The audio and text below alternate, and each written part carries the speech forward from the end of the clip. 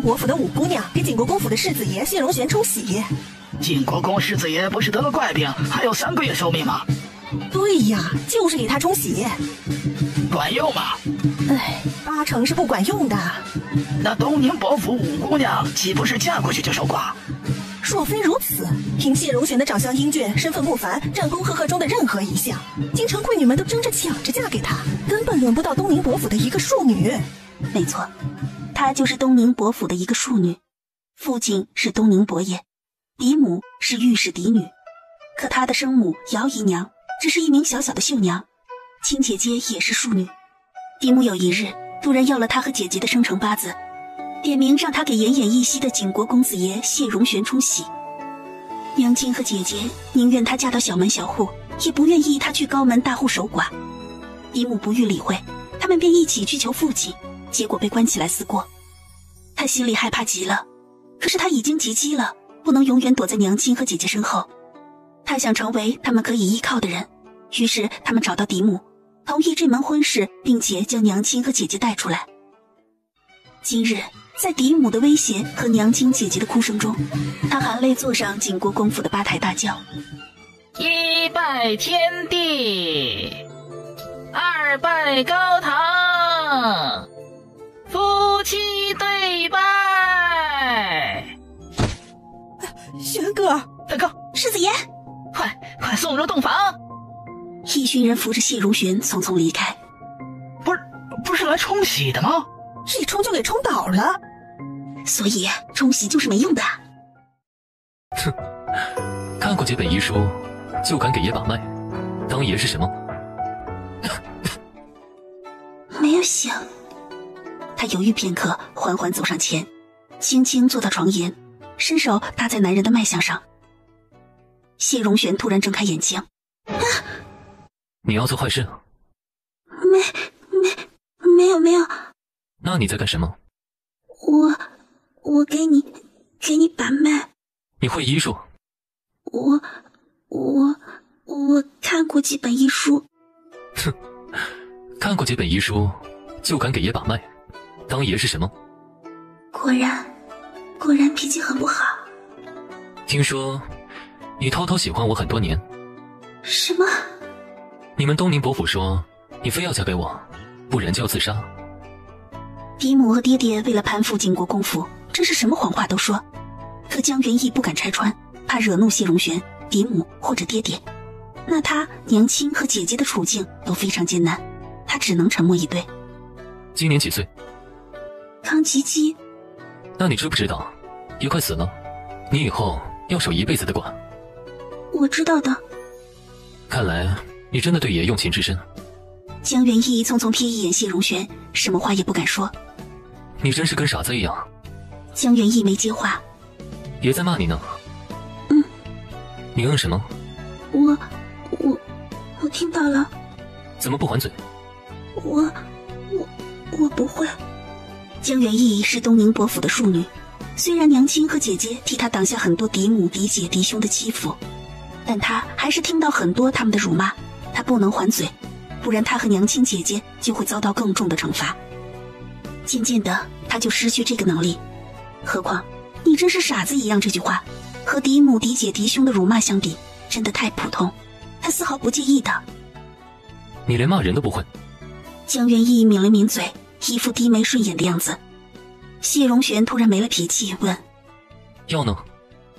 对，谢荣玄要喝药了。世子爷，药好了。我去拿。勺子放回去。谢荣玄微微起身，一把抢过药丸，仰头一饮而尽。看什么？顶着一头的金银珠宝，脖子不累吗？我现在就去梳洗。你干什么？江元义动作一顿。问你话呢。我睡觉。你睡哪儿？睡里面。你要跟我睡一个被窝？你要跟我睡一个被窝？不行。那我睡哪儿？你爱睡哪儿睡哪儿。江元义思索片刻，缓缓下床。你要干什么？我自己睡一个被窝，睡里面。谢荣玄盯着他不说话。那个新婚之夜分床睡不吉利。谁说的？大家都这样说，一起睡，和和美美，长命百岁。你就是想占我便宜。我没有。你离我远点。啊，那就是同意了。你睡了吗？睡了。那个，你夜里有什么事儿，可以随时叫我。知道了。我叫江元义，你叫我元义就行了。我懂点医术，你有什么可以……闭嘴。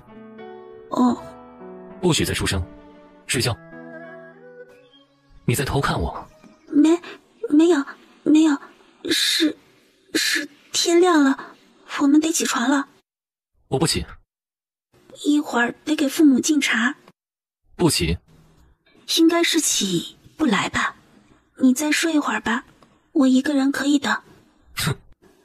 春桃、春梨，你们知道母亲住哪个院子吗？春桃、春梨本来就是景国公府的丫鬟，自然知道。那你们带我去给父亲母亲敬茶。线下吗？对。可是世子爷还没有起来啊。他不去了。世子夫人一个人去？一个人也可以代表2个人的心意。走吧。小门小户出来的就是小家子气，看到人多就腿软。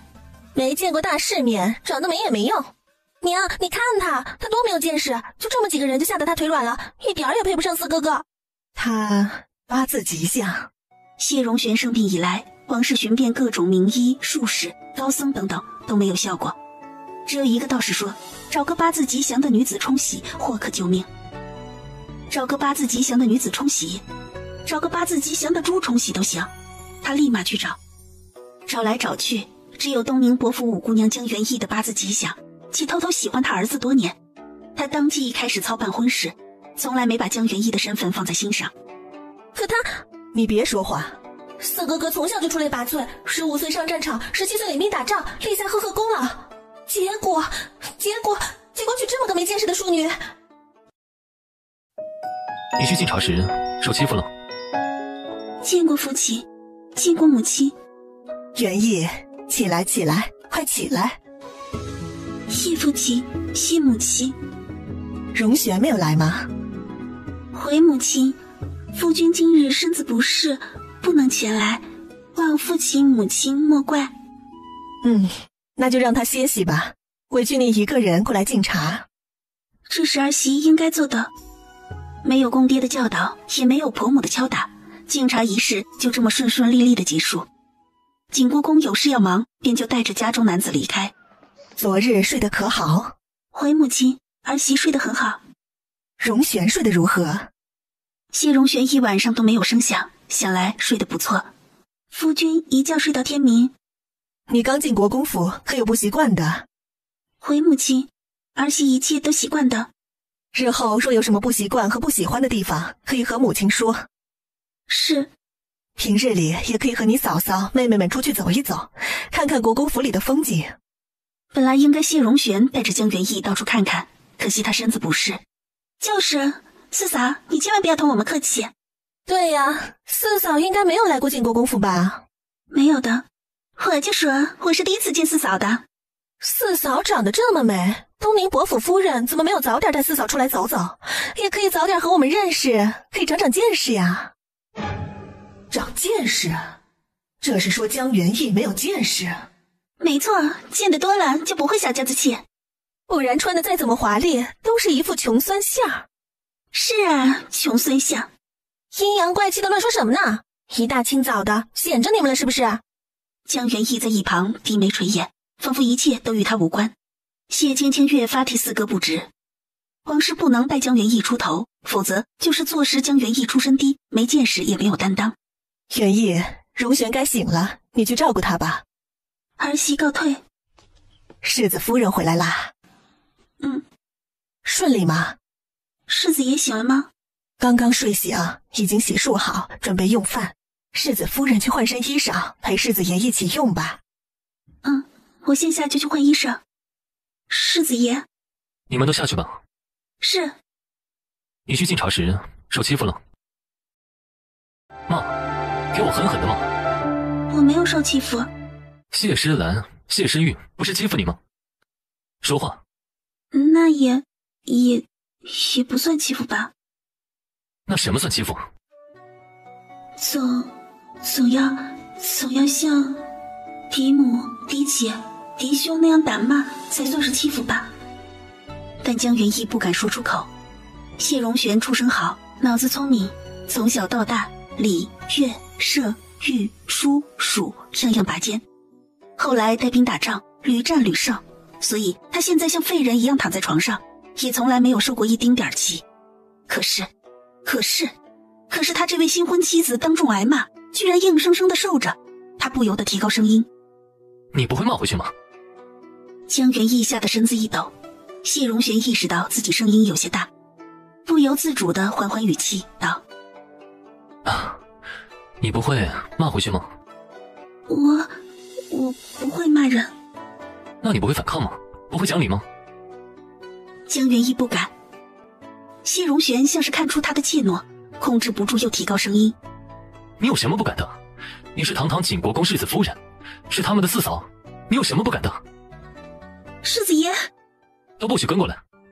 世子爷，你带我去哪儿？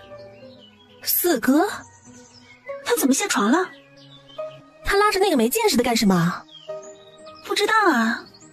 四哥，四嫂2个字是烫你们的嘴，还是啄你们的喉咙啊？四嫂，江元义不自然的点点头。骂，给我狠狠的骂！他们早晨怎么骂你的，你就怎么骂回去。四哥，我们没有骂。骂！谢诗兰和谢诗韵吓得一哆嗦，江元义也害怕。开口！江元义张了张嘴，不知道骂什么。跟着他们学不会吗？跟着我骂，无知的东西！江元义呆呆地看着谢荣玄。别看着我，看着他们骂。江元义赶紧转身看着谢诗兰和谢诗韵，低软道：“无知的东西。”大声点！无知的东西！硬气一点！无知的东西！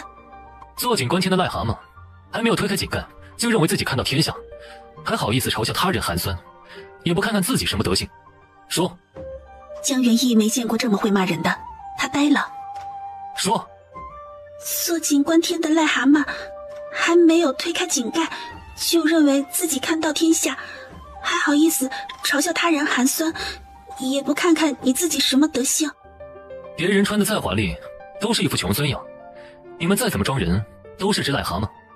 江元义跟着骂，谢诗兰和谢诗韵第一次被人当面这么骂，还骂得这么难听，眼睛一下红了。笑话我是庶女，我没见识，我以后就是景国公府堂堂正正的世子夫人，见识广了去了，就算死了夫君，我也是景国公世子夫人。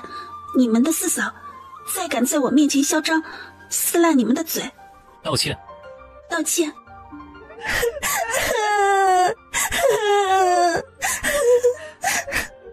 道歉！谢诗兰和谢诗韵又羞又怕，然后向江元义道歉，最后在亭子里嚎啕大哭起来。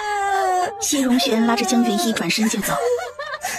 江元义在东宁伯府受欺负时，娘亲和姐姐总是第一时间冲上来替他承受所有欺负。今日是第一次有人教他狠狠反抗，教他骂人，教他借势。他心里痛快的同时五味杂陈，鼻头泛酸，眼泪就忍不住往下落。谢荣玄回到卧房，才看到江元义哭得跟个泪人似的。你哭什么？江元义低头，谢荣玄道：“我让你出气，不让你受气，你还怪上我呢？”没有，我没有怪你。那你哭什么？我也不知道。谢荣玄见过各种各样的姑娘，泼辣的、文静的、端庄的、娇软的、霸道的，就没有见江元义这种软乎又胆小的。他也不知道怎么办，硬邦邦道：“别哭了。”我不哭了。抬起头，我看看。江元义乖乖抬起小脸，眼泪糊一脸。谢荣玄嫌弃地说一句，眉头突然一皱。江元义立马看到谢荣玄额头上冷汗直冒，顿时心惊。谢荣玄身子突然向前倒来，江元义也不知道自己哪来的勇气，赶紧搂住谢荣玄的腰。谢荣玄无力地趴在江元义肩头：“扶我到床上，别让人知道。”为什么？扶我到床上，别让人知道。为什么？麻烦。可是，听话，快扶我到床上，我一会儿会醒过来。江元义吃力地扶着谢荣玄到床边，谢荣玄也撑到了极限，身子一歪，砰一声摔倒在床上。世子爷！谢荣玄没有声响。世子爷！世子爷！世子爷！谢荣玄没有任何回应，脸色越发苍白。他伸出细白的食指，颤巍巍地靠近谢荣玄的鼻尖，温热的鼻息轻轻地有规律地扑过来。活的，还是活的。世子夫人，徐嬷嬷，世子夫人，刚刚发生了何事啊？江元义也不觉得有什么好隐瞒，如实说出了庭中发生的事。世子爷打小就如此。打小就如此。世子爷打小就护短，不许有人欺负他身边的人。六七姑娘越来越任性，世子爷和世子夫人作为哥嫂，骂一顿也行。世子爷出去一趟，动了气，吹了风，身子可还好？扶我到床上，别让人知道。他有些累，说是要睡一会儿。要不要请府医来看看？世子爷说不用，一会儿他就醒来。如今世子爷身子不好，府医都说了，尽量不要起床走路，太消耗精神，容易……徐嬷嬷说不出来容易早死的话，转而道：世子夫人要不要先用早饭？我等世子爷一起用。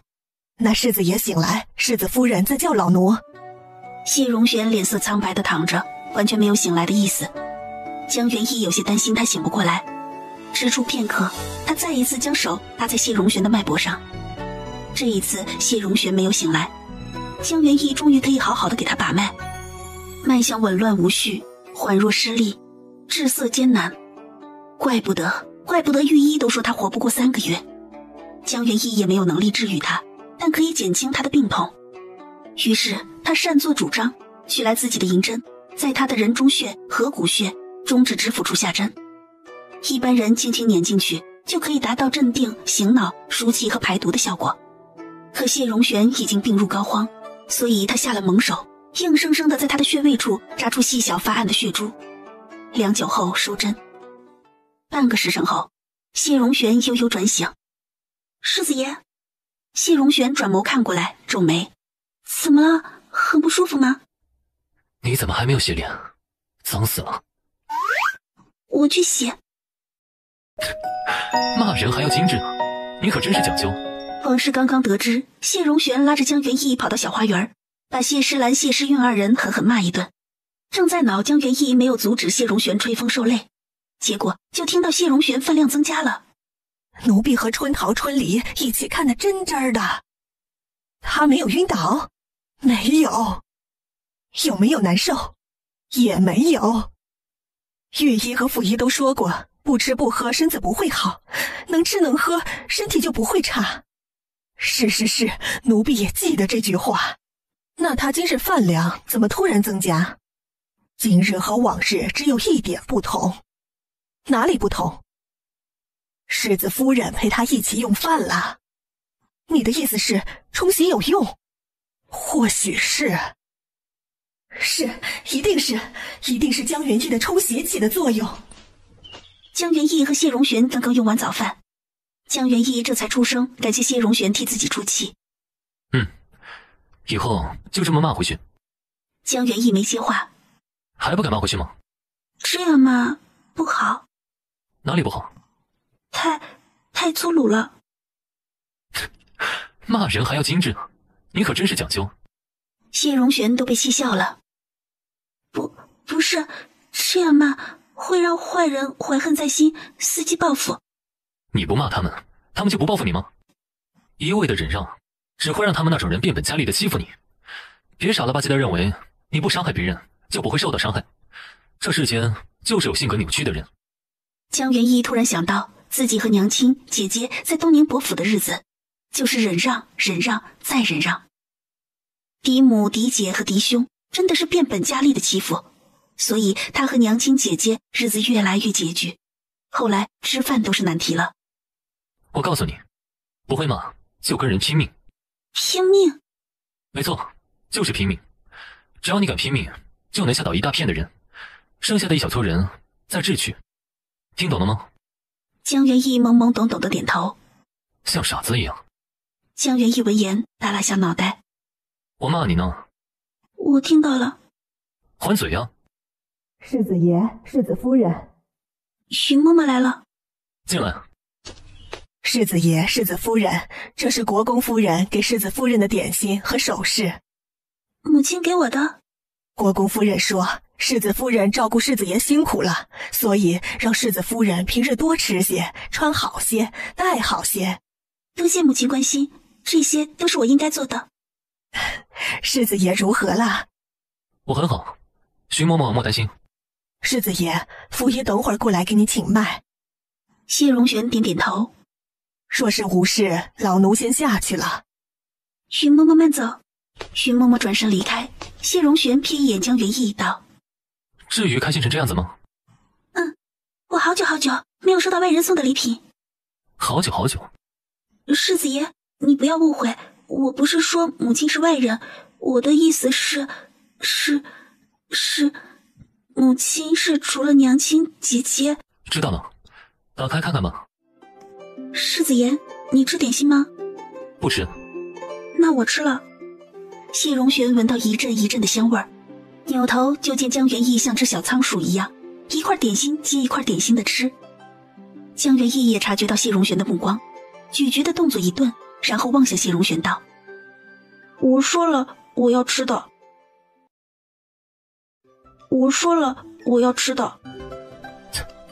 你可真能吃啊。那我不吃了。不是这个意思。见过世子爷。贾大夫不必客气，快请坐。暂时没有异样，世子爷继续服药，明日老朽再来看你。辛苦贾大夫了。应该的。明明半年前谢荣玄的脉象逐渐走向死脉，我和宫中御医才敢断言谢荣玄活不过3个月。可是今日谢荣玄脉象忽然发生细微变化，隐隐有些流畅，只是隐隐。贾大夫，今日来这么早啊？老朽今日想趁着世子爷未用饭把把脉。饭菜刚刚送进去，可否阻止一下？老奴这就去。世子爷不能喝。江元义以为瘦肉粥有问题，伸手就打掉谢荣玄手中的勺子。是徐嬷嬷说，世子爷烫到没有？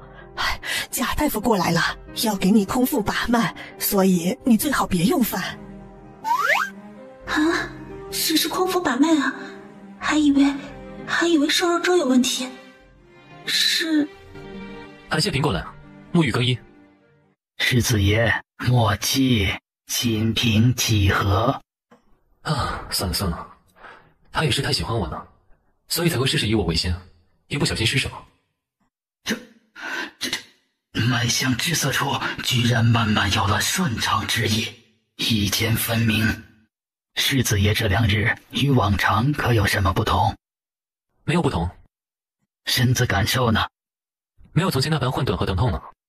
可是吃了什么，喝了什么？就是吃厨房送来的饭菜，喝贾大夫开的药。贾大夫，自打世子夫人嫁进来，我们世子爷饭量渐增。昨日3顿都增加。贾大夫，这样吃不好吗？没有不适的话，可以继续。那世子爷身子如何？还不错。那就行。江元义昨日给谢荣玄扎出血珠后，今日趁着谢荣玄熟睡，他又扎一次。未来得及把脉，谢荣玄就有转醒的迹象。世子爷脉象稍稍顺畅。顺畅是转好的迹象吗？若是每日都能顺畅些，确实是转好的迹象。李嬷嬷听到了吗？玄根有生的希望。国公夫人，我说的是弱势，但这种弱势可能性微乎其微。那这2日脉象怎么会流畅呢？可能是和冲洗有关。这几日世子爷心情好，精神好，脉象跟着顺畅些。那他一直心情好，精神好不就行了？这个很难，国公夫人莫要抱太大希望，我们再多观察一段时日。好。那老朽便告退了。贾大夫慢走。就是江元义冲洗的作用，我们也对江元义好一些。这都是给我的。骂你呢？还嘴。国公夫人说这些都是世子夫人的回门礼，世子夫人想给谁就给谁，这也太多了。国公夫人说世子夫人把世子爷照顾得很好，这是她的一些心意。世子爷，你怎么不用饭？谢荣玄闻声拿起勺子，一口一口地喝粥。所以刚刚是等我吗？不吃了。世子爷。刚刚我不是故意的，我听见李嬷嬷喊一声，以为粥有问题，所以急急地阻止你，没想到会洒在你身上，对不起。当时不道歉，现在道什么歉？当时你在生气，而且人太多，我不敢。胆小鬼。江元义承认。骂你呢？还嘴。怎么还？我怎么骂你，你就怎么还我。可你不是胆小鬼。你就不能骂点别的？抬起头来。你胆大鬼。骂的什么乱七八糟的？用饭。世子爷，你不生气了？不生气了。江元义心中一喜，拿起筷子夹一块鸡蛋糕送到谢荣玄碗中，声音软糯糯的：世子爷，你多吃点。谢荣玄用筷子夹起来，江元义又夹起一块鸡蛋糕，轻轻地碰一下谢荣玄的鸡蛋糕。再碰一个，祝世子爷身体越来越好。这算是碰杯？对呀。世子爷。刚刚母亲给我准备了回门礼。然后呢？明日我要回东宁伯府一趟。那我线下去小库房清点一下嫁妆。去吧。世子爷，你怎么起来了？要去东宁伯府。世子爷，你要跟我一起回门？不可以吗？可你的身子……喊谢平过来。谢平推着一个做工精细又气派的轮椅过来了。江元义问：世子爷坐轮椅去？不可以吗？江元义做好一个人回门的准备，结果他惊喜交加。不可以的话，那我就不去了。谢荣玄重新盖上被子。可以。江元义连忙扑上去扯被子，道：世子爷，我们一起去。整个人乖乖的软软的，他忽然有些走神。世子爷，你感觉如何？江元义担心谢荣玄的身子。自从和江元义成亲，谢荣玄明显感觉身子舒坦很多，到目前为止没有任何难受。他道：没事。冷不冷？不冷。会不会有点热？不热。要不要？你可以歇一会儿。江元义不再出声，谢荣玄闭目养神，看起来状态不错。江元义便不再关注谢荣玄，忍不住想到娘亲和姐姐。3日，他已经3日没有见到娘亲和姐姐。嫡母说过，只要他老实去景国公府冲洗，让东宁伯府获得景国公府帮助，那么他的娘亲和姐姐就会过上好日子。如今他已经嫁到景国公府，娘亲和姐姐应该过得不错。世子爷，到东宁伯府了。谢荣玄睁开眼睛，江元义看见他的衣裳有些歪，自然的伸手给他整理。一股淡淡的清香就这样扑鼻而来。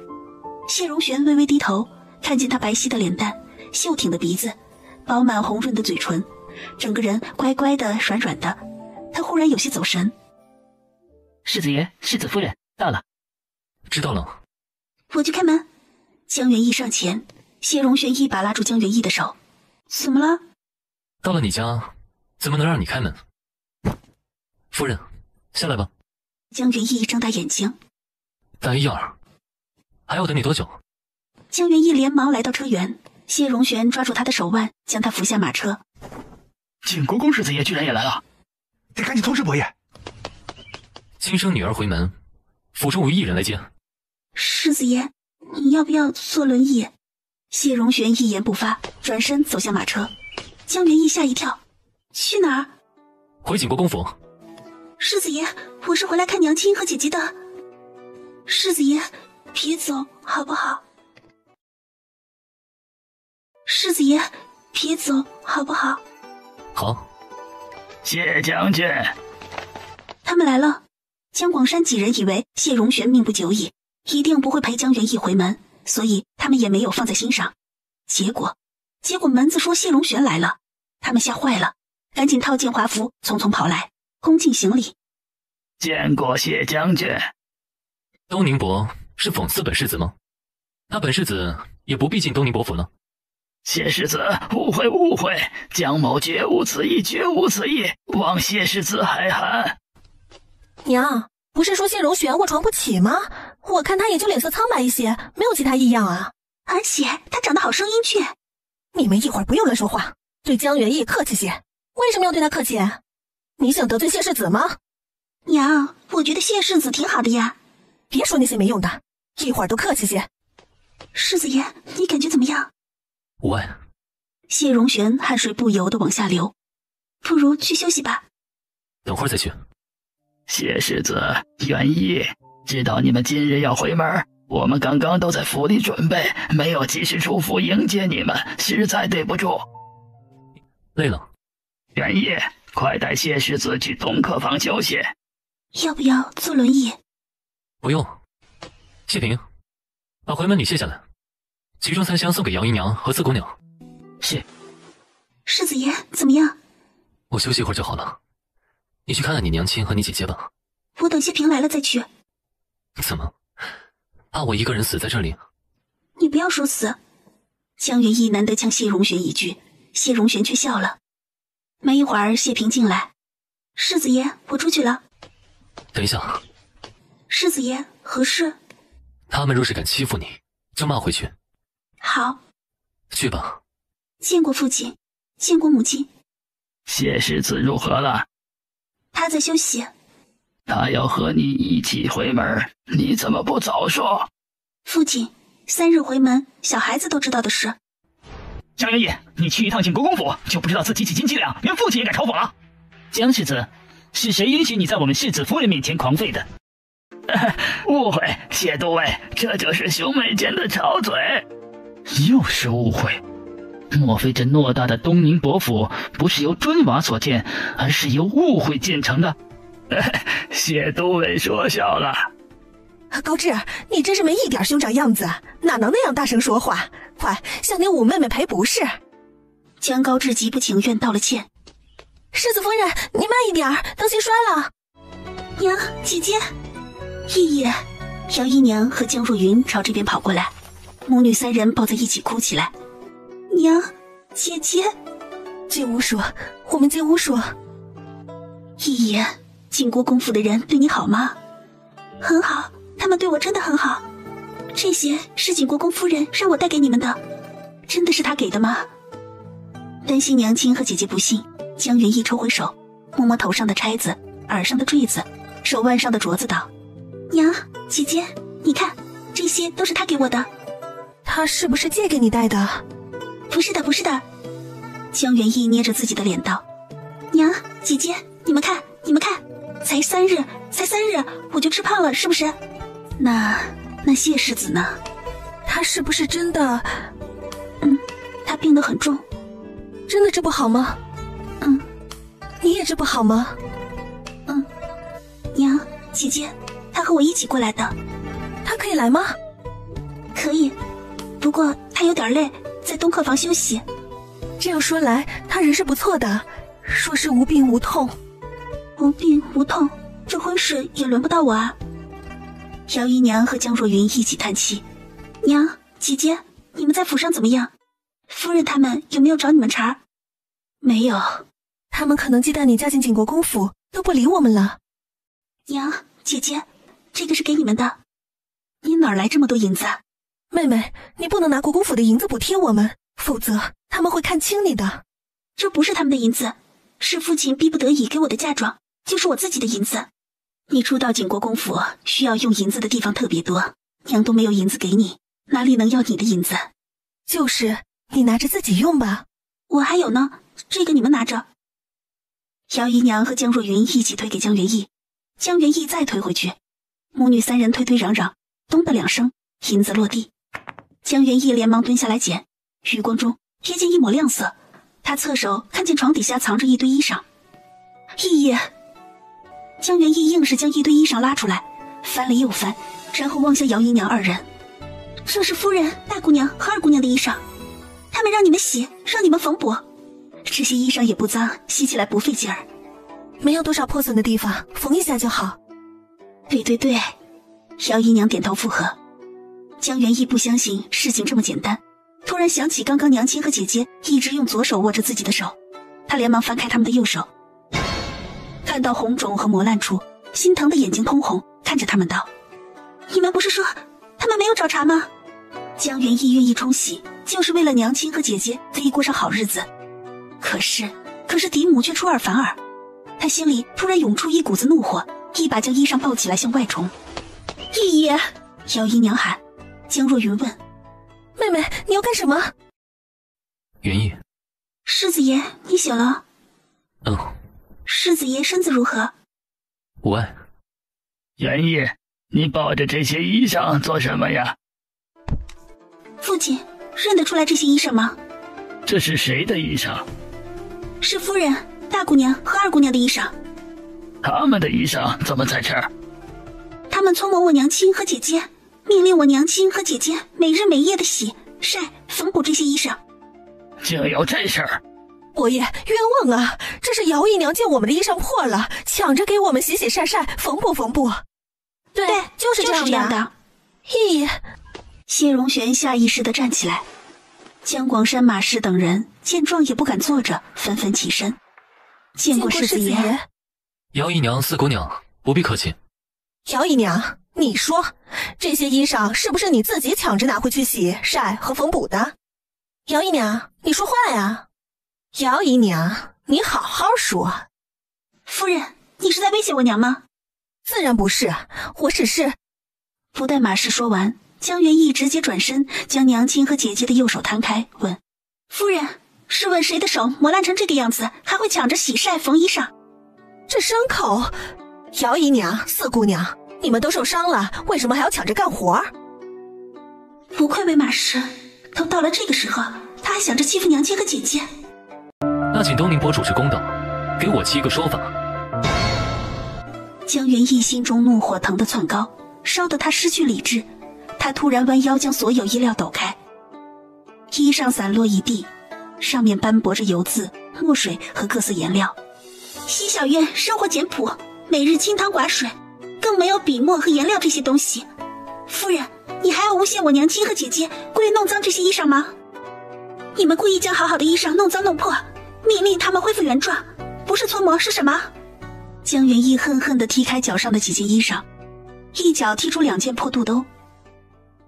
肚兜是江采劫的，他故意撕破肚兜，让姚姨娘和江若韵缝补如初，不然就找他们算账。现在却被江元义踢出来了。她还是个未出阁的姑娘家，以后怎么做人？他顿时捂脸尖叫起来。啊！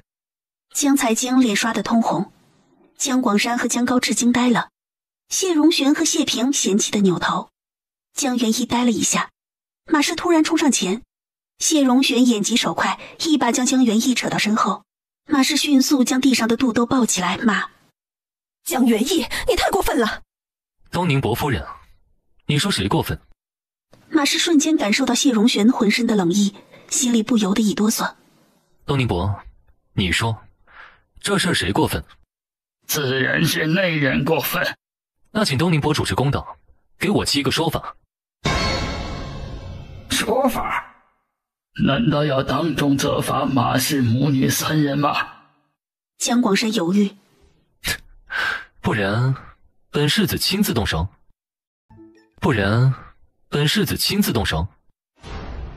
亲自动手？上军法、削爵，还是别的什么？马氏母女3人一再见识谢荣玄的不讲情面、不讲道理、不讲礼数，没料到他还可以为江元义那个小贱蹄子做到不讲律法。他们瞬间害怕了。江广山当即道：“谢世子放心，元义也是我的女儿，断没有让她受委屈的道理。夫人，你身为东宁伯父主母，非但没有做到后宅和谐、子女孝顺，反而带头苛待妾室庶女，实在可恶。即日起闭门思过3个月，后宅之事暂时交给刘姨娘和姚姨娘。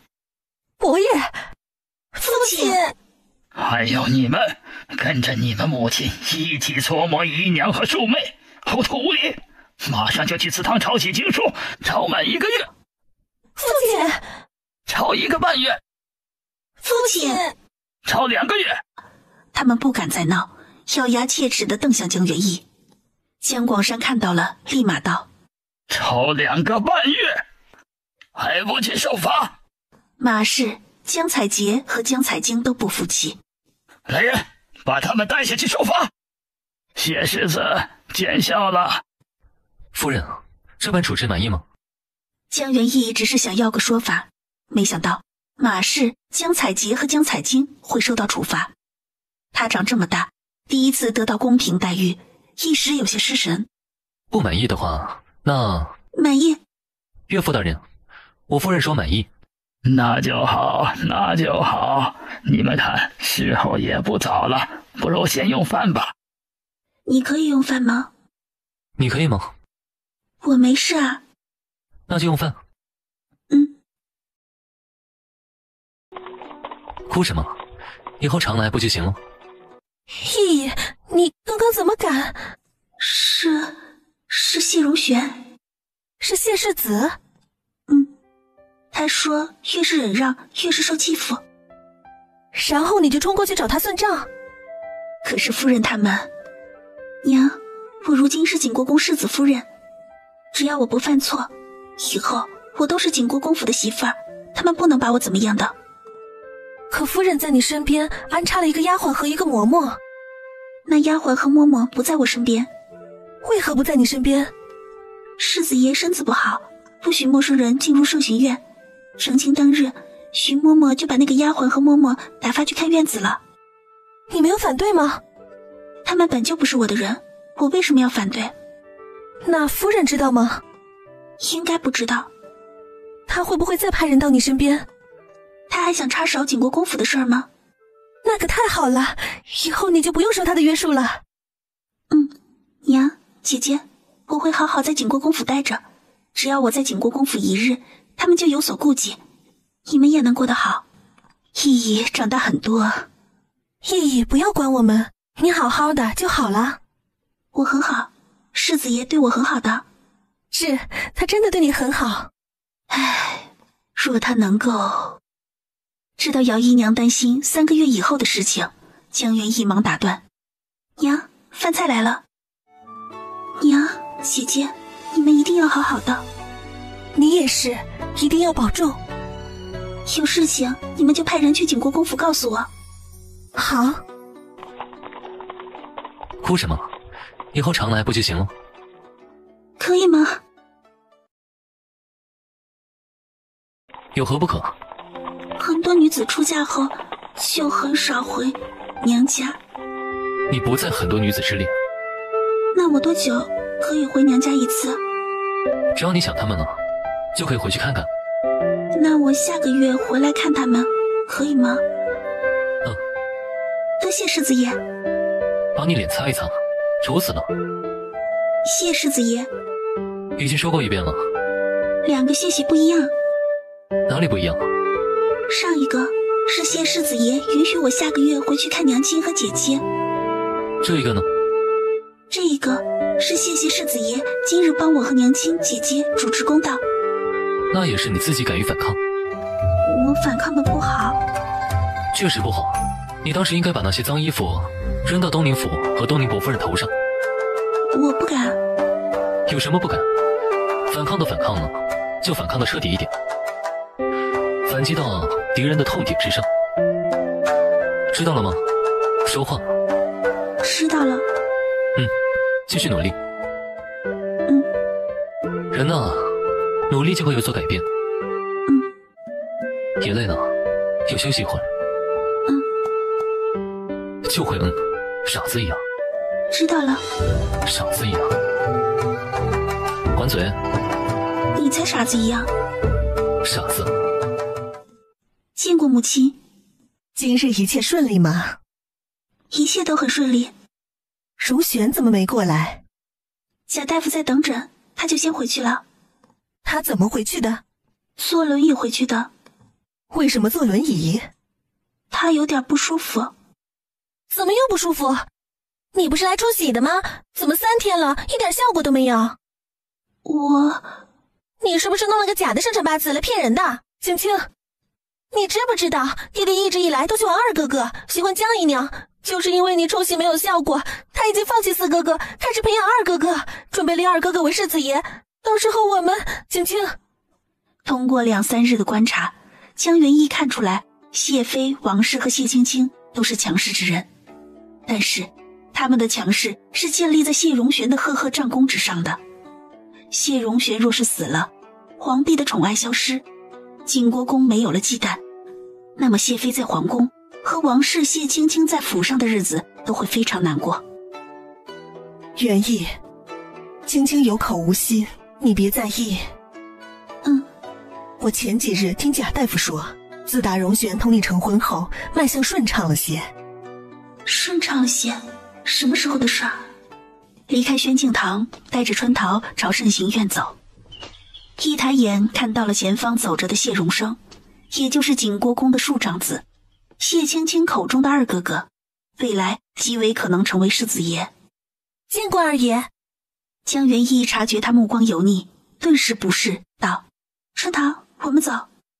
四弟妹，二哥何事？四弟如何了？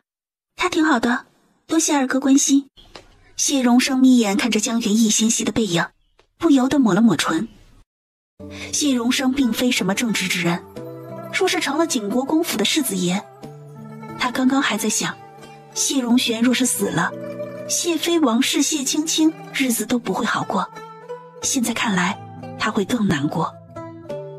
他又一次希望谢荣玄好好的活下去。世子夫人回来了。贾大夫走了吗？走了。他怎么说？还是和以前一样的话？还是和以前一样？难道贾大夫是为了宽王氏的心，故意说脉象流畅的？世子爷怎么样？世子爷喝了药就睡了。好，我知道了。世子夫人，您换件衣裳吧。江元义换了一件软乎的衣裳来到床前。谢荣玄眉心深蹙地躺着，脸上毫无血色。江元义早就知道谢荣玄每次走路都是对生命的消耗，可他却没劝阻他去东宁伯府，反而享受他所带来的底气，真是自私极了。好一会儿他才平复情绪，手指搭在谢荣玄的脉搏上，仔细感受着跳动，不由得一愣。春梨，春梨，是世子夫人，贾大夫今日可给世子爷开新药方子了？没有啊。那今日的药时用的还是原来的方子。药渣呢？奴婢倒了。倒在哪里了？倒在树旁了，带我去看看。世子夫人，你懂医术？略懂一二。那这药渣是不是有什么问题？没有，我就是看一看，以后可以更好的照顾世子爷。江元义确定药方子没变，药也没变，谢荣玄脉象却顺畅了一些，那就是他扎针有效果。他猛地起来，大步走进卧房。你在门口守着，不要让任何人进来。世子夫人要做什么？我给四爷擦身子。谢荣玄今日身心损耗严重，陷入昏睡，什么都不知晓。江元义趁机掀开被子，解开他的腰带，脱掉他的身衣，褪掉他的裤子，在心里默念：医者不避嫌，医者不避嫌。摒弃了杂念，他再捏起一根银针，慢慢地扎进他的百合穴。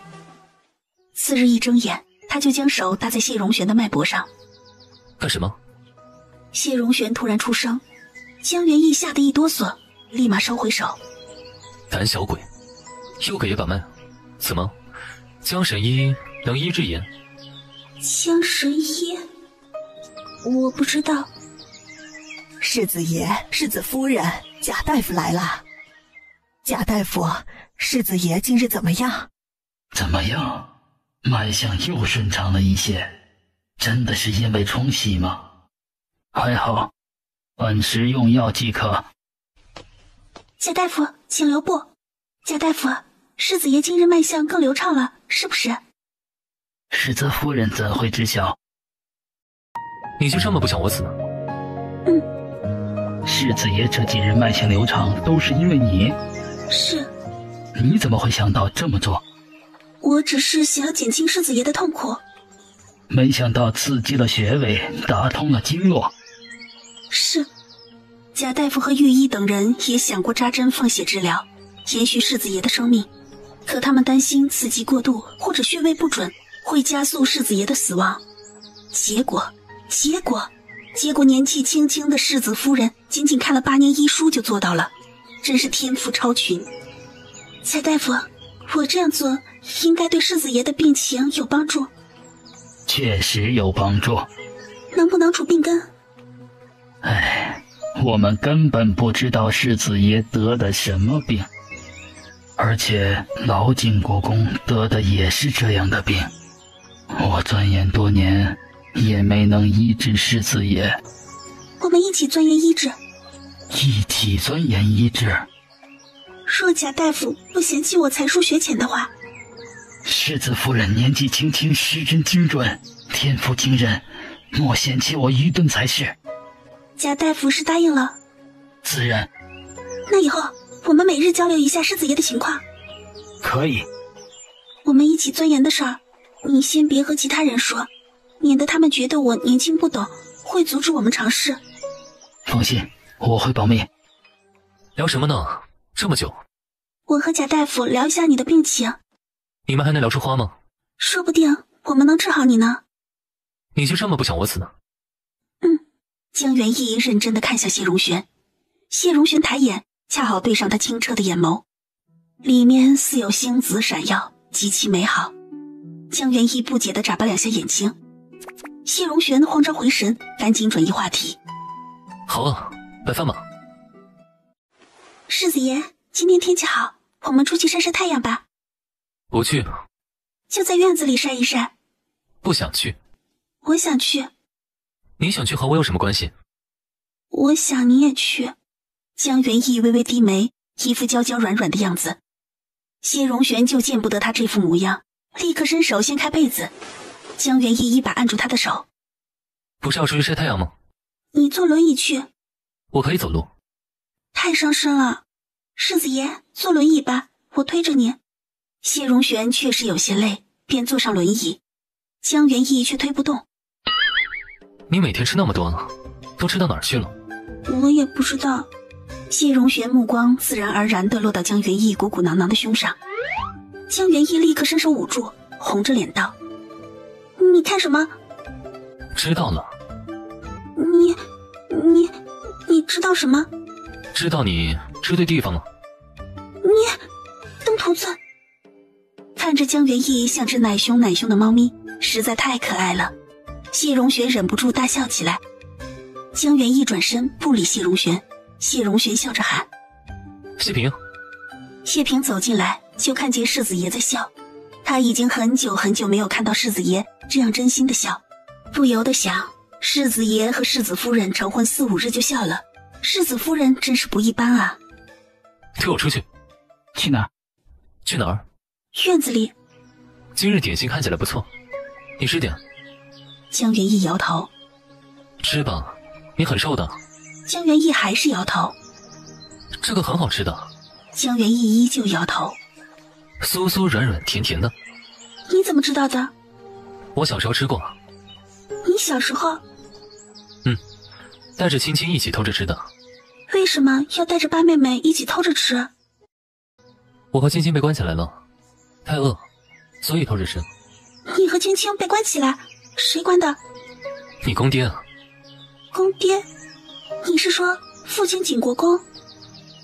见他萌萌的小样，谢荣玄笑道：你傻傻的。你才傻傻的。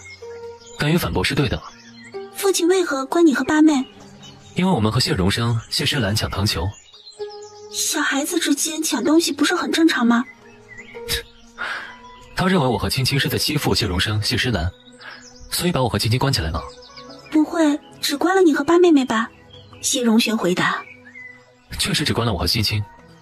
那谢荣生兄妹呢？他们两个抱着藤球继续玩。凭什么？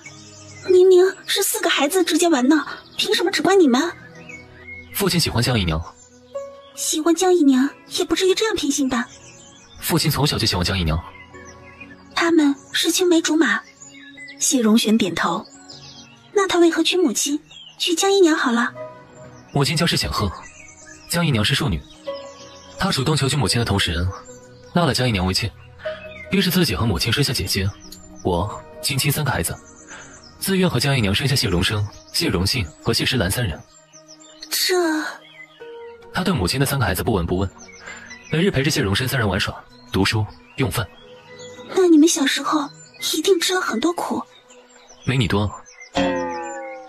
祖父一直护着我们，祖父离世，我远赴战场，挣个远征大将军的功勋回来，姐姐进宫为妃，父亲也不敢再怠慢我们。世子爷真厉害。如今我得了怪病，他又开始蠢蠢欲动了。你是指他要把世子之位给谢荣生？你怎么知道？青青说过。他没有欺负你？没有。他心直口快，没有恶意。不过你若是看不惯，可以直接骂他。你说父亲蠢蠢欲动，他会做什么？明日你就会知道。反应这么大做什么？我是毒蛇猛兽。明日？这么快？明日是15，是府上的团圆宴。团圆宴？祖父定下的规矩，每月15吃团圆饭。为了增进亲情？没错，除非皇命在身，人命关天，不然每个人都要参加。那明日父亲会做什么呢？无非就是给谢荣生铺路。那你怎么办？到时候再看。那我能做些什么？你？不用做什么。啊，我想到了。什么？我得多多了解团圆宴前前后后的规矩，不能失态。有我在，我会的。不行，我要自己做得很好。我教你，把挑刺的人当阿猫阿狗就行。就知道他说不出什么好话。我去找徐嬷嬷。那我呢？你多晒一会儿太阳，一会儿我和徐嬷嬷陪你。世子爷、世子夫人，我们走吧。江元义推动谢荣玄的轮椅，谢荣玄惊讶地问：推得动吗？我昨日第一次推，没有经验，今日发现需要用巧劲儿。你还挺聪明的。谢平，你来推。我可以推的。我每月给谢平工钱，不是白给的。世子夫人，下得来吧。江元义便走到谢荣玄身边，谢荣玄突然伸手握住江元义的手，江元义顿时身子一僵。反应这么大做什么？我是毒蛇猛兽。不是。何府上上下下多的是势利眼，要是知道你不得也喜欢，一个个的都可以踩你头上去。江元义知道谢荣玄这是给自己做靠山，心里不由得感动，他回握谢荣玄的大手，这下换谢荣玄全身一僵。江元义软软反问：反应这么大做什么？我是毒蛇猛兽。你还学得挺快。江元义闻言羞难低头。紧张吗？不紧张。不用紧张的。如今荣玄身子不适，晋国公府诸事繁忙，幸好有荣生帮着。来了，秦国公要有动作了。荣生成婚生子后稳重很多，但还有很多不足。荣玄，你认识的人多，介绍一些给你二哥，让他长长见识，以后更好地照顾晋国公府。哼，还真是迫不及待的想要把世子之位给谢荣生，一点也不遮掩。父亲，夫君身子不适，精力不足，不便劳神。谢荣玄深知自己寿命即将结束，不能一直保护母亲、姐姐、妹妹和妻子，所以他一直希望他们强大起来。可江元义还是娇软样子，没想到现在却公然拒绝景国公，是为了他，都是为了他。他静默一瞬，胸腔里汹涌的怒意和阴郁瞬间消散，一瞬不瞬地盯着江元义看。这2年世子爷身子一直不适，我们也知道，只是事关景国公府的未来，相信世子爷也愿意劳神一二。是啊，写几封介绍信即可。就是啊，多么简单的事儿。荣玄，你……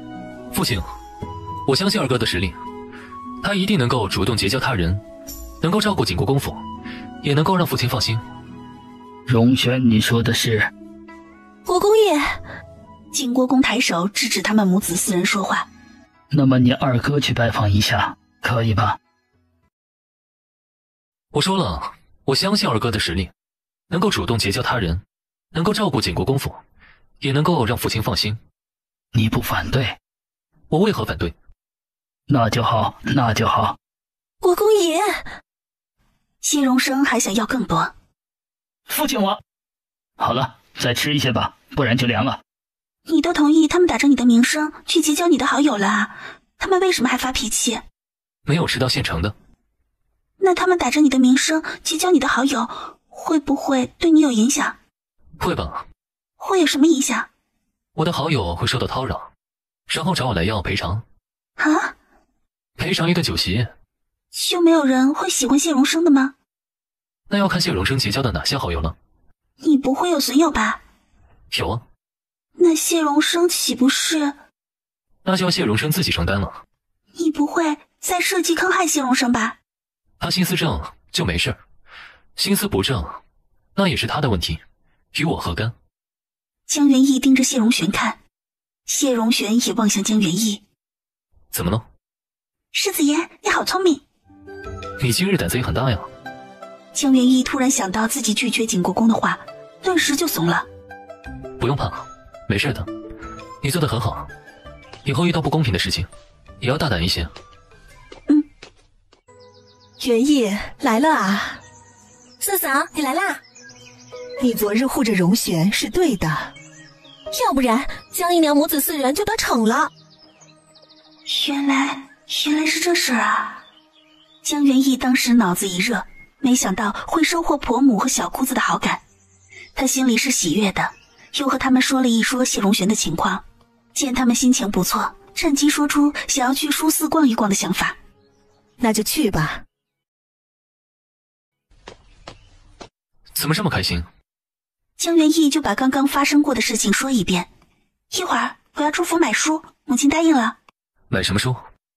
医书。府上不是有个医书吗？我都看过了。你看的还挺多的。还有很多不足。我陪你一起去。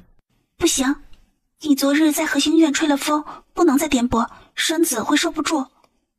谢荣玄看着江元义不说话。我买到书就回来。去吧，多带些人。谢荣玄一个人坐在院子里晒太阳，突然觉得晒太阳是一件特别无趣的事情。他道：春离，给我进房。世子夫人让你多晒一会儿太阳的。谢荣玄睨春离一眼，春离立刻将谢荣玄推进房里。谢荣玄拿起一本兵书看，平日一看就会沉浸其中，可是今日却看不进去。他唤：春离。是世子爷。夫人带了几个护院啊？6个。怎么不多带几个？平日里8姑娘出门只有4个的。知道了。春离。是世子爷。夫人出去多久了？半个时辰。才半个时辰？我怎么觉得过去半日了？谢荣玄不耐烦道：啊，知道了。春离。是世子爷。夫人出去多久了？在这接你。江元义微微一怔，要下雨了，我们要快点回去。春桃也抬头看。二爷，小声点。谢荣生和几个衣着华丽的男子坐在一起喝酒，相谈甚欢的样子，看样子是结交的新朋友，说不定就是谢荣玄的好友。我看到了，我们快点回去。马车在另一条街。走。下雨了，或者说别淋湿了。世子夫人，雨越来越大了。我们还要好一会儿才能到马车前。为了买医书，春桃和江元义走了几条街。走快点。可是你身上都湿了。没关系的。会生病的。别淋湿医书了。江元义抱着怀里的书，低着头向前冲，忽然冲到一堵软墙上。一抬头看见谢荣玄手持一柄黑伞站在眼前，五官英俊无比。他惊道：“世子爷，你怎么在这儿？”在这接你。江元义微微一怔，马车里怎么不带把伞？来的时候阳光普照呢。雨好大，世子爷、世子夫人，我们快上马车。世子爷，你怎么又走路了？就走一点。走就走了，江元义也就不提了，看着他身上的水渍，惊道：“你淋到了？”也就袖子湿了一点，头发也湿了。没关系的。万一你生病了怎么办？江元义担心谢荣玄病情恶化，他赶紧从马车上翻出薄被，立刻裹到谢荣玄的身上。我不冷。闹春寒，淋了雨容易得风寒的。谢荣玄看到江元义头上、衣裳都是湿漉漉的，他一言不发，将薄被扯开，裹到江元义身上。江元义不解：“你干什么？”你也淋湿了。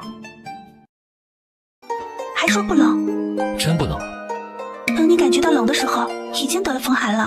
我不要紧，我身子好。江元义推开，谢荣玄坚持给他裹上。推搡间，两人都裹上了薄被。江元义望着谢荣玄，就这样吧。于是他朝谢荣玄跟前挪了挪，一不小心碰到谢荣玄的手。谢荣玄微微一怔：“你的手好冰。”江元义双手握住谢荣玄的手，一边揉搓一边吹气道：“还说不冷？真不冷。等你感觉到冷的时候，已经得了风寒了。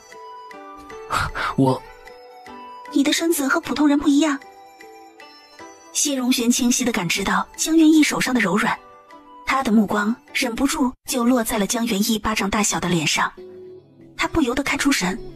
其他地方冰不冰？不冰。身上有没有难受的地方？没有。那一会儿回到府上得喝姜茶。好。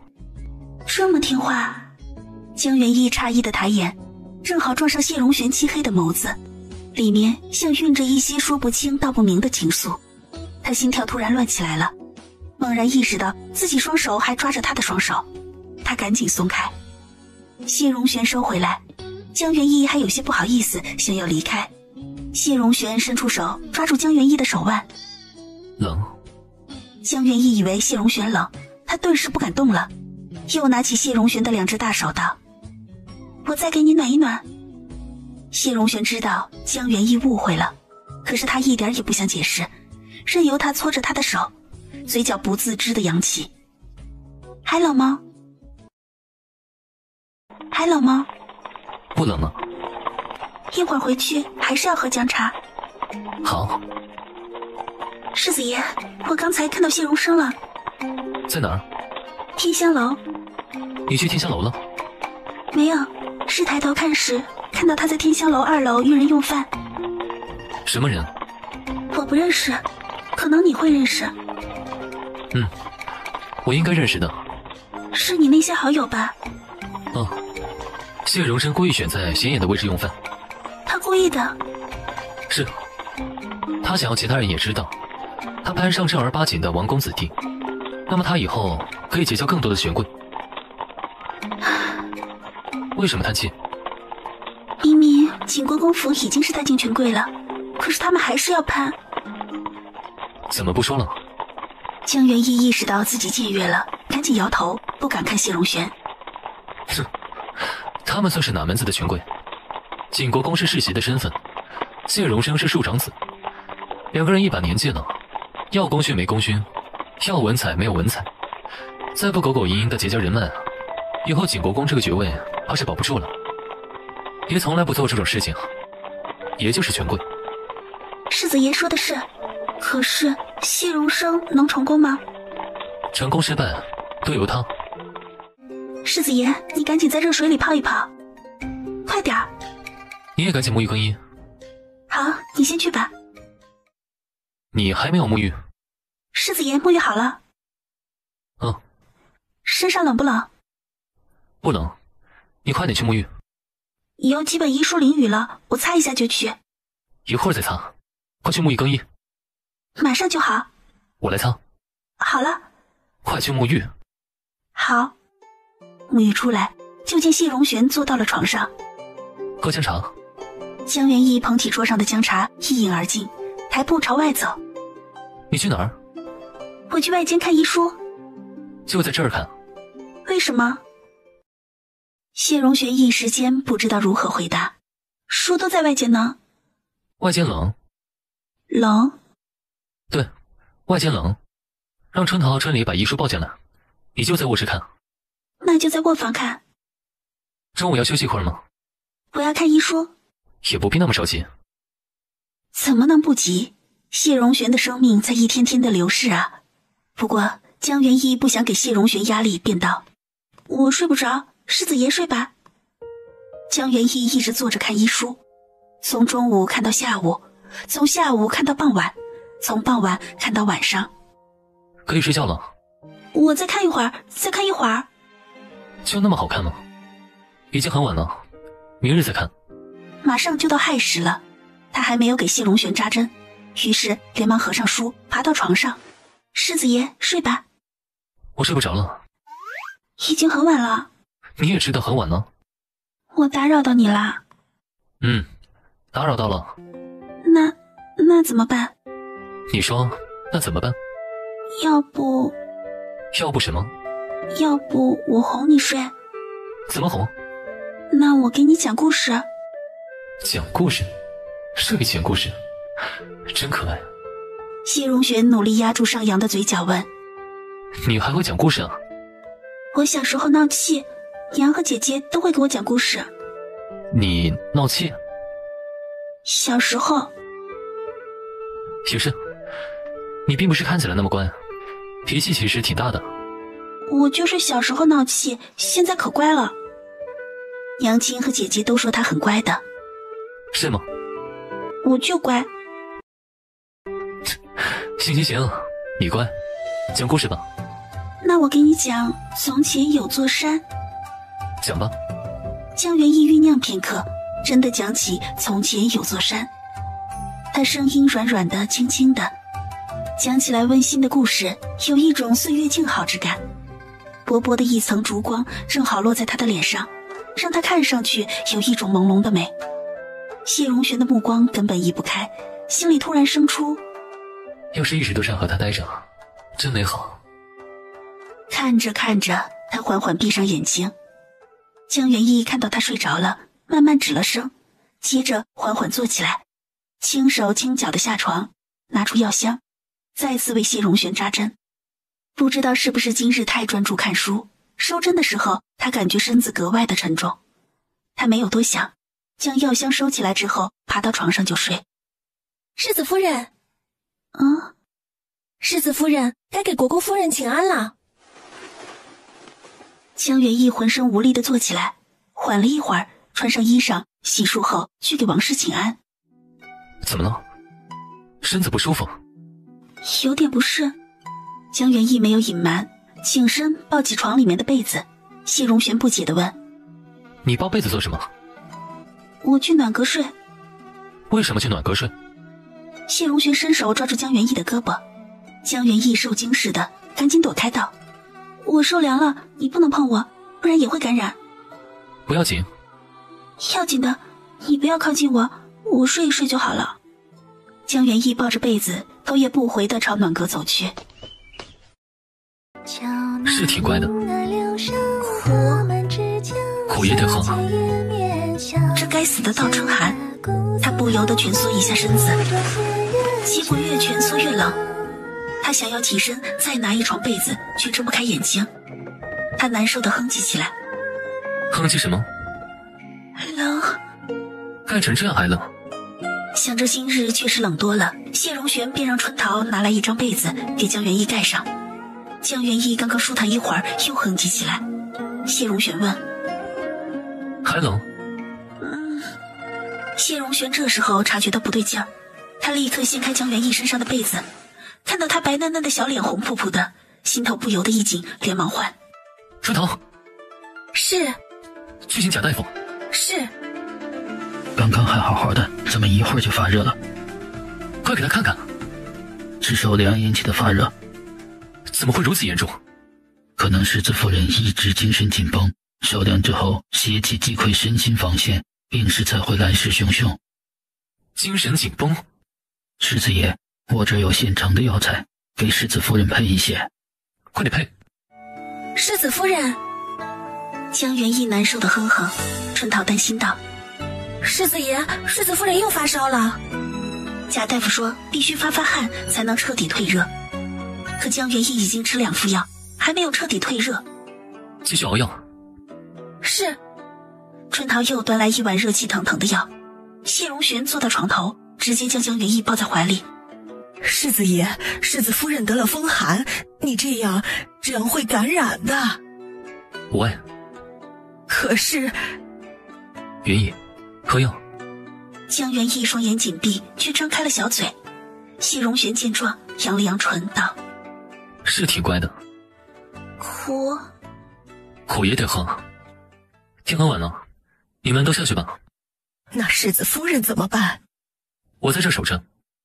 那怎么成？世子爷身子都不是。我现在很好，有事再喊你们。自从江元义嫁进来之后，谢荣玄真的觉得身子比以前轻松很多。那世子爷有什么事情，随时唤老奴。谢荣玄将江元义放到床上，江元义却突然抱着谢荣玄的胳膊不松。谢荣玄一愣，江元义像只小猫咪一样朝谢荣玄怀里拱了拱，软软糯糯的道：娘，我难受。谢荣玄心里不由得一软，声音跟着温柔起来：现在知道难受了？是谁说自己身子好的？一心扑在医书上，催你沐浴就寝，你还不愿意？生病了吧？冷，好冷。谢荣玄嘴上这么数落着江元义，但他已经褪下鞋子，搂着江元义躺到榻上，将2张被子掖得严严实实，问：还冷吗？冷，好冷。江元义声音里都带着气意了。谢荣玄又搂紧几分，江元义瞬间感觉周围热乎乎的，双臂无意识地紧搂谢荣玄结实的腰身，脸贴到他热乎乎的胸膛上。谢荣玄知道江元义就是娇娇软软的性子，偶尔也会有些小倔强、小叛逆，可是他想不到他的身子竟然是这样的软乎，这样的香，让人想。他忍不住抱紧一点，再抱紧一点。江元义不适地发出哼声。谢荣玄猛地惊醒，连忙松了松手臂，摒弃脑子里乱七八糟的想法，专心地给江元义暖身子。醒了？江元义抬头看到谢荣玄英俊的脸庞，后知后觉地发现自己正躺在谢荣玄的怀里。世子爷？是本世子。江元义瞬间如梦初醒一般，一下坐起来。我们都不记得了？记得什么？昨晚你说冷，抱着我不放，不停喊着夫君夫君，抱抱我，抱抱我。不可能！江元义坚定否认之后，脑中突然浮现昨日发热，他一阵难受一阵冷，然后抱住了暖暖的什么东西，他抱得紧紧的，接着就睡着了。不可能吗？我真的抱着你不放。还有，你别太喜欢我，我很快就会死了。我真的抱着你不放。没错。我谢荣玄忽然拉住江元义的手腕，一把又将他拽到怀里。江元义立刻惊呼一声，谢荣玄不由分说地扯过被子，重新盖在他和江元义的身上，道：刚退热就挨冻，还要再难受一次吗？他是第一次和男人这样紧紧贴在一起，清晰地感知到他身上的热度、硬度，脸颊瞬间通红，也不再乱动，结结巴巴道：我还难受吗？不难受了。一会儿还要喝药。不是说我受凉了你不要靠近我，不然会感染风寒吗？我也没有感染。你没有不是吗？没有。世子爷，谢谢你。谢什么？帮我退热。还有呢？谢荣玄微微低头，江元义鼻尖几乎触到谢荣玄的鼻尖，他心跳突然快起来，问：还有什么？谢荣轩清晰地看到他雪白肌肤上细小的绒毛轻轻颤动，他的心间跟着颤出圈圈细小的涟漪。他不由自主地向江元义凑近，突然想到自己还有2个多月的生命，瞬间就停了下来，道：还有，你别太喜欢我，我很快就会死。你别说死，我说的是事实。没到那一刻就不是事实，而且什么？而且我会尽力医治你。不要给自己揽那么多事儿。贾大夫说你是受凉加精神紧绷，所以才会反复发热。不要担心那么多事儿，昂首挺胸的做人。就算我死了，也可以保证你和母亲静静安度这一生。你不要说死我一定治好你。御医、府医、江湖大夫都没有办法的事儿。谢荣玄不知道这个小姑娘哪里的底气，但他不想打击到她，便道：行，那你不要总是精神紧绷，轻松过日子。我会的。说到做到。世子夫人，摘什么样的桃花？你拎着小篮子就行，我来摘。江元义朝桃树走。世子夫人，那边是6姑娘和7姑娘。四嫂，六妹妹、七妹妹，四嫂在这儿做什么？摘些桃花。哦，四嫂兴致真好。四哥身子怎么样？挺好的。那就好。这几日啊，很多四哥的好友都和二哥见面了，他们不停地夸奖二哥。恭喜二哥。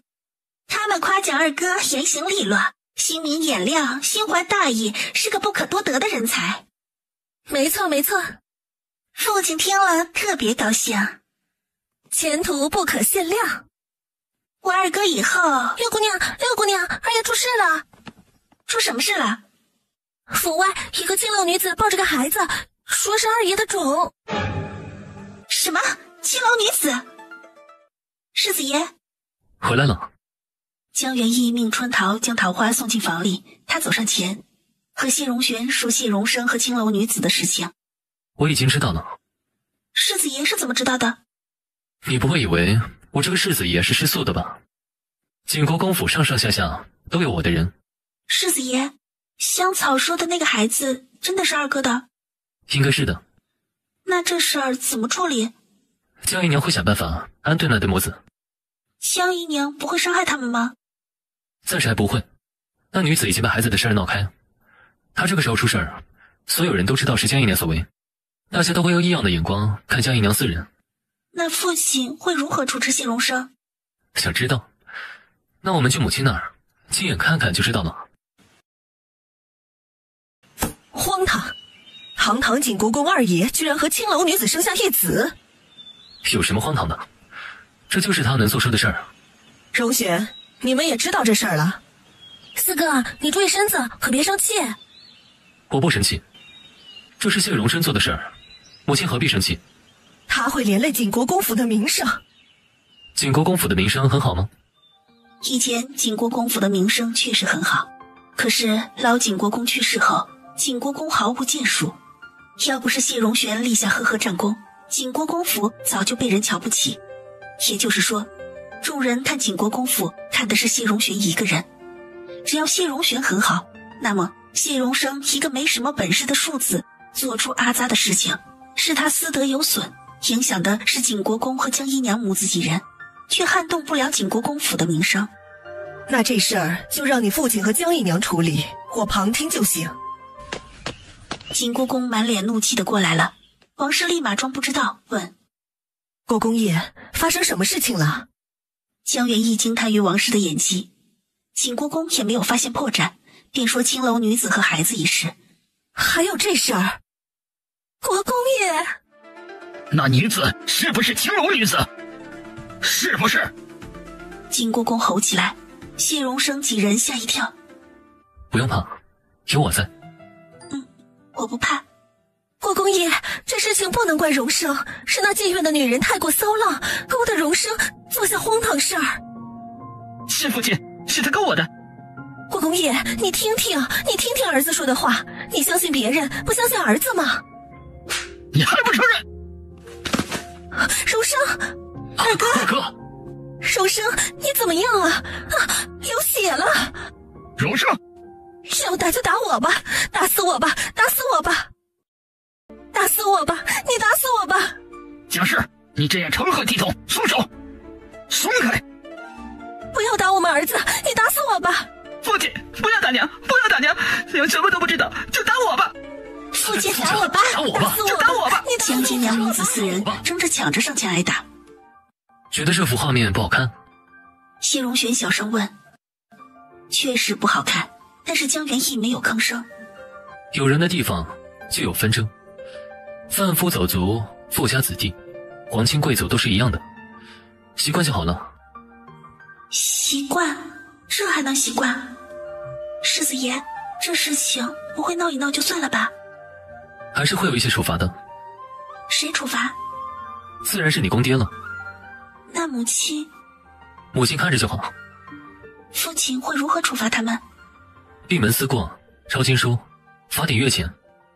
谢荣玄这边话音刚落，那边景国公拔高声音道：江氏闭门思过5日，荣庆、施兰抄写经书5日，荣生罚月钱3个月。还真是。国公爷，父亲，不许再说，否则处罚加倍。可是那青楼女子……这个你不用操心。夫人，国公爷有话直说。你看这事如何处理？我觉得江姨娘说的对，满足那女子的要求。左右那女子就是要银子。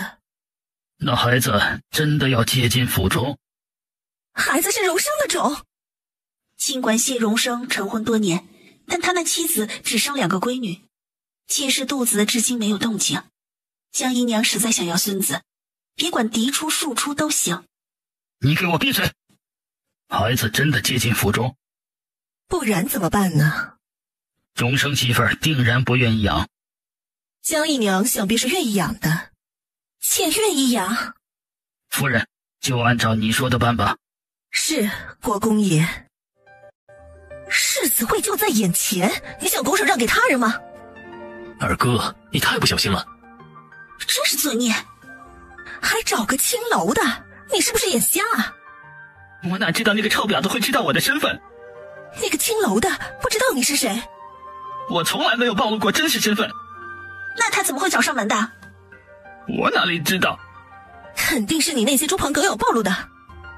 他们根本不知道我去了船上那家青楼，如何暴露身份？你到底去了多少家青楼？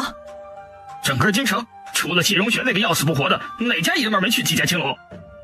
你还有理了，还有理了！娘，别打了，现在想一想，是谁暴露二哥的身份，目的是什么吧？是谁？是不是4个？不会。为什么不是4个？他都要死了。我3弟、5弟谢荣林、9弟谢荣然虽然都是庶子，谁成为景国公世子，对他来说都是一样的。他顶多是抠门，不愿意把好东西给我们，但也没必要陷害我。没错。那会是谁想要害荣生呢？江姨娘母子4人在颐和馆中猜测着，他们想不到的是，谢荣玄却在江元义面前坦白了。世子爷，是你暴露了二哥的身份，让青楼女子前来闹的。是你暴露了二哥的身份，让青楼女子前来闹的。是我。你为什么这么做？你想要谢荣生当未来的景国公？不想。可是谢荣生不当，谢荣庆也有资格啊。他们2个是关系特别好的亲兄弟啊。他们2个都不当呢？是谢荣龄当吗？谢荣玄笑而不语。谢荣龄是秦姨娘所生，勤恳认真，不声不响地通过乡试。今年春日的会试、殿试，若是顺利通过，那就是大晋朝的进士，前途不可限量，完全有资格世袭景国公的爵位。只是景国公太偏爱江姨娘母子4人。可是今日的事儿一点也没有伤害到谢荣生他们啊。积少成多，自然就有伤害了。积少成多？你还做了什么？你应该问谢荣生做了什么。那他做了什么？我也不知道。真不知道？也真不知道。那你怎么让他们出名？他们自己会作孽，我们拭目以待。所以相信我的话，我可以保你安度一生。不过这事儿不要告诉其他人。母亲和青青也不能说吗？王氏和谢青青一起去处理青楼女子的事情了，暂时不在这儿。母亲这些年对父亲江姨娘业内太多，容易感情用事。青青是个直言直语的，藏不住事儿。那你为什么和我说？你嘴严。谢荣玄目光下意识地落到江元一的嘴唇上，未施口脂，但饱满红润，十分可口的样子。他不由得口干舌燥，赶紧将目光移开。好，我会保密。保什么密啊？谢青青突然风风火火地跑进来，江元一吓了一跳。事情处理好了？处理好了。母亲呢？母亲在后面，我跑回来的。怎么处理的？给了那青楼女子1万两银子，然后把孩子抱回来了。四哥哥，那个青楼女子还挺好说话的，拿钱就走。倒是二嫂嫂不好说话，在江姨娘的颐和馆闹起来了。闹起来了？是啊，二嫂嫂知道了二哥哥和青楼女子的事儿，生气的不得了。结果江姨娘还要养那个孩子，她就直接杀到颐和馆。然后呢？然后一家子就闹起来了，花瓶、花盆、茶壶、茶碗，说一大堆，损失不少啊。闹这么大？不止啊，二嫂嫂都把二哥哥脸都抓烂了。你去干什么？我去熬药。你亲自熬？这是我和贾大夫新研的药方子，我自然要亲自熬。贾大夫怎么不熬？贾大夫年过半百，怎么好意思让贾大夫熬药？你还叫人可人呢？我要去熬药了。世子爷，你怎么来了？就好奇。谢荣玄起身，坐到江元义旁边的小凳子上。你别坐这么近，火烤得难受。我没有那么娇气。哔啵一声，药炉里突然蹦出一颗火星子。小心！火星子落到谢荣玄的手面上，江元义立刻拿起谢荣玄的手，看到他苍白如纸的手面上出现2个红点。说了别坐这么近，你看伤到了吧？疼不疼？疼不疼？不疼。怎么会不疼呢？这都红了。春桃，去房里拿烫伤药来。是。江元义对着谢荣玄的手面轻轻吹气，柔柔的，暖暖的，痒痒的，像跟蓬松无比的洁白羽毛一样，轻轻撩拨谢荣玄的心间。世子爷，忍一忍。谢荣玄在战场上，刀伤、剑伤、枪伤都受过，这点火星子根本都不算什么，但他还是不由自主地嗯了一声。世子夫人，药来了。好了。谢荣玄抽回手，江元义突然抓住。干什么？江元义将谢荣玄的手放到他的膝盖上，道：别蹭掉药膏。知道了。你坐远一点。没事的。坐远一点，免得受伤。元义。啊？你别太喜欢我了。这是谢荣玄第2次说了。江元义知道他误会了，但他又解释不清楚，于是道：知道了。知道什么？别太喜欢你了。你知道就好。那你坐远一点。你怎么不坐远一点？我要熬药。我陪你熬药。江元一看着谢荣玄一副我就是我的模样，心想这人真是无赖，可他也没有办法，只好远离药炉一点。谢荣玄见状也远离一点，江元一又远离一点，谢荣玄再远离一点，江元一又远离一点，谢荣玄再远离一点。江元一望着谢荣玄，欲言又止。有话直说，别憋着。你什么？你学人精。江元义，你在做什么？就这，爷以为你会骂得多脏。我不会骂脏。爷教你。我不学。为什么不学？太难听了。骂人当然要骂难听的，不然为什么要骂人？我就不学。世子爷，喝药吧，这个药方子会比较苦。别怕这个。谢荣玄仰头饮尽，顿时皱紧眉头。你笑什么？谢荣玄一说话，苦味更浓。江元义笑着往谢荣玄嘴里塞一颗蜜饯，这样就不苦了。爷一点都不怕苦。是，世子爷最能吃苦。江元义悄悄给谢荣玄把脉，不由得皱眉。他每日都给他扎针，可是他的脉象最近没有任何变化，怎么回事啊？今日再扎扎看。他起身将蜡烛放到床头，抱出药箱，取出里面的银针、酒，先扎谢荣玄的百合穴和印堂穴，让他陷入深眠。如往常一般，他掀开被子，脱掉谢荣玄的深衣，褪掉谢荣玄的裤子，一抬眼对上谢荣玄漆黑的眸子，心头大惊。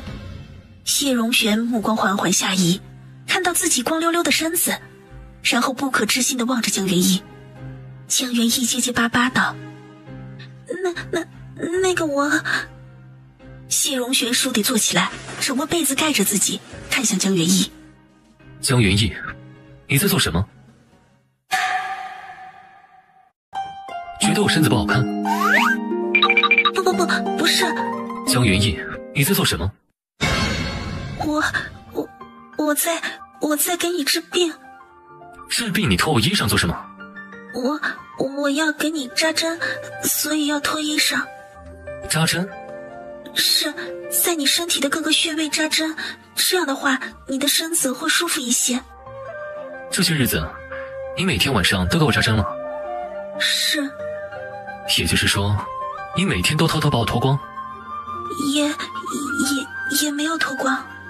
是没有脱光，还留一条可怜的谢裤。可谢荣玄还是十分生气。江元义安抚道：世子爷，医者不避嫌，医者不避嫌的，你不要多想，我就是把你当病人。病人？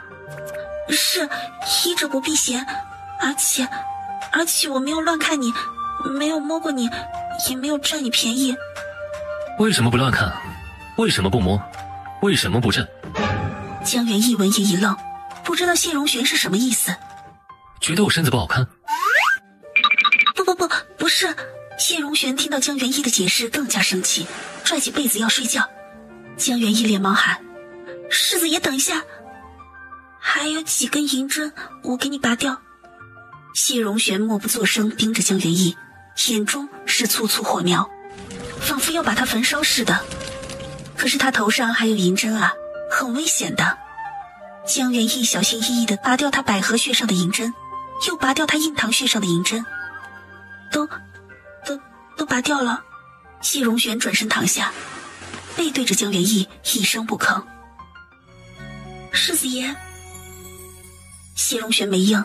江元义软软的道：世子爷，对不起，我应该提前和你说的，可是我前2次给你扎针你都没有醒，然后世子爷，对不起。谢荣玄还是没应。江元义继续道歉，却始终没有得到谢荣玄的回应。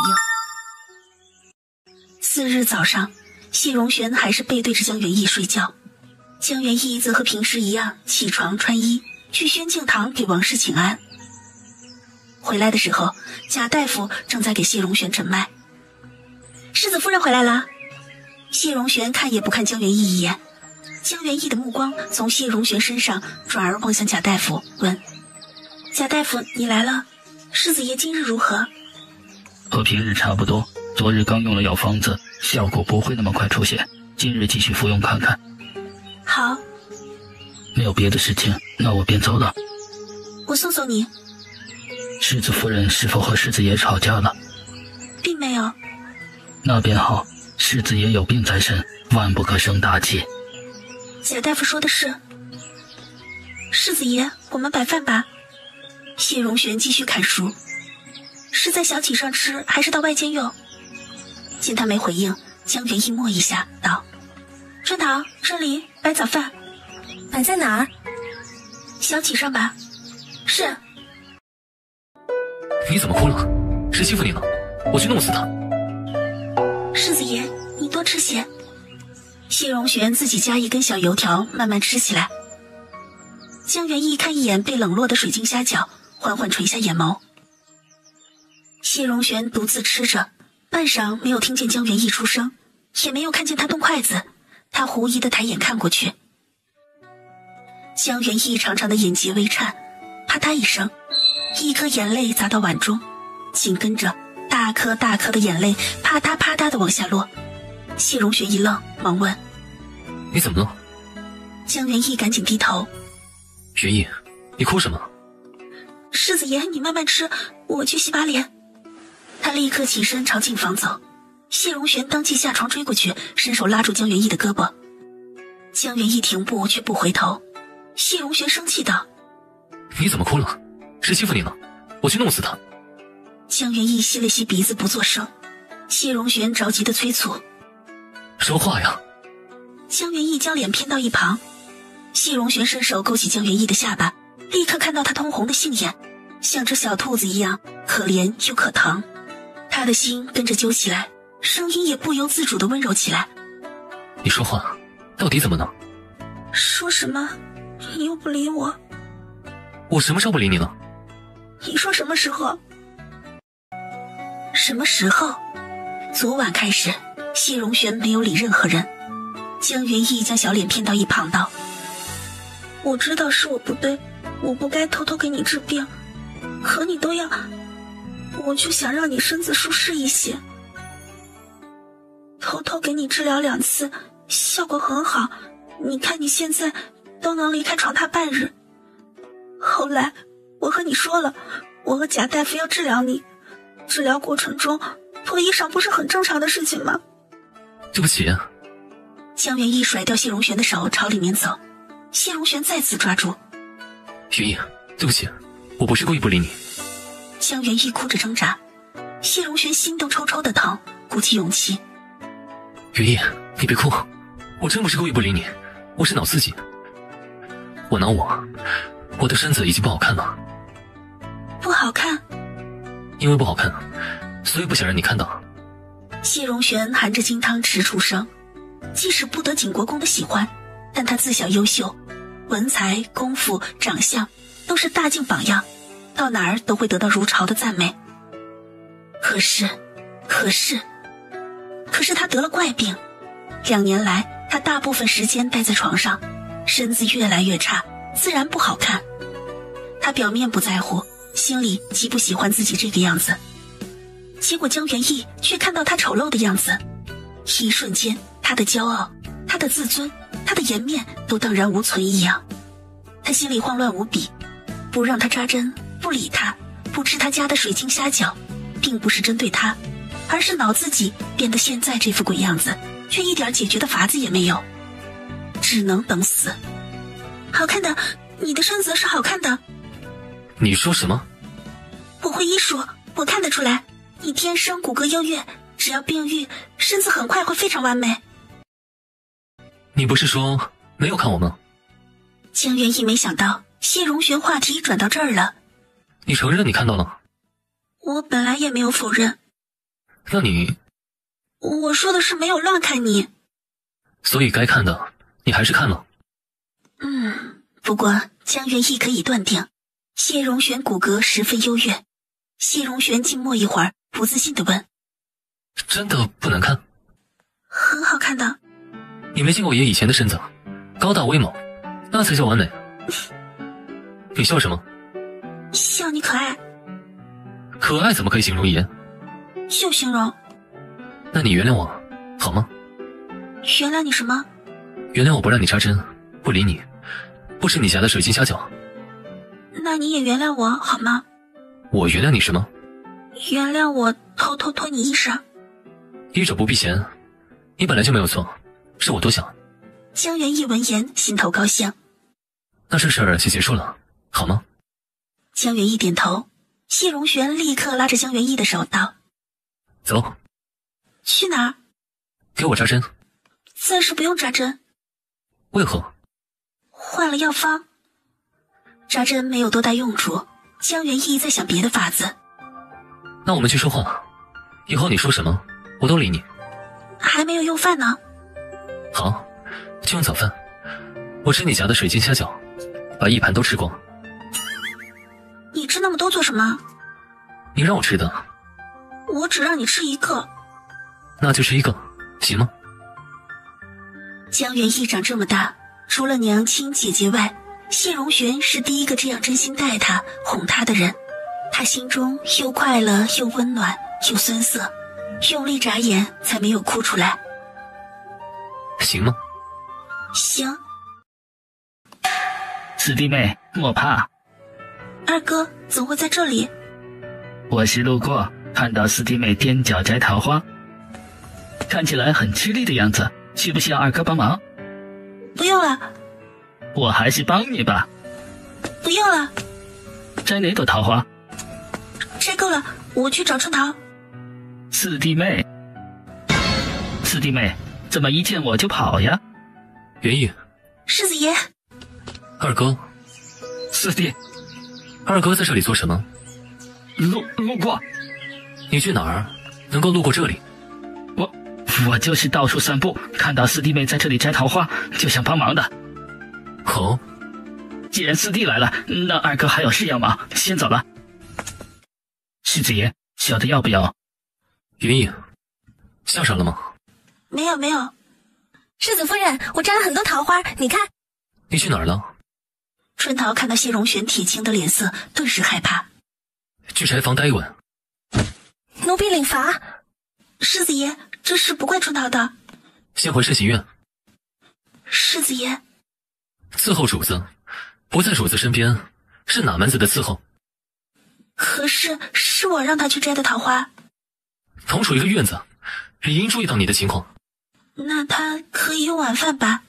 世子爷，我真没事儿。我知道他不怀好意的。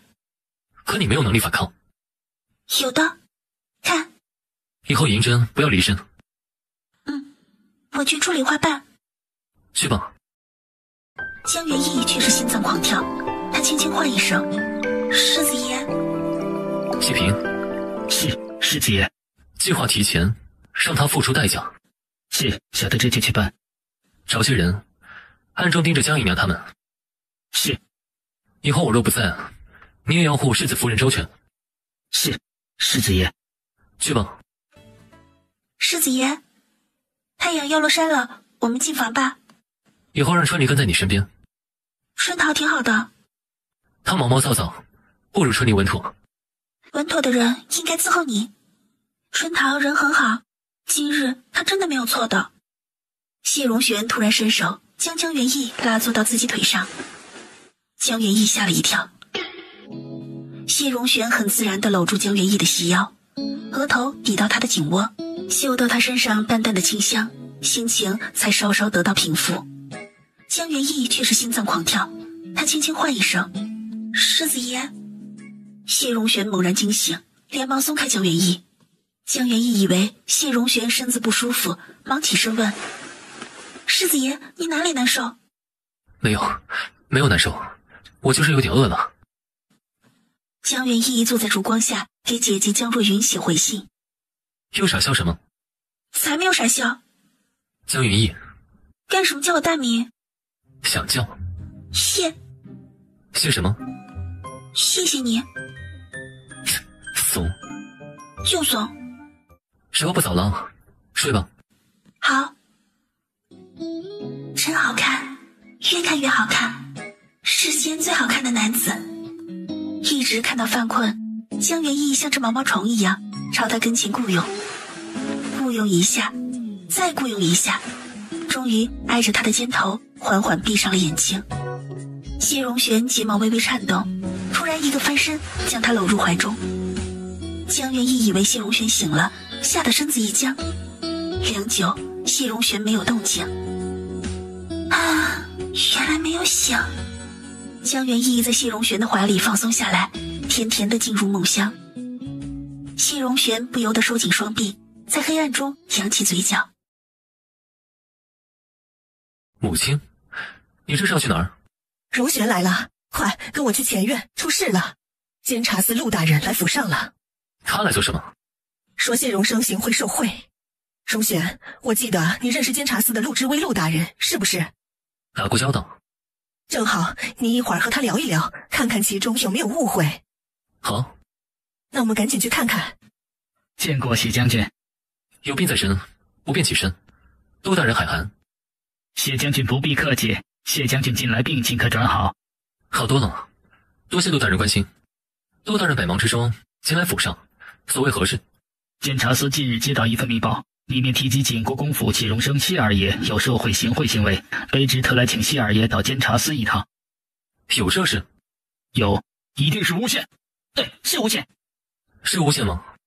是否为诬陷，需要谢二爷配合查实才知。那就配合查实吧。父亲，我不想去那种地方。谢二爷，请依法办事。荣生，你和陆大人去一趟监察司吧。父亲，监察司不会冤枉任何一个人。去吧，父亲不会让你有事的。父亲，你说的，我会没事的。父亲说的，你会没事。谢将军，卑职走了。陆大人慢走。荣生是你二哥，你一句话不帮他说，还帮着陆之威那厮，你有没有兄弟之情？国公爷，你也知道监察司虽然严格，但它是大晋最公正的地方。荣生没有行贿受贿，去一趟又何妨？你说的比唱的好听。若是荣玄进监察司，你还能这么淡然吗？国公爷，你这是说的什么话？荣玄不是你的儿子吗？你是见不得他好好的吗？我没有那么个意思。荣生呢？国公爷，荣生呢？去监察司了。去监察司？你怎么能让他去监察司？那个地方没事也能查出有什么事儿啊！我是大晋的景国公，只要荣生没行贿受贿，他们不敢动荣生一根汗毛的。可是他行了呀！你说什么？荣生也是为了我们景国公府好啊！国公爷，元义，你去看看。元义，他……先让他看着。母亲，你派人去找府医。谢平，帮个忙，掐住父亲的2处虎口。是。谢平立马抓住景国公的虎口处。掐牢了，我不让你松，你就别松。是。见谢平动作标准，江元义用力掐一下景国公的人中。景国公身子微抖一下，江元义再次掐景国公的人中。景国公突然吐出一口浊气，悠悠转醒。国公爷，你终于醒了，吓死妾了！来人，把国公爷扶起来，送回房中。国公爷，荣生怎么办呢？到底怎么回事？荣生也是为了景国公府好啊。说他干的事儿。国公爷，如今景国公府今非昔比，世子爷身体不适，谢妃娘娘和七皇子在宫中如履薄冰，景国公府慢慢就没有人在意了。荣生想凭自己的实力结交好友，就什么？就拿银子请那些官员去吃喝一下，加深感情。哪儿来的银子？一些富商给的。他这是枉法。不过就是帮忙，世子爷也帮过别人的忙。他帮谁？他以前不是给陆之威说过话吗？他帮的是正义，你们帮的是歪门邪道，能一样吗？那也不能怪我们，国公爷你平日里忙里忙去的，没有好好教育荣生，妾是后宅妇人。我。景国公虽然世袭爵位，但他从事的是文职，做文章画画可以，官场那些事儿也是一知半解。他气得说不出话来，突然想到什么，直直盯着江姨娘。你也拿那些富商的银子了？妾拿没拿？荣生说是孝敬我的。你真的拿了？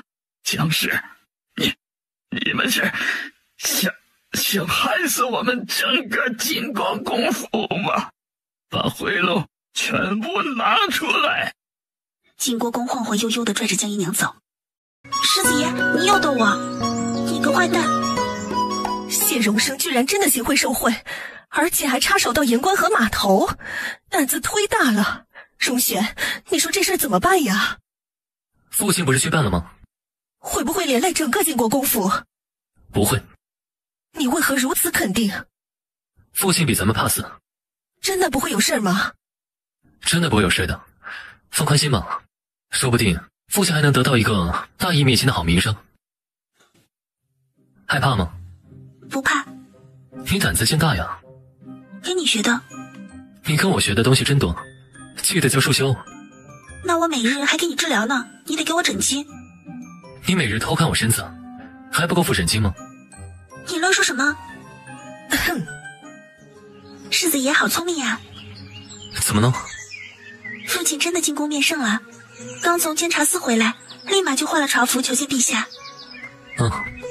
这事儿宜早不宜迟。江元义猛点头，像只乖乖的小猫咪一样。谢荣玄没忍住捏江元义嫩生生的脸蛋，江元义一愣。谢荣玄没料到自己会上手，愣了愣，胡乱道：“脸上有脏。”“还有吗？”“还有。”“那我去洗一洗。”“不用，我给你擦。”江元义乖乖坐好，昂着小脸给谢荣玄擦。太乖了，谢荣玄忍不住扬起嘴角。江元义发现了，恼道：“世子爷，你又逗我，你个坏蛋！”骂得好。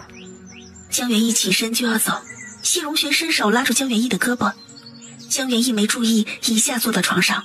“松手！”“不松。”“松手！”“你别生气。”“就生气。”“我的错，你打我一顿出气吧。”“我就要打你，我就要打你。”“打吧。”江元义很凶地打过来，接过巴掌，轻轻地拍一下他的肩头。谢荣玄一怔，接着扑哧一下笑出来。“你笑什么？”“这样就打了。”“先给你点教训。”其实是舍不得打谢荣玄。“好可怕的教训啊！”“等你病愈，我会狠狠打的。”江元义握紧拳头，谢荣玄伸手包住他的拳头道：“等我病愈，随便你打。”“你说的。”“我说的，骗人是小狗。”“骗人是小狗。”“没错，不生气了吧？”“不生气了。”谢荣玄笑着松开江元义的拳头，伸直手臂。“干什么？”“扶我起来。”“你自己起不来吗？”“可以，但我想要你扶。”“你真是讨厌极了。”“国公爷回来了。”“能够好好的回来，可见陛下并没有怪罪于他。”“是，世子爷料事如神。陛下说国公爷大义灭亲，是大警典范，但是关于谢荣生的处罚并没有下来。”“陛下也要顾全大局的。”“是。”“再等几日就会有结果的。”“是。”就这样过去5日，监察司那边终于有了结果。谢荣生行贿受贿10万两白银，数额巨大。念在景国公大义灭亲，谢荣生主动交代事情原委的份上，酌情处置，处3年牢狱，今日执行。荣生要在牢里待3年。我要去找国公爷，我要去换国公爷，我要问问他就这么放弃荣生了吗？娘，你不要再闹了，这就是二哥做错了，罪名书已经下来了，改变不了了。而且经过这事儿，二哥肯定做不了世子爷了，但我还可以啊。你若继续闹下去，惹恼了父亲，世子爷之位不是荣临就是荣然的，再也轮不到我们了。你亲哥坐牢了，你还想着世子爷之位？莫非之前的青楼女子、监察司的密报都是你做的？当然不是。是你想要当世子爷，所以陷害荣生。娘，你冷静一下，我对你和二哥的心意，你们不知道吗？现在是感情用事的时候吗？娘，3哥一心想让二哥当世子爷，这样我们全家都受益，你怎么可以怀疑他？娘，二哥说是坐牢3年，但我们是景国公府啊，稍微活动些人脉，弄个狸猫换太子，就可以把二哥接回府来。没错，3哥说的对，二哥不会吃苦的。如今我们现下当务之急是和父亲修复关系，这样我才能顺利的成为世子爷，我们母子4人都有好日子过。你说的对，只要抓住你父亲，其他都不是难事。没错，我有2个儿子，荣生当不了世子爷，荣庆可以当，到时候咱们母子4人还是可以吃香的喝辣的。娘，你还有父亲的宠爱。是，娘，我们全都靠你了。诗兰，帮娘装扮一番，娘要去见你父亲。我们走吧。娘，我就不去了。为何？你就和父亲说，我因为二哥而伤心闭门。荣庆，你果然比你二哥聪明。江姨娘，你怎么来了？江姨娘直接道：“妾来向国公爷认错的。是妾关心则乱，为了荣生的事儿大吵大闹，给国公爷和夫人带来了麻烦，自己跟着昏倒。醒来后，荣庆给妾捋清事情经过，确实是荣生错了。”荣庆劝说的。是啊，他向来对兄弟姐妹感情深，现在他正在房里不吃不喝，内疚自己没有早点发现荣生走错路，要不然他不会。这怎么能怪他呢？他就是自责。那也得用饭，赶紧派人送饭菜过去。国公爷送的饭菜，荣静一定会吃。国公爷，妾……什么都别说了，我知道你都是为了孩子。这就没事了。好了，也中午了，一起用饭吧。世子爷，萧姨娘好厉害呀！是你公爹太蠢了。你怎么能这么说父亲呢？觉得我不敬重他？有点。他都不尊重自己，我何必把他放在眼里？在外面不能这样哦。你倒是会管教我。我没有。那你说这话是什么意思？我是怕别人笑话你。知道了。累吗？也不累。还是休息休息吧。你是不是又担心了？担心什么？谢荣生走了，谢荣庆又来了，谢荣龄怎么袭爵位？我才没有担心呢。真的？你之前说过，谢荣生和谢荣庆自己会作孽，我们拭目以待就行了。我累了。那你睡吧。谢荣玄缓缓躺下，闭目就睡着了。这么快？江元义伸手给谢荣玄把脉。前几日缓慢进展的脉象，这2日又有些堵塞，怎么会这样？江元义不得不埋头继续研究药方子。世子夫人，京城乱七八糟的医书都被我们买光了。跑了几条街，才买了这么几本。那我们现在回府吗？回府。世子夫人，这是什么医书？东夷族医书。东夷族？那不是咱们的敌人吗？和世子爷打过仗呢，不要看他们的书，坏人的书。天下有好人和坏人，天下医书也是。东夷族的很多医术都写进我们大晋的医书中，确实治愈不少人的。这么厉害？不过这里很多病症我都看过。世子夫人真是博学多才，才高八斗呀。欠你会说。许久后，马车停下来，外面突然传来一阵敲锣打鼓。怎么回事？奴婢去看看。世子夫人，喜事，大喜事！什么大喜事？咱们五爷通过会试了。荣林，父亲，下月殿试可有把握？儿子定会尽全力。好，争取考个进士回来，光宗耀祖。是，父亲。世子之位唾手可得，偏偏冒出一个谢荣林。娘，一个贡士抵得上父亲的看重吗？他会成为进士。成为进士又怎么样？他一旦成为进士，就会成为谢氏一族的荣耀。族中那些老东西就会推举他为世子。父亲不会同意吧？那个时候，父亲根本阻拦不住。那怎么办？那就让他考不中。吴弟常常住在书院，我们动不了手。那就让谢荣玄提前死。那就让谢荣玄提前死。提前死？没错。谢荣庆沉思，谢世兰虽然张扬跋扈，但杀人他有些接受不了。本来他就活不过1个月，你看他如今半死不活的受罪，不如早点结束痛苦。我们这是帮他。他早早的死了，谢荣龄来不及成为进士，你父亲便可以凭借景国公的身份压住族中那些老东西，选荣晋为景国公府世子爷。否则我们只能眼睁睁的看着谢荣龄成为景国公的世子爷。对，我们要速战速决。那4个早死，3个确定可以成为世子爷？确定。诗兰，这件事需要你的帮助。我？我要做什么？江姨娘压低声音说出计划，谢荣庆连连点头。这样是帮助你4哥结束痛苦。小妹，我若是成为世子爷，你也能找到更好的如意郎君。好，我帮助。东西我来背。六妹妹，四嫂，怎么来小花园啦？我来赏花。那你赏吧，我走了。世子夫人，怎么了？六姑娘今日好生奇怪。哪里奇怪？平日里她见着我，不是冷嘲热讽，就是翻白眼，今日居然这样好好说话。春桃分析道：可能是因为二爷进牢狱，他有所收敛。应该是的，我们摘花吧。是。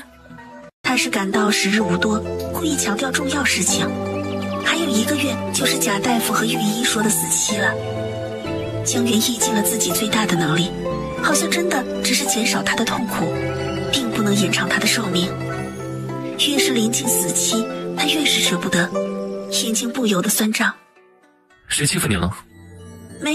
没有人欺负我。那你眼睛怎么红呢？我刚刚吹了风。以后受欺负不要哭，要反击。知道，你都说过很多次了。我怕你记不住，多强调2遍。他是感到时日无多，故意强调重要事情。江元义越是明白，越是难过。我去洗把脸。去吧。江元义走进镜房，眼泪立即落了下来。他伸手抹一把眼泪，鼻尖突然掠过一股奇怪的味道。哪来的味道？他下意识地四周看了看，没有发现任何异样。他又闻闻自己的手，这是什么味道？怎么这么怪？哪里来的？他去小花园的时候还好好的，然后摘一捧花骨朵捧着回来，洗了洗手，坐到谢荣玄的床前，再也没有碰过其他东西。所以这个味道是花骨朵上面的？不可能。他这几日每天都摘这些花骨朵，洗手后手上不会残余花香，不可能是这种奇怪的味道。那这个味道，他脑中忽然闪过绒花药3个字。对，绒花药。绒花药是一种溶于花瓣中的药水，无色无味，很难洗掉，但是遇到咸的东西会散发一种淡淡的怪味儿。它对正常人没有毒性，可对身子虚弱的人就是催命符。世子爷！他心中大骇，连忙跑出镜房。谢荣玄已经坐起来，靠着大银枕，伸手接过春梨递过来的药丸，送到了嘴边。江元义当即大喊：世子爷！江元义上前一把抢过药丸。怎么了？世子爷，药汁有没有喝进去？喝了一点。春梨，快去端一碗温盐水来，多加些盐，不管盐有没有融化，都立刻端过来。是，世子夫人。世子爷，你别动。好。江元义慌乱地抱来药箱，从中取出一瓷瓶酒，倒出半瓶洗手，再倒一些在手帕上，来回擦拭谢荣玄的嘴唇。其他地方碰到药汁没？手上撒一些。江元义赶紧给谢荣玄擦手，反复地擦干净。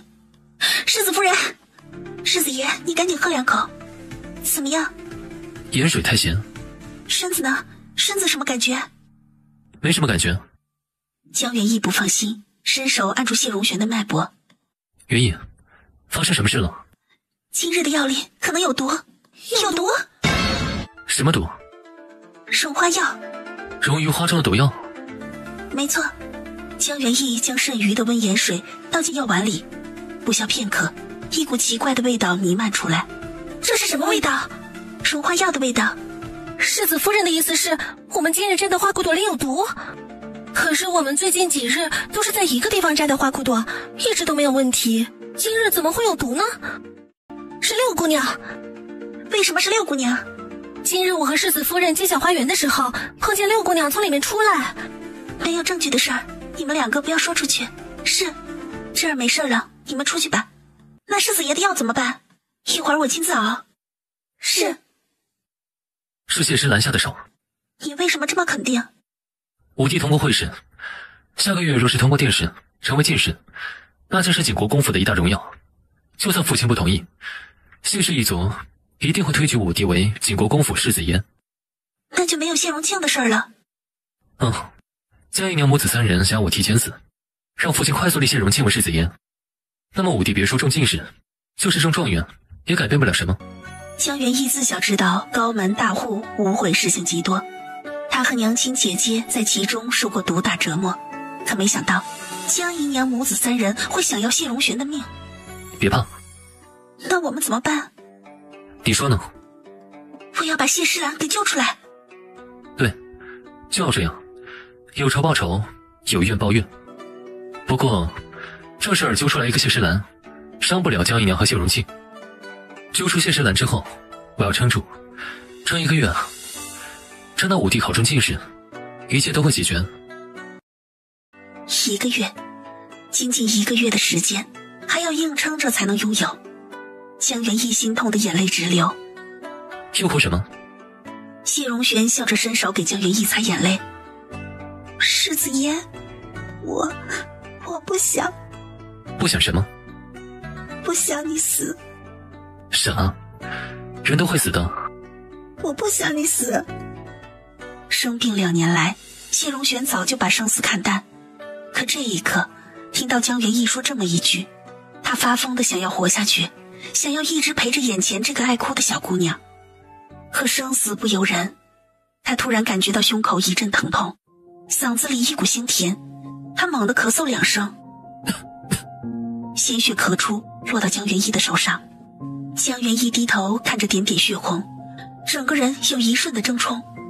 谢荣玄突然无力地歪倒在床上。世子爷，世子爷！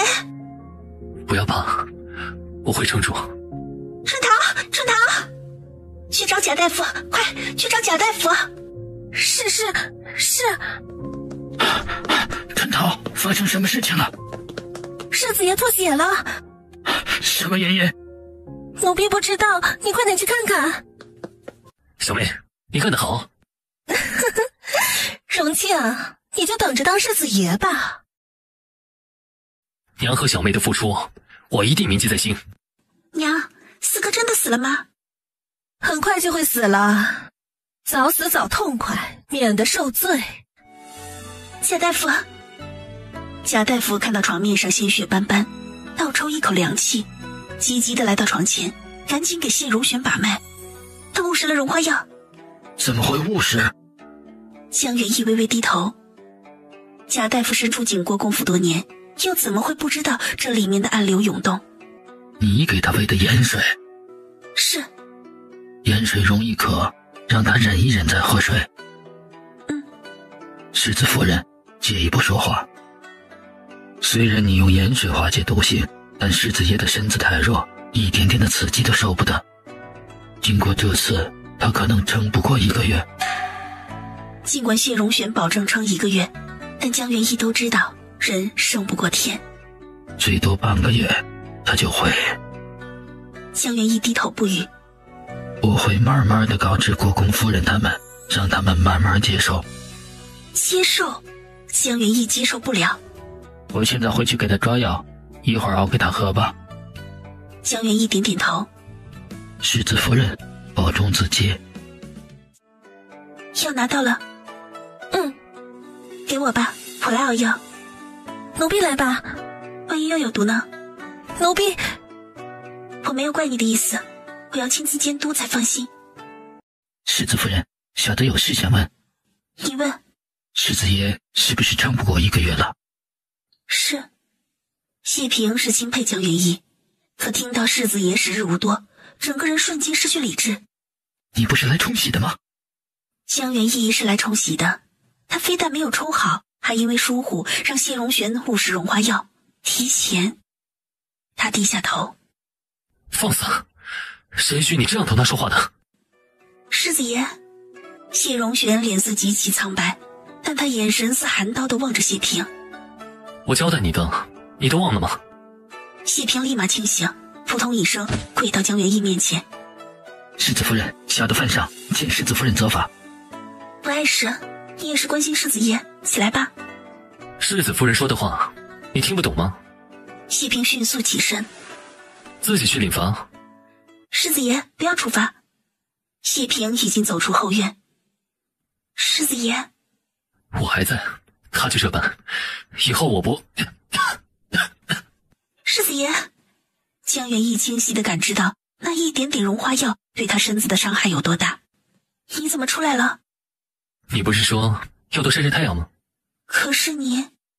我想晒晒太阳。你在这儿晒一会儿，我先熬药，一会儿正好可以喝。好。世子爷，喝药了。又喝？这是晚上的。已经晚上了。谢荣玄接过药丸，一口饮尽。睡吧。谢荣玄缓缓闭上眼睛。江元义坐在小屋子上看着，一直看着。第一次恨一个人，谢诗兰，恨不得拿把刀去捅死他。可是线下捅死他，也不能换回谢荣玄的命。谢荣玄突然不适地哼一声：“世子爷。”谢荣玄微蹙眉头，却没有响。是不是热？江元义将谢荣玄身上的厚厚被子往下拉一些，突然有什么东西从他颈部掠过，他以为自己看错了，扒开谢荣玄的身衣，一只指甲盖大小的灰色小圆点在谢荣玄凸起的血管中流窜。他细白的手指轻轻碰触一下小圆点，小圆点突然潜入血管之中。江元义瞬间打个激灵，突然起来，跌跌撞撞地扑到床前的书架前，双手颤抖地翻找医书，一不小心弄到很多医书发出噼里啪啦的声响。春桃闻声走进来，看到江元义全身发抖地跪在地上找书，他跟着跪下来问：“世子夫人，你在找什么？”江元义恍若未闻，翻出一本书，慌张翻开：“有救了，春桃，有救了！”“什么有救了？”“世子爷有救了！”“真的？”“真的。”“太好了！”“先别高兴，你现在去找贾大夫过来，我有事同他说。”“是。”“不要让别人知晓世子有救。”“贾大夫。”“世子夫人，世子爷他有救了，跟我来。”江元义从一朵花上拔出一根银针，扎到谢荣玄脖颈处，一个灰色的小圆点在针尖附近游动，然后消失。“那是什么？”“是潜血毒。世子爷不是得怪病，而是中了东夷潜血毒。”“东夷人制的毒？”“是。”“我怎么没有听说过？”“因为东夷医书20年前就把潜血毒删掉了，我刚好在街上淘到20多年前的东夷医书，那上面记录了这种毒。”“为什么删掉？”“因为潜血毒对一般人没用。”“什么意思？”“潜血毒，顾名思义，就是潜进血液中的毒。”“就是说身上有伤口才会中毒？5处以上的伤口才能发挥作用。”“当年世子爷和东夷一战确实受重伤，可是军营管理严格，他们是怎么对世子爷下毒的？”“潜血毒是药粉，随意撒世子爷身上就能成功了。”“他无色无味，又潜进血中，任何测毒的方法都测不出来，所以我们一直不知道世子爷是中毒，以为他是得了怪病。”“没错，我是误打误撞给世子爷扎针，用桃花、迎春花、月季花等缓解世子爷痛苦的同时，将潜血毒逼出特征，不然我也发现不了世子爷是中毒。”“那劳建国公岂不是？”“我不知道祖父亲是否中潜血毒，但是贾大夫，我们目前得想办法治好世子爷。”“世子爷的潜血毒怎么解？”“潜液花可以解毒。”“只有东夷有潜液花？”“对。”“那赶紧去东夷找潜液花。”“可我不认识潜液花。”“我认识啊。”“你能10日内去东夷并把潜液花带回来吗？”“谢平可以10日内回来。”“谢平认识潜液花吗？”“问一问就知道了。”“谢平，你认识潜液草和潜液花吗？”“认识，潜液草是东夷的一种草，长在山间隐蔽处，春末开出浅紫色的潜液花。”“没错，说的没错。”贾大夫旋即将潜血毒一事告知谢平。“世子夫人，小弟愿意前往，10日内一定会将潜液花带回来。”“世子爷。”谢荣玄没有反应。江元义伸手掀开谢荣玄身上的被子。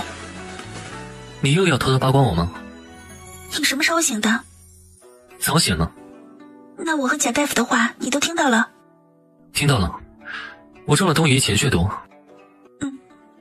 祖父可能也是中了潜血毒。”“逝者已矣，活着的人要好好活着。”“你安慰我？”“瞧你傻样儿。”“你……”“爷的那股子伤心劲儿已经过去了，爷现在只想快点好起来，再去北周弄死东夷那帮龟孙子。到时他祖父目前一溃，祖父笑得坟都会裂开，说不定他还觉得自己死得值得呢。”“中毒哪还会死得值一说？”“你以后会懂的。”“乱讲！”江元义发现自己真的白担心了，他立刻松手。谢荣玄赶紧握住他的手。江元义没好气地问：“为什么？”“好像什么？”“好像好几天没有握你的手了。”“一点也不正经。我要给你扎针了。”“要扒光我？”“说了好多次，不算扒光。”还是留一些苦。还要帮我扎入睡吗？你今日睡了太久了，就不扎睡了。好。不疼的。爷又不怕疼。那你不能乱动的。爸爸，你别说的那么粗鲁。你难道不是要八卦我吗？你可以不说出来。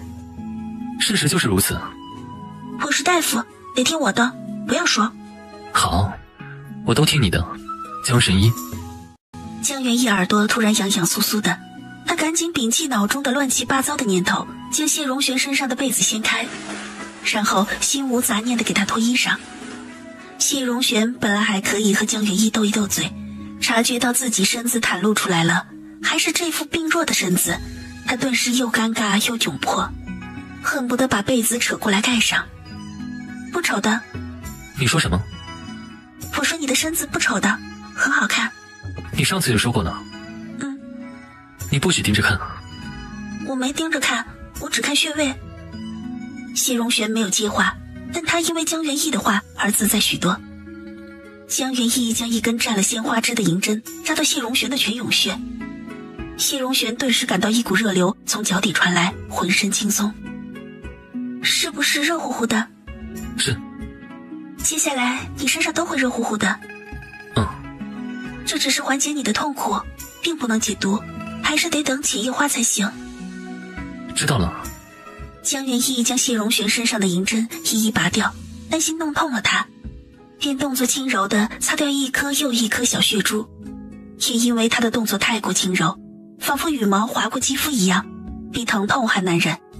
谢荣玄心里痒痒软软的，唤一声：江元义，你是不是眼馋我的美色？谁眼馋你的美色了？就你不快把我衣裳穿上，你磨蹭，你就是眼馋。你乱讲。别不承认，你可是偷偷喜欢我很多年。江元义想辩解，突然看到谢荣玄的两只耳朵尖红得几乎滴血，他微微一怔，侧过脸去，看着摇曳的烛火笑了。给你穿。江元义给谢荣玄穿上身衣，盖被子。色女。什么叫色女？垂涎男色的女人。江元义侧手看到谢荣玄脸色虽然苍白，但轮廓利落流畅，双眼狭长，微微上挑，有一种立于高山之巅的不羁感，确实是值得让人垂涎。江元义。为什么？你怎么不反驳？我要沐浴更衣了。世子爷，你身子如何？热的。你晚上应该可以睡个好觉。我现在睡不着。那我给你讲故事。又是从前有座山。今日不说从前有座山。说什么？从前有座庙。庙里有个小尼姑。庙里是和尚，庵里才是尼姑。庙里有个小尼姑的夫君。佛门清净，你可别胡说。和尚出家之前是小尼姑的夫君不行吗？也行的。第二日，江元义如平日一样起床，给王氏请安。江姨娘和谢诗兰刚好也在。元义，你昨晚没有睡好吗？睡得有些晚。是不是荣玄身子有什么不适？没有。没有？昨日贾大夫可是急急忙忙的去慎刑院3次，谢荣玄应该撑不过5日，所以江元义担心的睡不着觉，又不敢告诉王氏吧？当真没有？当真。那一会儿我去看看。母亲，我许久没有见过四哥了，想去看看四哥有没有死。江元义恨极了谢诗兰，但他现在得让谢诗兰、江姨娘和谢荣庆误认为谢荣玄近日就会离世，免得他们又作妖。世子爷不便见那么多人。诗兰跟着国公夫人去看看，却不去。平日里贾大夫都不许房中出现3个人。就不能通融一下吗？诗兰很喜欢他四哥哥的。很喜欢，会给谢荣玄下药，白日说鬼话呢。江元义坚定地拒绝。诗兰暂时别去了，等你四哥好了再见。等你四哥好了？笑死人了，根本没有这一天。那诗兰就别去了。哼，看来谢荣玄真的撑不了几日了。走。去哪儿？想办法把你二哥从牢里捞出来。娘，慎刑院那边怎么没动静啊？有的，贾大夫一日3遍去开4疙瘩。不是说5日就会没命吗？谢荣玄是武将，身子向来强壮，估计还可以再撑几日。第6日、第7日、第8日、第9日，江姨娘母子3人真的等不下去了，派人偷偷到圣刑院打听到谢荣玄不行了。是真的不行了吗？保真，说是只有一口气。江元义和贾大夫日夜在床边守着，让四弟撑到5弟中进士。想得美！娘，我怀疑他们会隐瞒四弟死讯，一直到5弟中进士。哼，那可由不得他们。一旦确认谢荣玄已死，咱们硬闯慎刑院，到时候再告江元义和贾大夫一个知情不报的罪，将他们赶出景国公府，省得碍眼。元义，我死。你不要说死，你不要说死。现在已经是第10日晚上了，谢平还没有回来，会不会是谢平遇到什么不测？钱野花都长在靠近东夷的身上，他会不会遇到东夷人？江元义转头看向床上，谢荣玄消瘦的身子靠着大营枕，脸白如纸一般，双眼微闭，整个人仿佛没了气息一般。江元义眼泪一下汹涌而出，谢荣玄似是感应一般，睁开眼睛虚弱道：又哭了，过来。江元义缓缓坐到谢荣玄跟前，谢荣玄想要给江元义擦眼泪，可是他的手已经抬不了那么高，他只能握住江元义的手。看来老天爷想要我死。江元义哭着道：你不要说死。元义，我不怕死的。15岁去边关那一刻，我就不怕死的。后来得了怪病，我也没怕，可是遇到你就怕死了。你不要说死。谢荣玄撑着直起身子，歪倒在江元义肩头，气若游丝。不要哭，你一哭我就不许该怎么办？元义，我死。你不要说死，你不要说死。好，不说，我撑住。江元义却是知道谢荣玄的身子真的撑不住了，他扭头看向窗边的坑漏，马上就到第11日，他真的没有办法了。真的没有了，真的没有了吗？老天爷，能不能帮帮忙？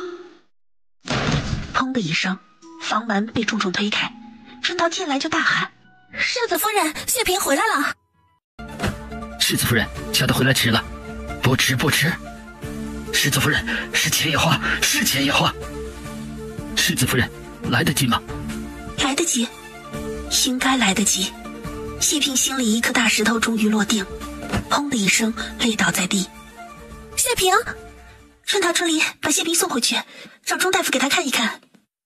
世子夫人，这些花怎么用？江元义取出一株浅叶草，上面有4、5朵浅叶花，他抽出数根银针，直接扎进去浅叶花中，放到桌上。我们现在挤1碗浅叶花汁出来。要不要洗一洗？不用，直接将花瓣、柱头、花柱、萼片、花丝、花药全部放到细纱布上，包起来，用力挤出1碗鲜花汁就行。需要加别的东西吗？不需要。那我来，你去给世子爷扎针。世子爷，这次我给你扎针会有点疼。至少有活下来的可能。一定要活下去。已经到了10日，江元义真的不确定谢荣玄身上的毒素扩散到什么地步。好。江元义手指微颤地将谢荣玄衣裳脱掉。谢荣玄感受到江元义的紧张，他笑了笑，故意道：都看我身子那么多次了，还紧张？谁紧张了？不紧张，那就是有眼馋了。你少诬陷人。谢荣玄还想跟江元义斗斗嘴，可是他实在是没有力气了。江元义却因为谢荣玄这几句无足轻重的话，缓解不少紧张。他从浅叶花中取出1根银针，如往常一样扎进谢荣玄涌泉穴。疼？一点。怎么可能是1点？平时江元义给谢荣玄扎针时，就没有听到谢荣玄吭一声，可见这一次是真的很疼了，但他必须继续扎针。谢荣玄担心给江元义带去压力，硬撑着再也没有发出声音。江元义将银针全部取下的时候，惊觉谢荣玄全身都是汗。谢荣玄脸上带着不正常的红印，嘴唇鲜红，问：好了？好了。别占我便宜，快把衣裳给我穿上。江元义无心和他斗嘴，忙将衣裳穿上。还在疼？忍一忍。好。一会儿还会更疼？没关系，来吧。喝了这个会很疼。谢荣玄和往常一样一口饮尽。世子爷如何？谢荣玄刚想说没事儿，胸口一阵绞痛，他立刻趴在床边，一口黑血吐出来，紧跟着又一口鲜血，全身上下瞬间像是抽掉筋骨一般疼痛。他咬紧牙关，修长的手指几乎要抠碎床沿。世子夫人，这是怎么回事？现在血中的毒必然会吐血排毒，然后接连抽筋刮骨一般的疼。疼过之后呢？疼过之后就好了吗？不知道，江元义真的不知道谢荣玄接下来会怎么样。谢荣玄疼得摔倒在床上，全身蜷缩起来。世子爷！忽然，谢荣玄白色的身衣慢慢出现血点。这又是怎么回事？鲜血顺着扎针处流出来了。谢荣玄痛呼，一个翻身从床上滚下来，脸色由白变红，缩着身子在地上打滚，如同困兽一般嘶吼。江元义再也忍不住，扑上前，伸手抱住他的头，强压着心里的疼痛，大声喊：世子爷，世子爷，撑住，撑住，不要放弃，不要放弃！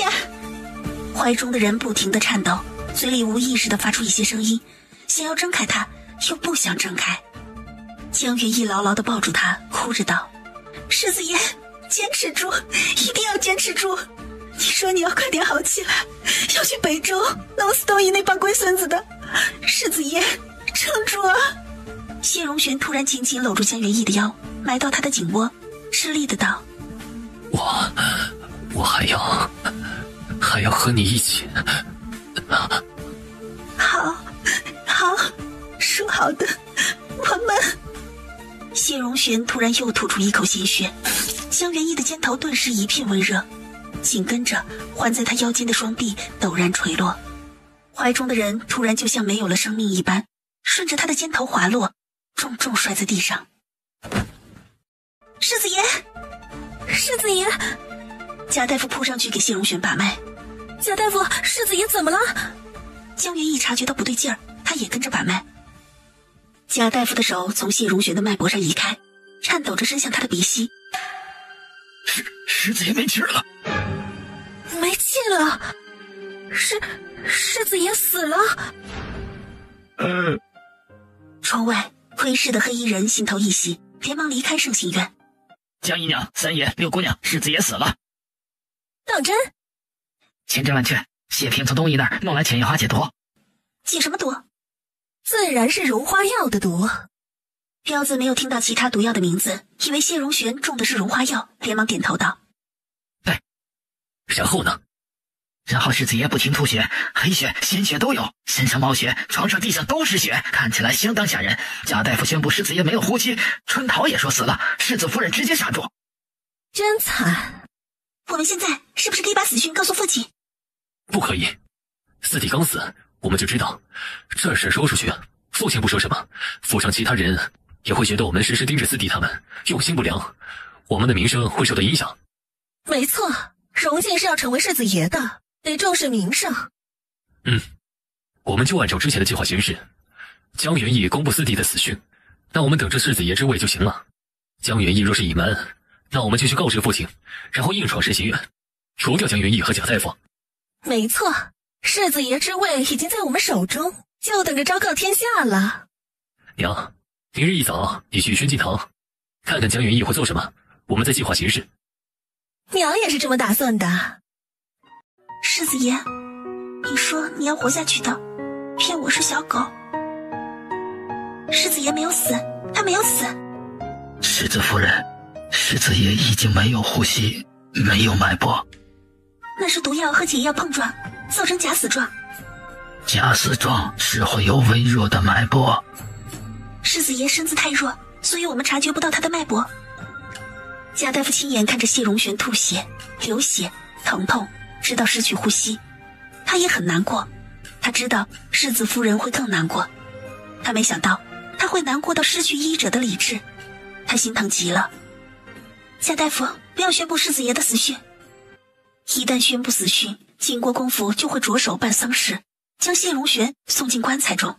就算他醒来，也会面临闷死的可能。3日，给我3日时间。3日后，世子爷若不醒来，你再告知母亲和父亲好吗？好。那请贾大夫这3日像往常一样来给世子爷诊治，向母亲汇报，不要让任何人察觉异样。你也不能说出去，徐嬷嬷也不能说。你怎么还在这儿？世子夫人，奴婢写好这些就过来陪你。为何要陪我？春桃也认为世子爷死了，世子夫人和死人待着会害怕，世子爷会醒过来的。奴婢想陪着你。不用，你写好了就休息吧。世子爷，你说你要活下去的，骗我是小狗。贾大夫，正好我要给母亲请安，我们一起吧。贾大夫点头，二人一起来到宣敬堂。江姨娘和谢世兰又在。王氏一如往常的询问谢荣玄身子情况，贾大夫心里发虚。江元义温和带笑：母亲，夫君昨日服了新药，看会儿书便睡下，一夜好眠。看你能装多久，一会儿景国公回来就拆穿你，让你滚出景国公府。世子爷吃得好，睡得好，着实不错。好好好。这么说四哥身子就好？是，我前几日到庙里给四哥求个平安符，想要亲自交给他。四嫂，我可以去看看他吗？什么平安符？大华寺里的平安符，很灵验的，是上面有檀香的那种。是，六妹妹应该知道，夫君近来是以鲜花入药，实在不宜接近木香。不过六妹妹的心意我会传达给夫君。还好世子夫人提醒，不然诗兰可要酿成大错了。诗兰，快来向你四嫂说感谢。多谢四嫂提醒。江元义淡淡的道：客气都不客气一下，就这样接受谢意？这个上不得台面的东宁伯府庶女，知道自己是盘菜。娘，四哥到底有没有死？你小声点儿。彪子的话能不能信啊？回颐和院再说。得知最有用的谢平从东夷回来后一直昏迷不醒，他们终于找到机会，在第2日晚上获知精准的信息。这下确认死了。我派出去的人摸到谢荣玄的尸体。怎么样？没有呼吸，身子冰冷发硬。娘，我们怎么办？天亮后按计划行事，带着你父亲硬闯慎刑院，活捉江元义和贾大夫。世子爷，我每日用解叶花枝给你擦身子扎针，你怎么还不醒啊？你都睡了2日了，明日再不醒来，我都不知道该怎么办。世子爷，我胆小，没有见识，没有能力，应付不来一整个景国公府。你说过你会保证我和母亲、安妹妹安度一生的，你都没有做好，你怎么可以一直睡？你不能一直睡着。世子爷，你醒过来，醒过来啊！谢荣玄真的像死掉一样，没有丝毫反应。江元义心里突然生出一股巨大的恐惧，恐惧谢荣玄真的已经死掉。他一把搂住谢荣玄的胳膊，趴到他的怀里，哭着让他醒过来。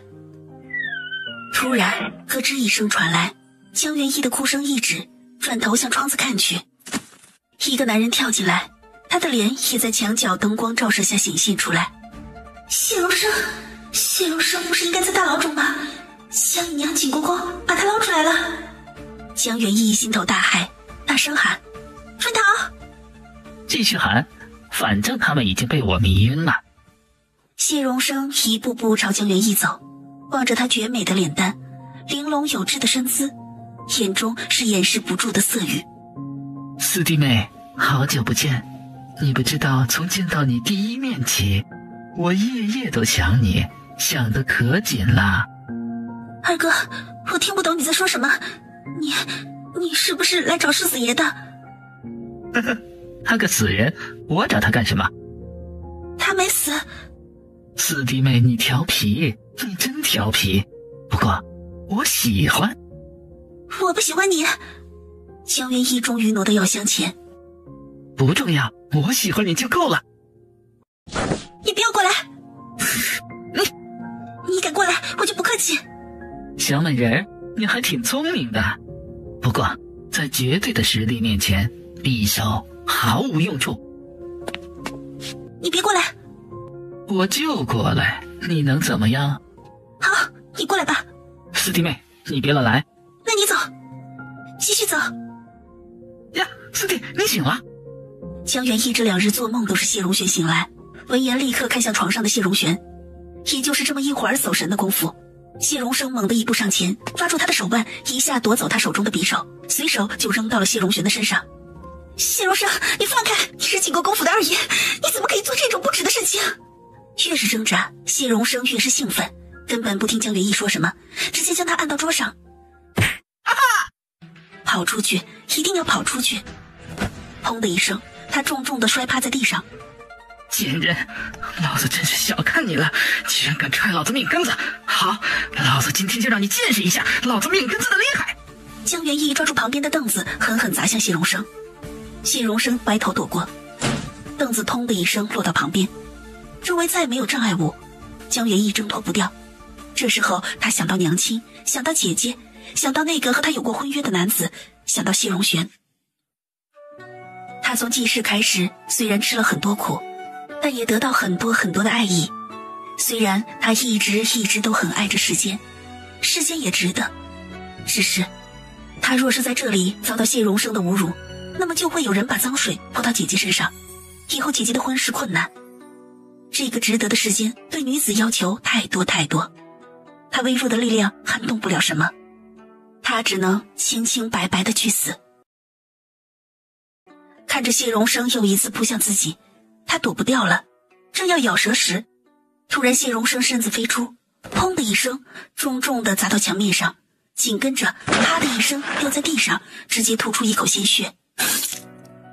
这是世子爷。元义，是我，谢荣玄。面对谢荣生的暴力时，江元义没有哭；面对死亡时，江元义也没有哭。可现在仅仅看着谢荣玄，他的眼睛就红了。你醒了？我醒了，醒得有点晚，对不起。世子爷。元义，对不起，对不起。没有，你没有对不起我，你终于醒来了。江元义嘴上这么说着，心里的委屈、恐惧、绝望却一涌而上，他失控地痛哭起来。谢荣玄更紧地抱住江元义细软的身子，自责、内疚、心痛地想要杀掉谢荣生。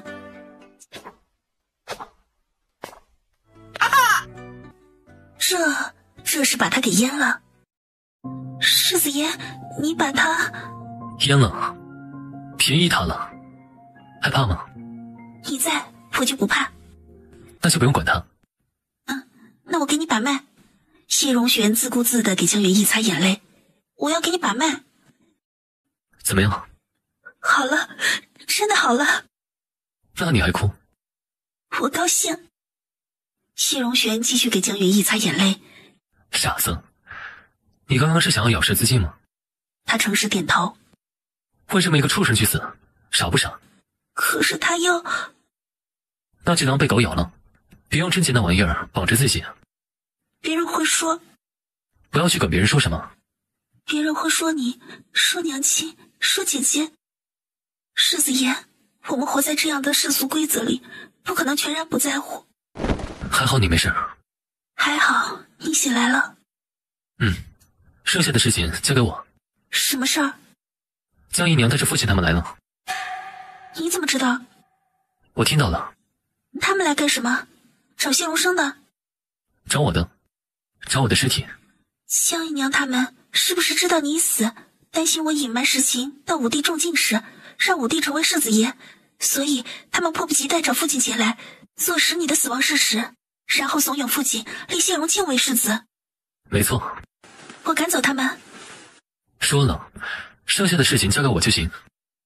江元义，开门！我们已经知道世子爷的情况了。江元义，我去给他们开门。别去，他们已经开始上门了。砰砰砰！江元义，你居然隐瞒世子爷的死讯！谁允许你直呼世子夫人的名字？什么人在世子爷卧？你是？我是来找你们索命的。荣玄，你没死。哼，让你失望了。你说的什么话？你做的什么事？我昨夜歇在吴姨娘房里，天不亮，江姨娘跑去说我死了。没错。还说江元义隐瞒我的死讯，想要对国公府不利。你儿子是生是死，你得从小妾那里知晓。你不同母亲说一声，带着人就闯我的院子，撞我卧室房门。我也是关心你。你可真会给自己的眼盲心瞎找借口。谢荣玄，我是你爹，你怎么说话的？我向来实话实说。你，父亲，父亲，好像是二哥。是二哥。好多血。荣生，父亲呀！荣生，你这是？这谁干的？我干的。你个不孝不公的东西！害我儿断子绝孙，我跟你拼命！江姨娘起身扑谢荣玄，谢荣玄长腿一伸，勾出一只凳子拦住江姨娘的路。江姨娘狼狈地摔趴到凳子上。娘，我今天要好好教训你这个误入法度的！你们说地上躺着的人是谁？是我们二哥谢荣生。不对吧？我记得二哥犯了行贿受贿罪，正在大牢中赎罪。父亲，你们可别乱说，不然可是犯欺君之罪。父亲，这个真的是二哥吗？父亲、娘、六妹妹、三弟，你们要眼睁睁地看着儿子去死吗？儿子去死了，就保全你们了，是不是？你们就这么狠心吗？我疼，我疼！娘给你找大夫，现在就给你找大夫。快点，快点！荣庆，去喊大夫。好，不许去。国公爷，真的忍心看着荣生去死吗？他可是你的亲生儿子呀！来人，带二爷去府医院。快点，快点！我倒要看一看，谁敢带他走。我才是景国公府的主人。那你发号施令试一试。谢荣玄，我是你爹。是吗？你要是不说，我都不知道呢。谢荣玄，你到底想干什么？算账。谁欠你的？那就要问你的宝贝女儿了。我什么都没做，什么都没有做。对，你没做，是你。我做了什么？荣华药一事没有过去几日吧？怎么回事？前些日子夫君以鲜花做药，谢世兰得知后，将绒花药撒到花瓣上，意图毒害夫君。我没有。不承认是吧？我真的没有。好，那就报官。不能报官，不能报官！你不承认就得报官。不是我。报官就报官，报官吧。那就报吧，没有证据的报官可是要挨板子的。谁说没有证据？仙草，彪子，你们两个怎么回事？他们两个就是证据。江姨娘出主意谋害世子爷，谢三爷派彪子买绒花药，香草收集世子夫人行踪，六姑娘亲自下药，你们一个人都跑不掉。父亲，你想要怎么处置江姨娘母子四人？你们居然这样歹毒！国公爷，我们知道错了。绒花药不算毒，我们只是想让四哥走得痛快一些。闭嘴！把杀人说成帮忙，无耻至极。可是我们没有杀人。四弟活得好好的。没错，我们只是犯错，没有罪的。对，对呀，国公爷，我们知道错了，好在没有伤到世子爷，你饶了我们吧，我们以后再也不犯了。不处置的话，那我亲自去报官。母亲，我和你一起去。我也去。我也去。我也去，顺便去大牢里看一看我的好二哥。来人，带江姨娘回到颐和馆闭门思过，将谢荣庆送出靖国公府，把谢之兰送进庄子里。你满意了吧？不满意。你忘了一个人。把谢荣生送回牢里，刑期不满不得出来。四哥哥，他们说你死了，他们又说你没死，吓死我了。没死。别哭了。四哥哥，你没死，太好了，太好了。快放开，你太重了，压得我累。如玄，母亲，我活下来了，让你担心了。贾大夫，你快给如玄把把脉。世子夫人，你应该给世子把过脉了吧？贾大夫，您医术高明，您再给世子爷看看吧。那我再看看。贾大夫，我四哥哥怎么了？贾大夫，是不是如玄出什么事情了？通了。什么通了呀？贾大夫，你要急死我们呀！是世子爷的气脉全通了。意思是我四哥哥没病了，身上也没毒了。脉象不浮不沉，强弱有致，节律有序，确实没病也没毒。世子夫人，对吧？没错，世子爷好了。荣玄是彻底好了。彻底好了。世子爷，你要做什么？走，我们睡觉去。不行，我现在就想睡。不行的，你刚刚醒来，身子弱，不能。江元义，你不会是迫不及待的想和我洞房吧？明明是你想要洞房的。也可没有。那你说睡觉？谢荣生差不多寅时闯进来，紧跟着父亲江姨娘，一直闹到现在。你不困吗？啊，是真的睡觉啊？元义，你是真的好色啊？我没有。我都没有想到洞房，你一下就想到那里去了，还说不是一直在觊觎我的美色？却不是。那就是馋我的身子？不是。想和我生孩子？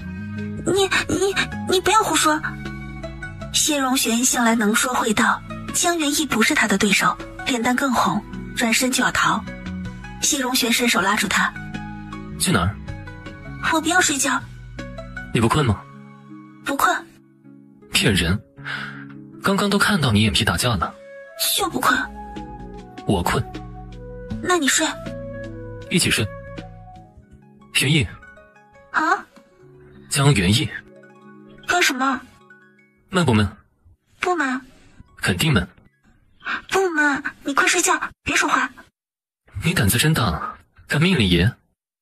放我下来，会有人看到。别抱自己媳妇儿，还怕人看吗？江姨娘还在颐和馆里反思呢。谢荣生呢？他在牢里喊疼。世子爷真的狠，不但阉了他，还伤了他的腿。就算他刑满出狱，也是瘸子，祸害不了姑娘家了。三爷带着妻妾出府过日子，有点拮据。六姑娘日日在庄子里痛哭。国公爷呢？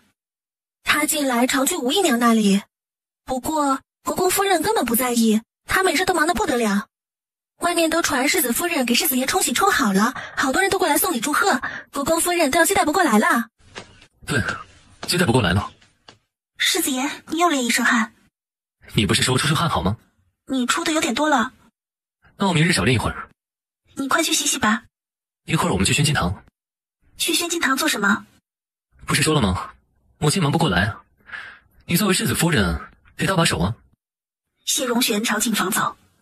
世子夫人，世子爷这是让你跟着国公夫人学习长家呢。看，樱桃，想吃吗？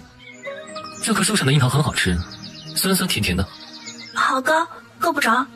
谢荣玄突然蹲下来，单臂搂着江元义两条细细的小腿，轻松地将他搂起来。世子爷，这下可以够得着了吧？你放我下来。摘樱桃。放我下来，会有人看到。也抱自己媳妇儿，还怕人看吗？江元义羞得双手捂着脸。快点，摘樱桃，我也是。我不摘。不摘，咱们就这样耗着。他从指缝中环顾四周，没有看到下人，再放下双手，昂起白嫩的小脸，看树上的樱桃。那个的，摘那个。哪个？就你头顶那个。多摘些。装不下啊。你身上不是有锦带吗？装满。我们会不会摘太多了？不多，你那么能吃。你才能吃。你能吃。你能吃。你没人洗呢。不干不净，吃了没病。乱讲，病从口入的。爷当年打仗的时候，连草根都吃过，怕是个小樱桃。爷当年刚到军营，就是一个小小的兵头。你是从小兵子做起的？不然呢？哦。爷遇到一个什么都不懂的将军。什么都不懂，怎么当将军？拼爹，想混个名声。居然还有这样的事情！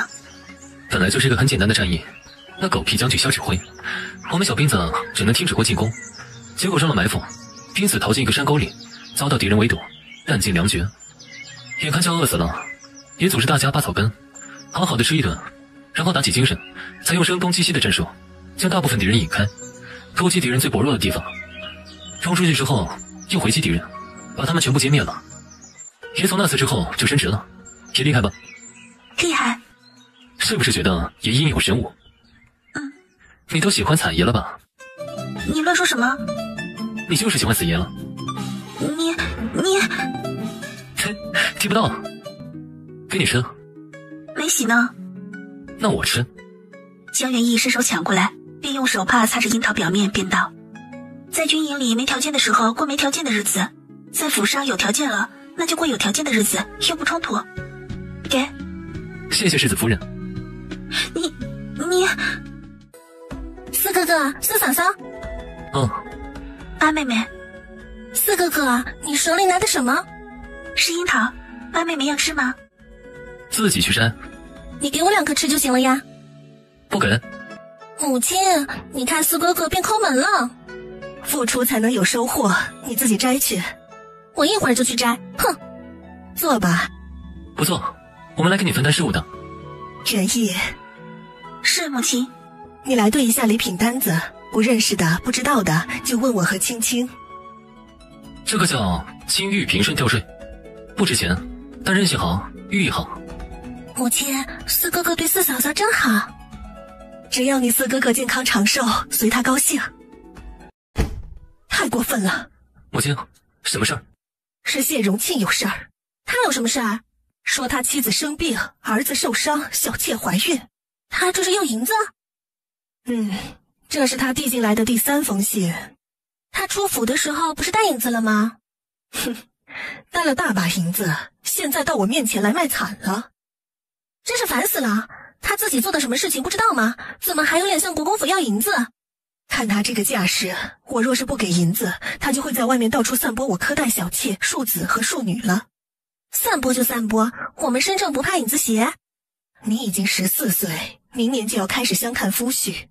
若是外面都说我苛待小妾他们就会觉得你是个不讲理的，好人家不会让你进门。不让我进门，我还看不上他们呢。母亲，外头不知道江姨娘母子4人要害夫君的事儿吗？国公爷说家丑不可外扬，所以府里上下都敲打了一番。再丑得过谢荣生行贿受贿吗？你什么意思？不要怕，你直说。谢荣生是谢荣庆的亲哥哥，他能干出来行贿受贿的事情，那他弟弟做出杀害世子爷、勒索主母的事情也不足为奇。你的意思是把事情都抖出去？抖落出去一部分，就是谢荣庆谋害世子爷这里，结果老天保佑，世子爷活下来了，但府上念在他没有造成伤害，就把他赶出府去。这样会不会损害景国公府的名声？那母亲就派人去给他送银子。还要送银子啊？送一点点就行，10两、20两都行。这也太少了。多少都无所谓，主要是大张旗鼓的送。他要与不要，别人都知道母亲去送银子了，任谁都会夸母亲得体大度，仁至义尽。以后谢荣庆再说景国公府的什么谣言，不但伤不了景国公府分毫，反而会让人觉得他忘恩负义，活该被赶出府。你怎么想到这些的？我说的不好的话，你们可以……你说的很好。真的吗？真的。我让人去办。母亲，让元义去办吧。我不……江元义下意识的想要拒绝，突然察觉到谢荣玄直白的目光。世子爷，我可以吗？可以。那我就试一试。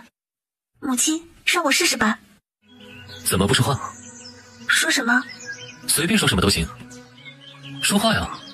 世子爷，你好凶。我好凶？好凶。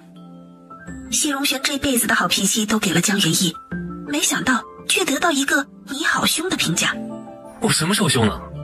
刚刚就好凶。刚刚？刚刚是什么时候？说清楚一点。我说不想去办谢荣庆的事情，你就好凶。我都没有说话，怎么凶呢？表情好凶。我那不是凶。就是凶的。我是想要你可以独当一面。我知道。那你还说我好凶？你就是好凶啊。所以你就生气，故意不说话了？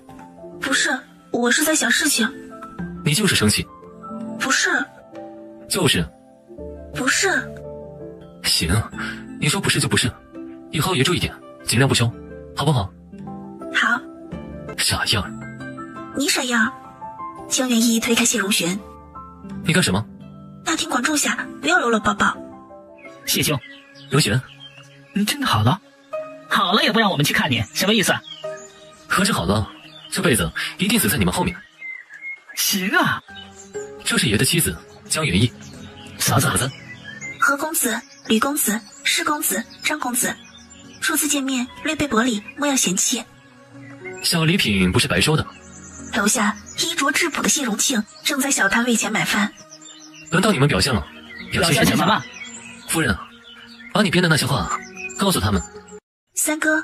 三哥，什么情况？这两个人什么时候变得这么有礼貌了？你们来干什么？三哥，我们来给你送银子的。对，给你送银子。这两个人干什么？怪里怪气的，有病吧？你们发什么疯啊？三哥，你写信给母亲说是没银子，母亲特别担心，让我们亲自送过来。给，最上面一张银票是20两的。20两，那一沓顶多200-300两，打发叫花子。我不要你们的银子。啊，夫君，我手好疼。疼什么疼？我都没打到你。夫君，真的好疼，真的好疼。谢荣玄怀里顿时软软香香的，不由得心猿意马。江元义小声道：“世子爷，你说话呀，说三哥你嫌弃银子少，我下次便多带些给你，你何故要伤我内子？”三哥，你嫌弃银子少，我下次便多带些给你，何故要伤我的内子？你们故意的，你们要搞臭我的名声。夫君，我好怕。谢荣玄，你们就这么对我是吧？好，我会让你后悔的。说，三哥你别使性子。三哥，你别使性子。不好意思，让你们笑话了。不怪三哥的，是我们给的银子太少。小夫人，是你太善良。一位大娘边吃着江元义送的糕点，边劝江元义。低头看到江元义手中银票最上面一张是1000的，他惊得一个趔趄。大娘，你没事吧？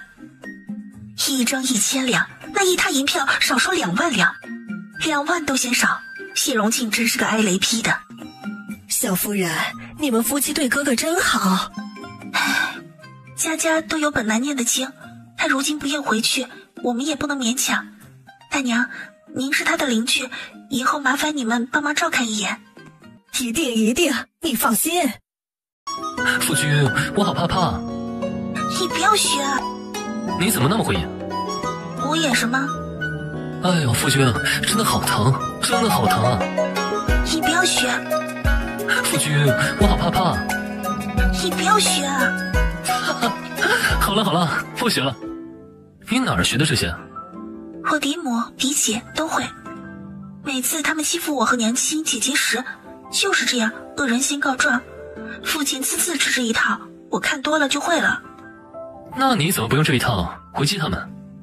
嫡母是主母啊，我们怎么能回击？以后爷罩着你，想怎么回击就怎么回击。好啊。江元义笑着转头，鼻尖一下抵到谢荣玄的鼻尖，视线里是他放大的俊颜，漆黑的眼睛，长翘的睫毛，紧实的肌肤，还有清冽的气息。好想再靠近一点。他突然觉得自己好像是有点好色，一阵羞意瞬间涌上来，他赶紧扭头看向马车窗外。谢荣玄愣一下，看向另一边马车窗外，耳朵通红。荣玄，荣玄，事情办妥，现在大家都在讨论谢荣庆的事儿，一切都如嫂子所预料的发展。嫂子你真是太厉害了，比荣玄的孟姑娘还厉害。荣玄的孟姑娘？谢荣玄脸色一沉，张十一微微一怔，意识到自己说错话，想说什么补救一下，何宽直接打断道：那个，大家渴了吧？我们去喝点茶怎么样？要不要逛一逛？不要了吧。想逛就逛。可是……不用可是，爷说逛就逛。不买了，不买了。怎么不买了？爷有的是银子。那也不能乱花，不买了。世子爷，谢谢。又谢什么？谢谢你买这些东西。咱夫妻两个说什么谢？你在笑，是不是爷抱着你，你很开心？你别胡说。喜欢爷就喜欢爷，很正常的，爷就是这般迷人。你真不知羞。我和母亲都知道了，你的计划成功了。如今连各个府上知晓景国公府事情的都在骂谢荣庆，没有人相信他说的话。以后他再怎么闹都不碍事的。对，四哥哥呢？父亲找他说话，夫君说没什么的，不要担心。八姑娘有一封你的信。我的信？谁写的？孟云锦孟姑娘给的。云锦说什么了？她回京了，说想来看看我们。哦，元义呀。是，母亲。你知道孟云锦吗？她是武明侯嫡女，从小和荣玄一起吃喝看书玩，跟我们府上的人都很熟悉。那时候都说她和荣玄长大是要成婚的。怪不得张十一会说荣玄的孟姑娘，原来他们差点就成婚了。两家人也觉得他们两个合适，但都没有明说。待到他们年纪到了，荣玄忽然去北边关，一去就是3年，回来没有多久就得了怪病。景国公府也就没有再提婚事。接着孟云锦也跟着父母去外地就职。所以从头到尾，四哥哥和孟姐姐之间什么都没有。四嫂嫂，你不要乱想。我不会乱想。那我能请他到府上来吗？景国公府是你的家，你想请自然可以。既然云锦回来，不如把和吕师长4个人也请来，你们好热闹热闹。可以，四哥哥中毒后不想见人，他们好久都没来府上了。母亲，我去办吧。行，你办。谢谢母亲。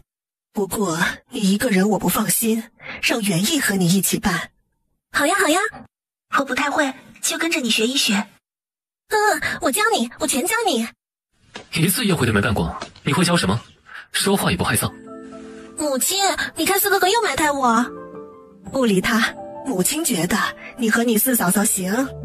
荣玄，国公爷找你什么事？问我身子如何？好了就进宫看看。媳妇真好。这人说话怎么不分场合？那你准备什么时候去？再过几日吧。那行，那就先办宴会。好。孟姐姐也会过来。她回京了。刚回来没几日。你和八妹妹好好准备宴席，不懂的就问母亲。四哥哥，你怎么不嘱咐我？嘱咐你细心点，别弄得一团乱。你不要小看人。那就做出来让我看看。看看就看看。四嫂嫂，我们一定要办好。孟姐姐，许久不见，你长高了，变美了。孟姐姐也是。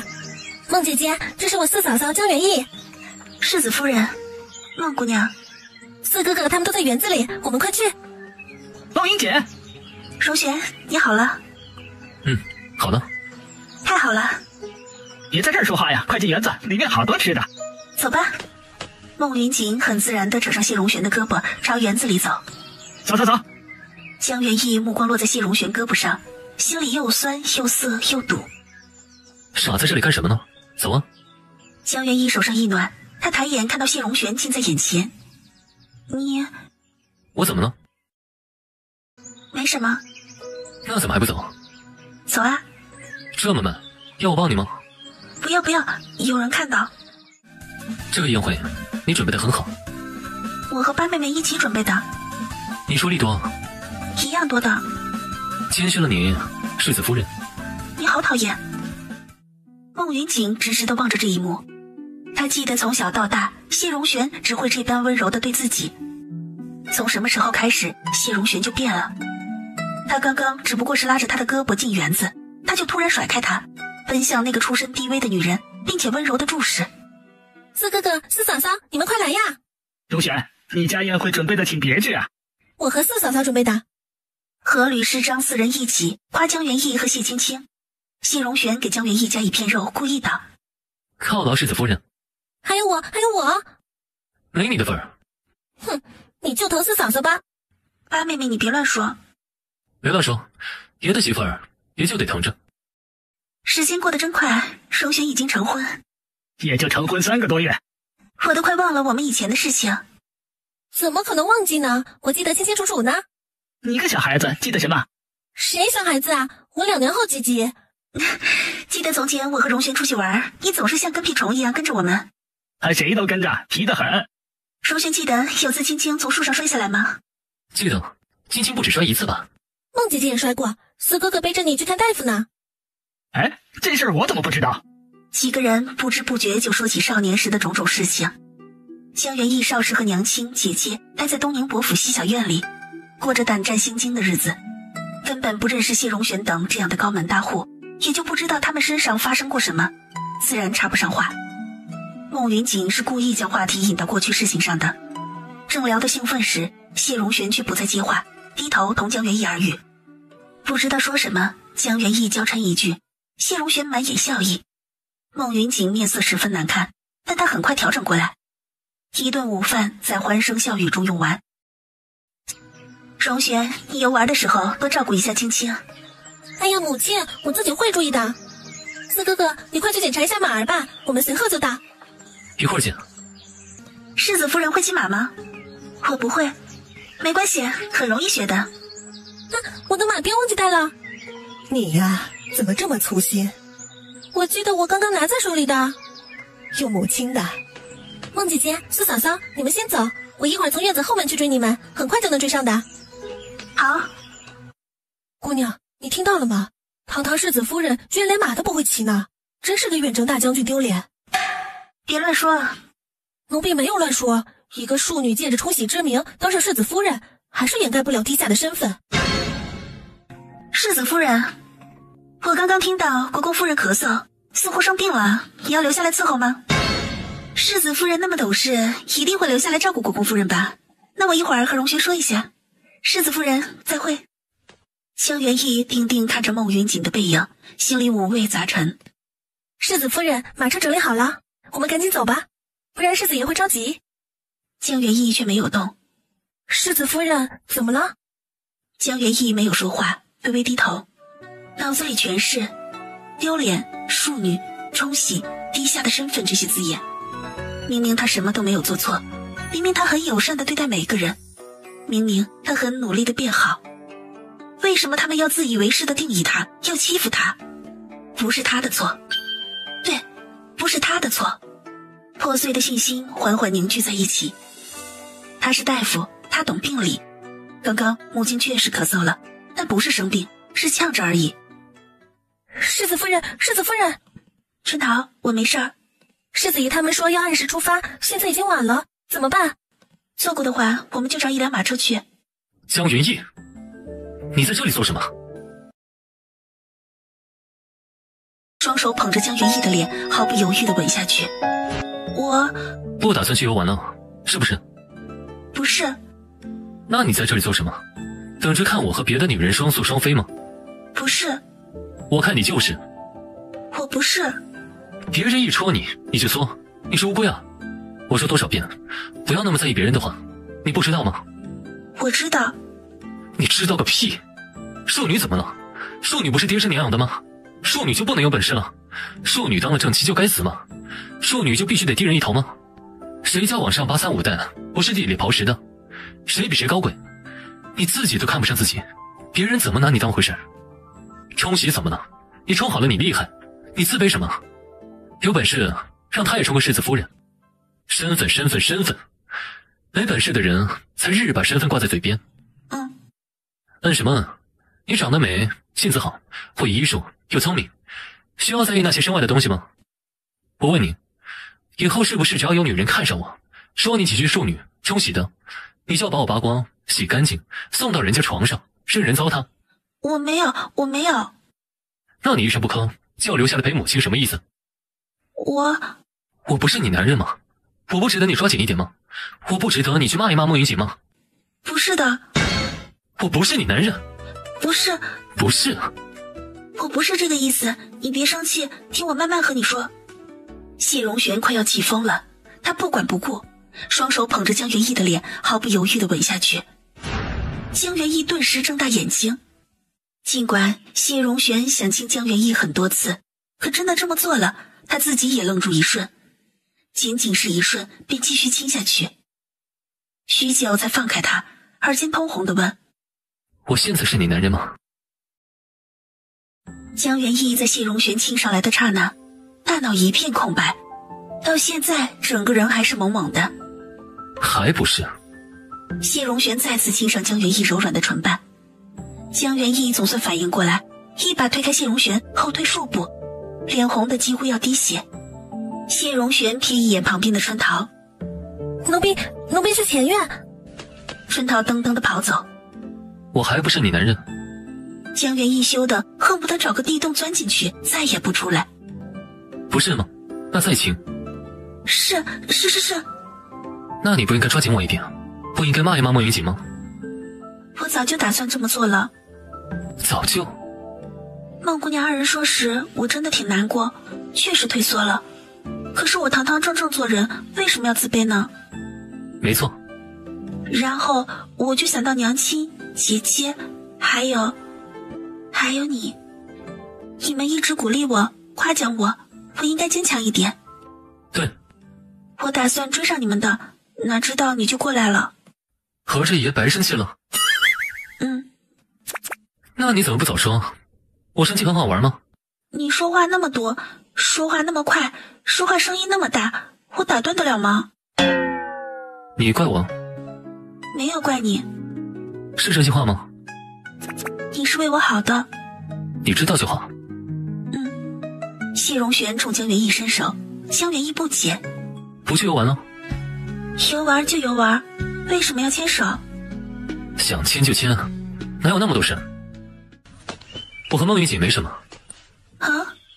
我年少时一心想要出人头地，做母亲、姐姐和亲戚的后盾，不让他们受任何人的欺负，根本没有想过成婚一事，也没有想过和孟云锦成婚，所以我才会那么坚决的去北边关，一待就是3年。所以你不要听他乱说，以后不管是孟云锦、何宽、吕一鸣、施静、张十一还是别的什么人，只要不尊重你，骂打都行，不尊重我媳妇儿就是不尊重我，要这样的兄弟何用？何宽他们很好。他们有我好？没有你好。哼，算你有眼光。神呢？应该已经出城了。那我们什么？我们去追？可是大庭广众。走小路，走小路，我们走小路。江元义，你年纪轻轻，怎么满脑子都是迂腐的规矩？无规矩不成方圆。行，你说的对。走。世子爷，城外好美啊。没有你美。世子爷，那儿有渔船。好多船啊，跟画里一样。东宁伯爷江广山真不是个东西，会生孩子不会养孩子，好好的闺女什么都没有见识过。世子爷、世子夫人来了。四哥哥、四嫂嫂。世子夫人、首选，你们终于来了。是啊，快坐下来喝点水。我们去那边坐。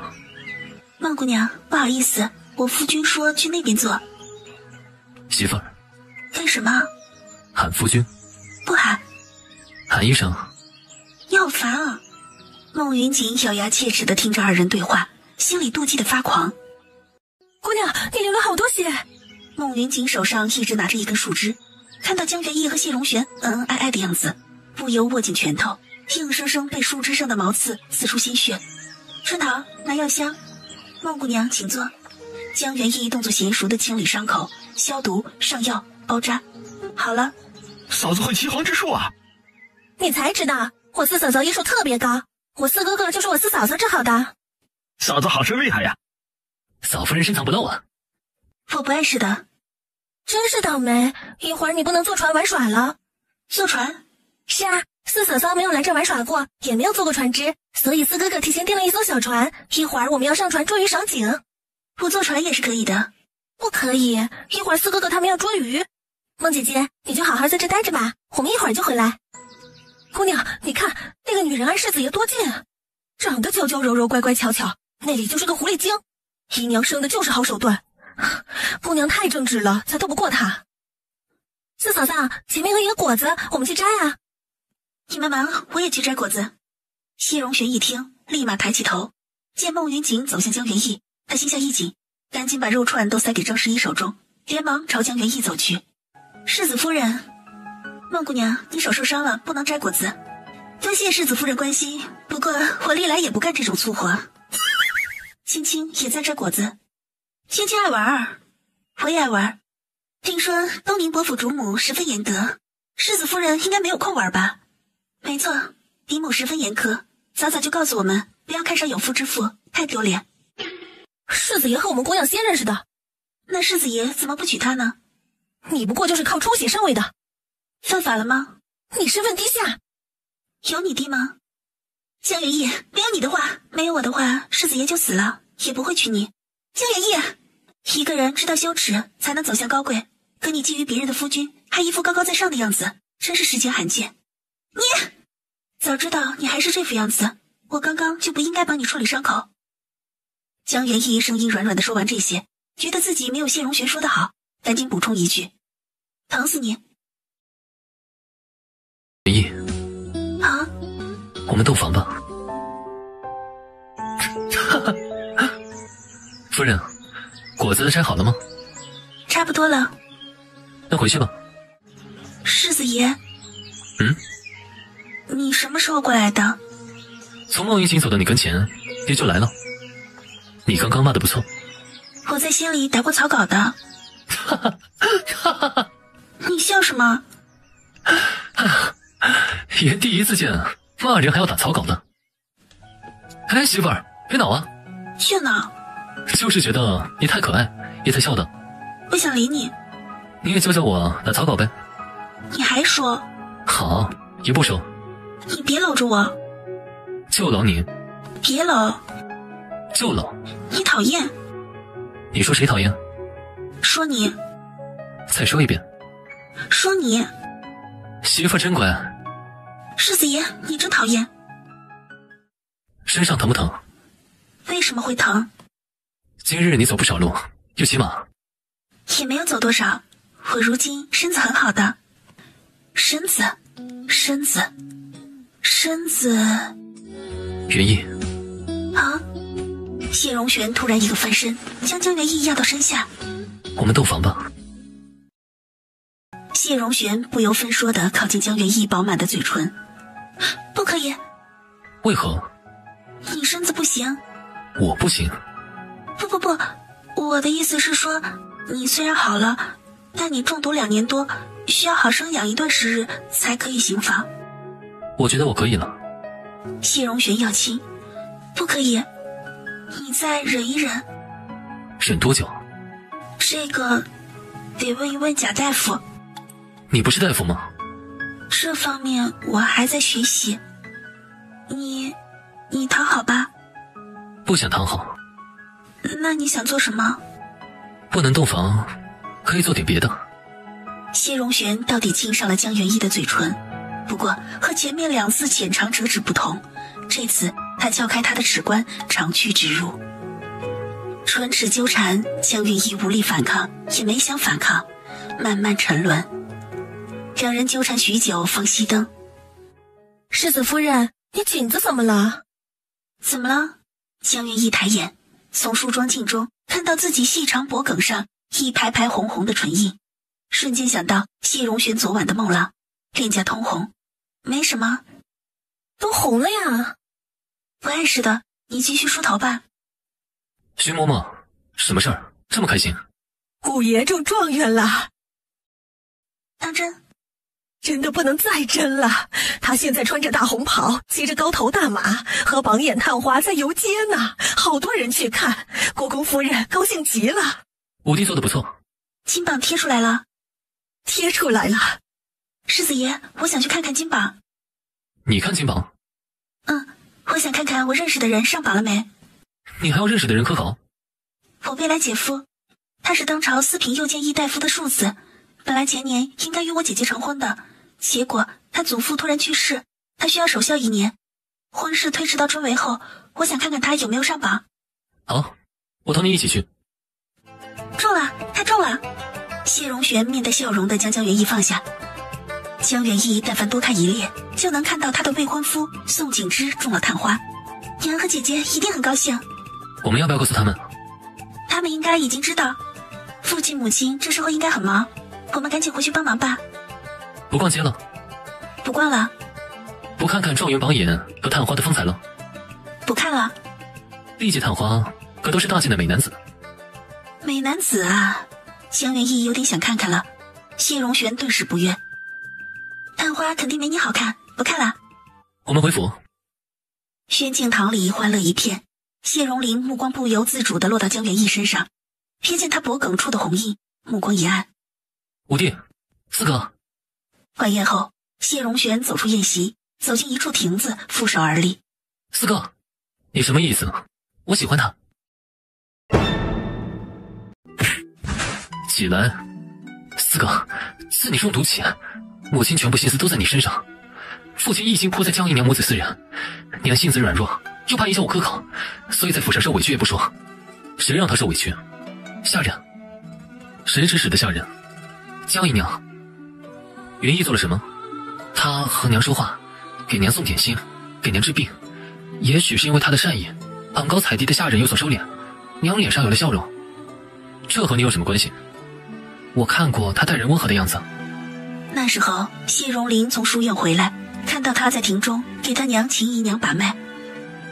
徐徐的春风吹动他乌黑的发丝，他同秦姨娘微微一笑，干净柔软又平静，仿佛一幅名画一般。那一刻他才知道，原来书中美好的女子是存在的。后来你说你死后我便是世子，你有了非分之想。是啊，我想我若为世子，那她还是世子夫人，你没有机会了。我本来就无意做世子，不会破坏你和四嫂，你破坏得了吗？这是第一次，也是最后一次。下次你再敢觊觎她，我饶不了你。我知道你喜欢四嫂，四嫂也喜欢你，你们天生一对。陛下赐给我一座状元府，过几日我就搬过去，然后接受陛下的赐婚。那便好，我会像四哥一样为大尽孝力。那你得多多努力。我是你亲弟，踹的时候就不能轻点儿。谢荣玄突然转身，捧着江元义的脸就亲。世子爷，真没想到虎弟能中状元。那是爷没考，爷若考了，就没他什么事儿。不过虎弟就是比谢荣生他们有礼数多了。整个景国公府最有礼数的是我。不是啊，我觉得武帝。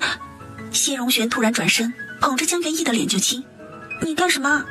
亲一下下不行吗？行是行，可是……行就继续亲。谢荣玄继续扑向江元义，江元义被亲了许久，才得以沐浴，然后坐在床上看书。哪知道谢荣玄沐浴之后，继续抱他亲他。江元义侧手问：“世子爷，你属狗的吗？”“不是。”“你肯定是属狗的，老舔人。”谢荣玄这时明白过来，江元义是在调侃他。“好啊，你现在都会骂爷了，爷定要好好奖赏你。”“不是骂。”“不是骂，那更要奖赏。”“世子爷，不要闹。”“认不认错？”错。认错态度不够诚恳。江元义求饶不行，便也挠谢荣玄，两个人就在床上闹起来，欢笑声充满整个卧房，直到二人睡下。世子爷，过几日我想去东宁伯府看看娘亲和姐姐。我陪你一起去。谢谢世子爷。还有，说。我今日想去街市上逛逛，买些东西送娘亲和姐姐。来，让谢平带着银子跟着你去。也好吧。也最好了。那你亲爷一下。你讨厌。是孟姑娘，她身边的人是我嫡姐江采洁和江采清。孟姑娘怎么和他们在一起？他们不会是计划坑害世子夫人吧？他们轻易进不了景国公府。那他们怎么走在一起？难道他们要害娘亲和姐姐？有可能。我们回府。回府？我们都没有买礼品。回头你单独出来买，我线下回去写信。是。西平，这2封信很重要，请你一定要亲自交到他们手中。是。给谁写信呢？世子爷，你回来了。怎么这么早？陛下身子不好，不能久留。那你有没有见到熹妃娘娘？见了，也见到七皇子了。娘娘担心我身子刚好，不宜外出太久，恰好我也不方便在后宫久留，就早早回来了。他们见到你非常高兴吧？对，娘娘泪流满面，七皇子非让我抱。你抱了没？抱一下。怎么就抱一下？不然呢？你喜欢孩子？非常喜欢。那我们现在就生一个吧。你真讨厌。回头我们一起进宫，你去抱抱七皇子。可以吗？当然可以。好。说半天也没说你给谁写信呢？还能有谁？自然是我父亲和姐姐。告诉他们你要回娘家。江元义摇摇头，把今日见到孟云锦和江采洁、江采清一起喝茶的事情说出来。我担心他们对娘亲和姐姐不利，所以我给父亲写一封信，说你身子越发好，很快就可以上职，还说未来姐夫徐延进前途不可限量，震慑他一下，让他护着娘和姐姐。真聪明。和你说正经的，你不要动手动脚呀。我给姐姐写的信是让他们最近小心一点。那你怎么不担心他们对你不利？我日日在景国公府，他们的手也伸不进来啊。那还是要小心。我知道。这个时候去东宁伯府也没什么作用，我派人跟踪他们看看。我们按计划去东宁伯府就行。好。先帮五弟搬家。怎么了？你要给五弟搬家？是啊，母亲有别的事情做，我是他嫂子理应。我去搬。那行，你去帮忙，我在院子看医书。好。四哥，帮妹妹。五哥哥，我们来帮你搬家。荣宁，这间房里还有2本书。四哥，它好好看啊。景之，过来。景之，这是我四哥远征大将军谢荣玄。四哥，这是我同窗，也是这届的探花郎宋景之。久仰谢将军威名。客气。谢荣玄回礼，宋景之不由自主地看向谢荣玄的身后，想要寻找什么，却没有找到。他失望地收回目光。院里没有什么东西，还让你们都来，实在过意不去。四嫂嫂本来也要来的，可四哥不让她来。就你多嘴。宋景之闻言又看谢荣玄一眼，俊美无愁，战功赫赫，只是脾气这样不好，定会吓到软糯又胆小的元义。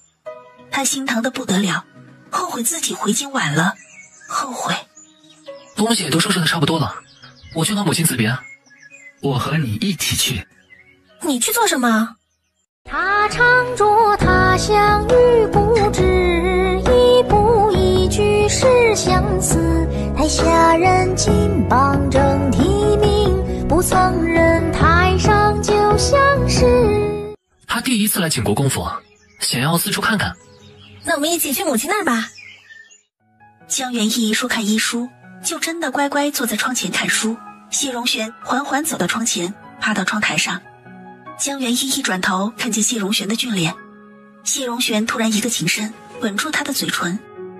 江元义先是一愣，接着把谢荣玄推开，满脸通红地捶打谢荣玄结实的胸膛。你怎么不分场合？好多人看着呢。哪里有好多人？春桃他们在院子里浇花。那就没有空看到咱们。五弟出府呢？咱们送的礼品给他了吗？给了。去东宁伯府的礼品都准备好了吗？好了。母亲又给了一些。怎么又给？给就拿着呗。那不给父亲，给娘亲和姐姐。都随你。对了，这几日孟云锦他们没有做什么吗？没有，再继续看看吧。回娘家也不开心？开心的。看上去心事重重的。可能昨晚没有睡好。江元义突然想到，昨晚二人在床上又惊又闹的，恼道：“一会儿到东宁伯府，不许对我动手动脚的。”是，夫人。姐姐，怎么了？到房里再说。淑云，你神神秘秘做什么？元义，宋景之也来了。宋景之，他是户部右侍郎幼子，早年宋江两家关系不错，他有空就会到东宁伯府玩耍，明里暗里帮助江元义、姚姨娘、江若云不少。渐渐的对江元义产生感情，可他是嫡子，江元义是庶女，宋家人不同意他们成婚，他据理力争，最终宋家人妥协，只要他金榜题名，独自开府，就不过问他要娶谁。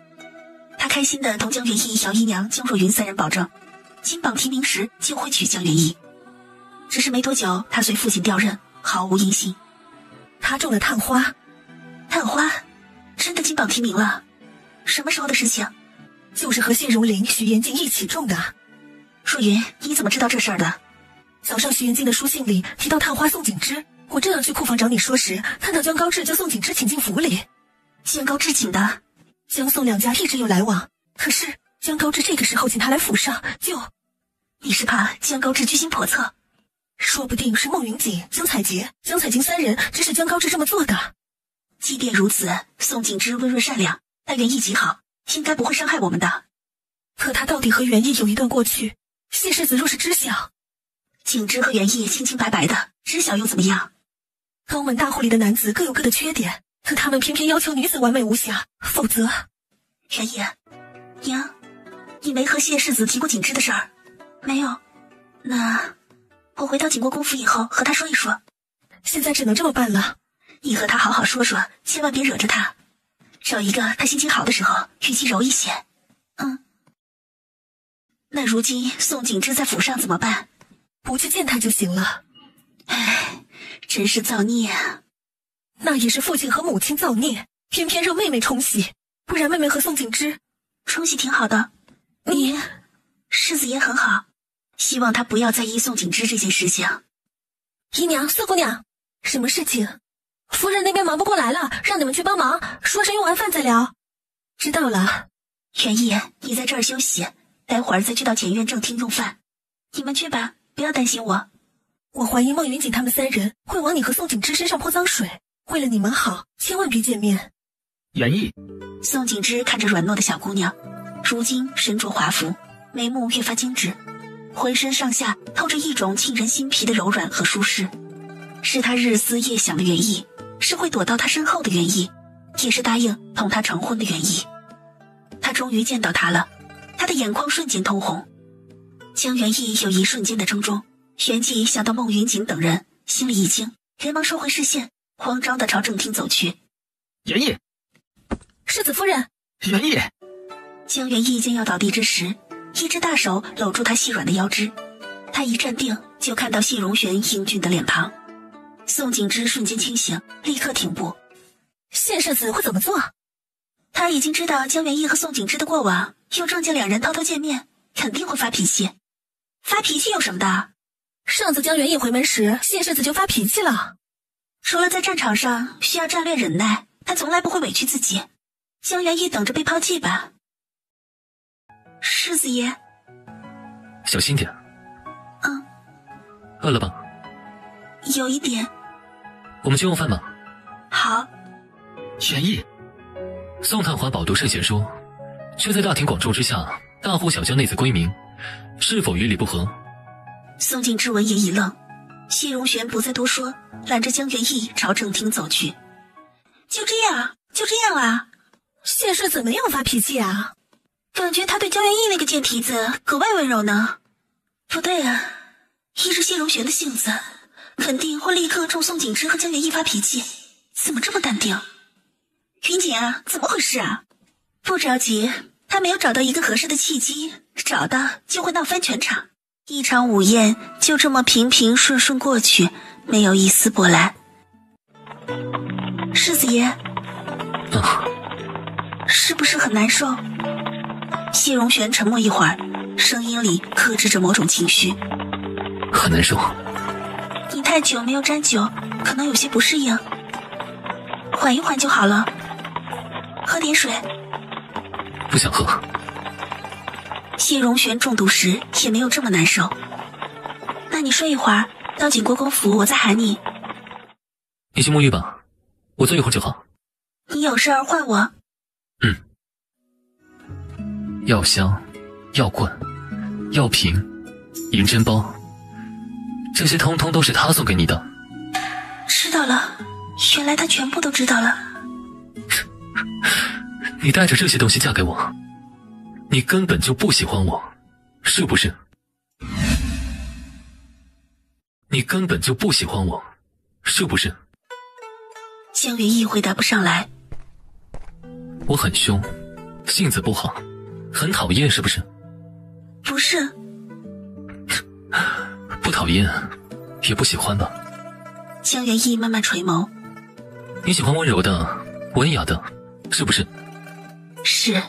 江元义本性懦弱，渴望安宁，他从小就害怕性子不好的人，本能的喜欢温柔文雅的人，也不止一次期望未来夫婿文雅谦和，只是像宋景之那样温润如玉的，是吗？谢荣玄心里一阵苦涩，道：不对，你就是喜欢宋景之这个人。江元义没有否认。那你为什么嫁给我？想起来了，你是来冲喜的。谢荣玄眼眶通红道：所以你从头到尾都是被迫的。我其实……我一个快死的人，本来不同意冲喜的，但你们东宁伯府说你喜欢我多年，自愿给我冲喜，不然就自杀，是这样吗？你也不知道，是吗？江元义确实不知道。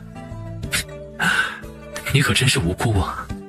凡事都是别人做的，你什么都没有做，可我却什么都相信了。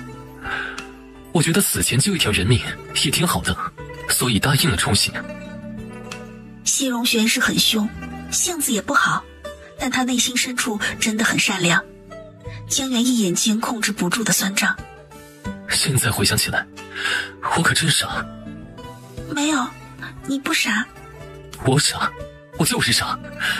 我轻易的相信你喜欢我多年，并且沾沾自喜，在你面前，我就像个跳梁小丑一般。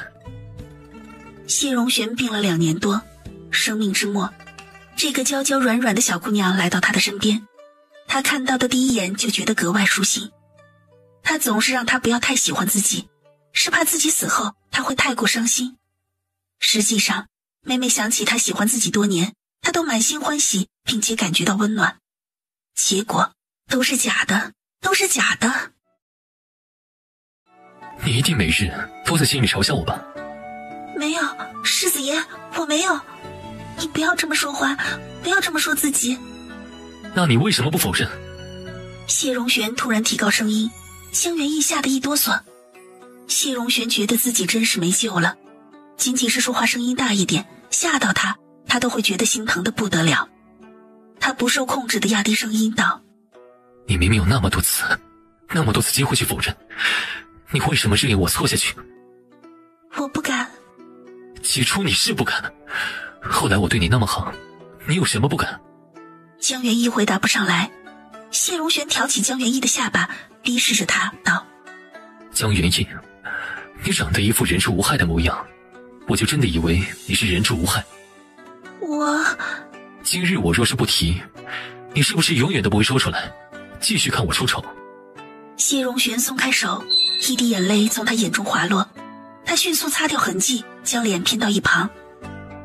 江元义没有急于解释，是想要等谢荣玄大发雷霆后彻底冷静下来了，他才好同他说清楚。他没想到他根本不像以前那样发脾气，更没有想到他会难过到这种地步。世子爷，不是那样的，我要和你说的，我和宋景之是有一段过去，可是我们……你这是承认了，是吗？谢荣玄听不得他和宋景之的事儿，一点都听不得。可是我们只是口头上的。口头上就没有感情吗？不是这样的。我不想听你说。不要说，我和他只是过去，我和你才是现在和以后。你没有过去，他也没有过去，你到底要骗我到什么时候？已经过去了。要香算什么？要罐算什么？不是他算的吗？不是和他衣裳的风格一样吗？不是你一直留到现在的吗？我并没有银子换别的药香。你是景国公府世子夫人，没有银子买一个药香，这话你自己相信吗？可是它并不重要，我不需要再换。那什么重要？你冷静一点，我和你好好说。我不相信你说的。那你相信什么？我只相信一直以来的事实。你拒绝拉手，拒绝亲吻，拒绝洞房，都是因为你心里面藏着别人。谢荣玄狠狠甩开江元义的手，后退2步。根本不是这样，我是担心你身子。你敢说你喜欢的不是宋景之？你说实话，不要骗我，也不要骗你自己。问问你自己的内心，你到底喜欢谁？谢荣玄双眼通红。江元义迟疑一瞬，仅仅这一瞬，谢荣玄的心都要被扯开一样，鲜血淋淋，他快要不能呼吸。他想砸掉面前这个碍眼的药香，可那是他的药香，砸了以后他一定会难过，会哭，会怨他。到了这个时候，他才发现自己真是下贱，明知道他不喜欢自己，还巴巴地顾虑着他的一切。最终他只是压着心头滔天的不甘，不痛不痒地推一下药箱，撞的茶碗发出当啷一声。他转身朝外走去。世子爷！轰隆一阵雷声，大雨倾盆而至。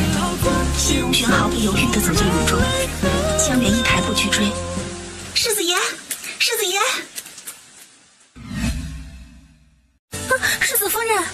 江元义已经追出圣行院，却到处看不到谢荣玄的身影。世子夫人，我们回去吧。世子夫人，临病了以后，什么事情都办不了了。谢平，世子爷。世子夫人，世子爷没有回来，小的来拿世子爷的换洗衣裳。什么意思？世子爷今晚在外面睡。外面？哪里？世子爷不让小的说。他要在外面待多久？小的不知，请世子夫人允许小的为世子爷拿换洗衣裳。好，我拿给你。有劳世子夫人。世子爷今日淋雨了，晚上不可再受凉。小的知道。你和他说，我在府中等他回来。是。元义，你怎么了？脸色不太好啊，是不是昨晚没睡好？是。是不是因为荣玄啊？看来是知道了。江元义垂眸。不要担心，他就是去剿匪而已。他2年多没有上战场，这次也就是跟着何宽去练练手，不会有危险的。江元义突然想到谢平回来拿衣裳，一下就明白了。就算是他们吵架，他也不想让别人知道，免得王氏责怪他，免得有人看轻他，免得有人欺负他。他心里胀胀的，眼睛酸酸的，道：是。不过什么？不要担心，我是想说，不过锦州有点远，他可能要过一段时日才能回来，所以这段时日不要担心，好吃好喝着。是，母亲。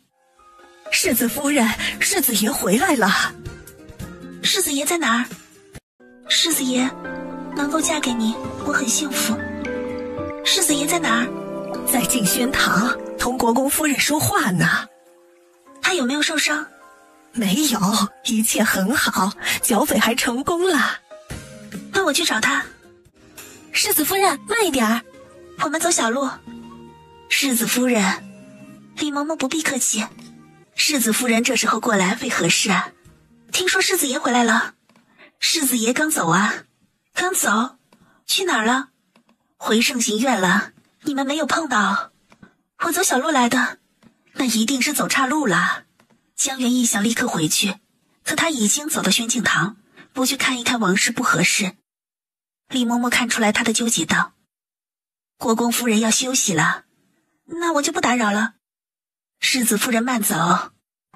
世子爷回来了吗？刚刚回来了。现下在哪儿呢？在净房沐浴。好，我知道了，你们下去吧。是。谢荣玄从净房出来，一身青色薄衣，脸上带着些许水渍，削弱他五官的锋利，整个人有一种雨过天晴的俊朗。江元义这时候才发现他好像瘦了。谢荣玄抬眼看到江元义，脱口而出：怎么瘦了？江元义张嘴想说什么，心里莫名有一种委屈。话音刚落，谢荣玄懊恼自己嘴太快，明明他还在生气的，结果就这么巴巴的贴上去，真是没出息。世子爷，我换了新的药箱，这些都是新的，这个银针包是用你的衣裳边角料做的。世子爷，能够嫁给你，我很幸福。谢荣玄动作一停，用力压了又压，才将上扬的嘴角压下。你知道的，我在东宁伯府过得不好，我胆子小，怕事儿，每次都是娘亲和姐姐保护我。可是娘亲和姐姐也没什么大本事，所以我们经常挨骂、挨打、挨饿。宋景之这时候出现，谢荣玄皱眉，江元义敏锐地察觉到了，忙安抚：你听我说完。他明里暗里帮了我们很多，送给我很多医书看。那时候我什么都不懂，只觉得他人很好，以后也想找个像他那样好的夫婿，离开东宁伯府，顺便帮一帮娘亲和姐姐。世子爷，你不要发脾气，也不要说话，让我说完。你说。后来我们都到了婚配的年纪，他想要娶我，可他是户部右侍郎嫡子，我是庶女，根本不可能成婚的。他没有说纳你为妾？没有。算他有点眼光。他和宋家人争吵，最后宋家人妥协，说只要他中进士，出府开府，那他爱娶谁娶谁。然后他就去和你说了。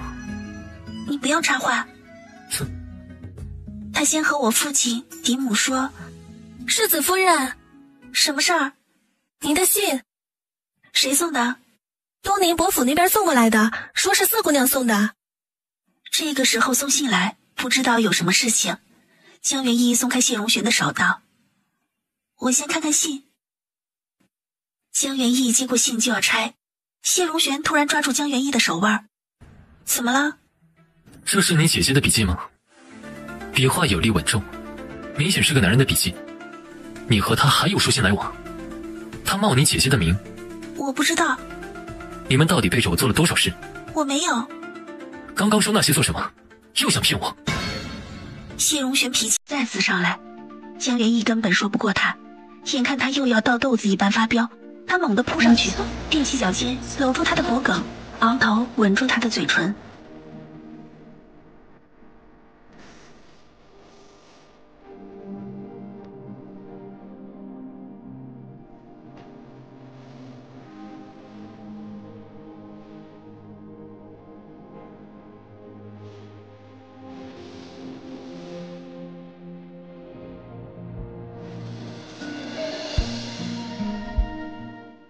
谢荣玄瞬间僵住，江元义轻易撬开他的齿关，小舌探进去。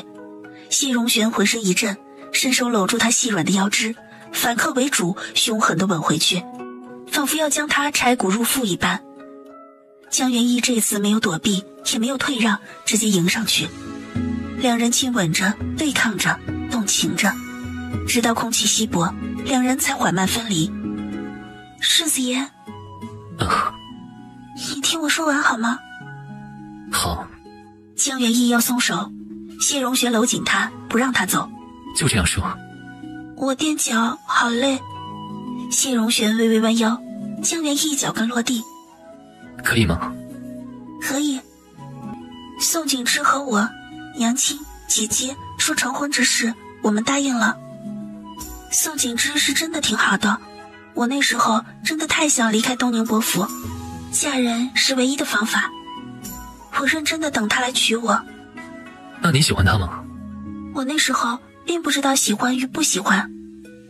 江元义说完这句话，突然意识到谢荣玄说话了，忙道：“你别说话。”好。可他很快就随父母调任，没有一点消息。我难过一阵子，焦虑一阵子，不安一阵子，以为他爽约了。这时候嫡母不管我和姐姐有婚约，要走了我和姐姐的生辰八字，然后就让我给你冲喜。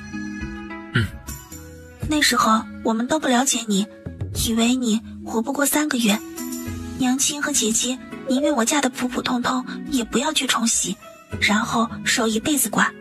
他们哭着求父亲，结果被关进小黑屋。谢荣玄不知道里面还有这些事情。我想着景国公位高权重，就算是寡妇，那也是景国公府的寡妇，比东宁伯府地位高，那么娘亲和姐姐就有好日子过了。然后我就嫁进景国公府。我不知道喜欢你多年是谁传出来的，但是我不想反驳，我害怕你生气，害怕嫡母会牵连到娘亲和姐姐。我只想安安稳稳在景国公府过日子，不起一丝波澜。可是你对我很好，教我骂人，教我勇敢，教我独立，教我很多很多很多。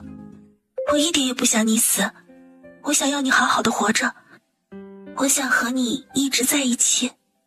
一直在一起？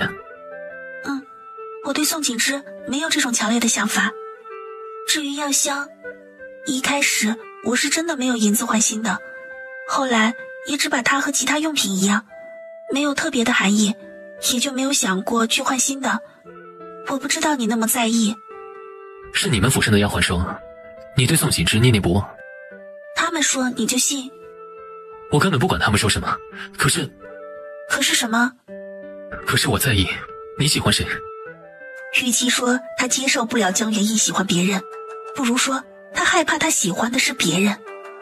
他想要知道答案，又害怕知道答案。喜欢你呀。元义，你刚刚说什么？世子爷，你离开的10日里，我时时都很想你，很想。你喜欢的不是宋景之啊？拒绝拉手接吻是害羞，拒绝洞房是因为你的身子暂时不能洞房的。你喜欢的是我？你还说你很想我？你时时都很想我？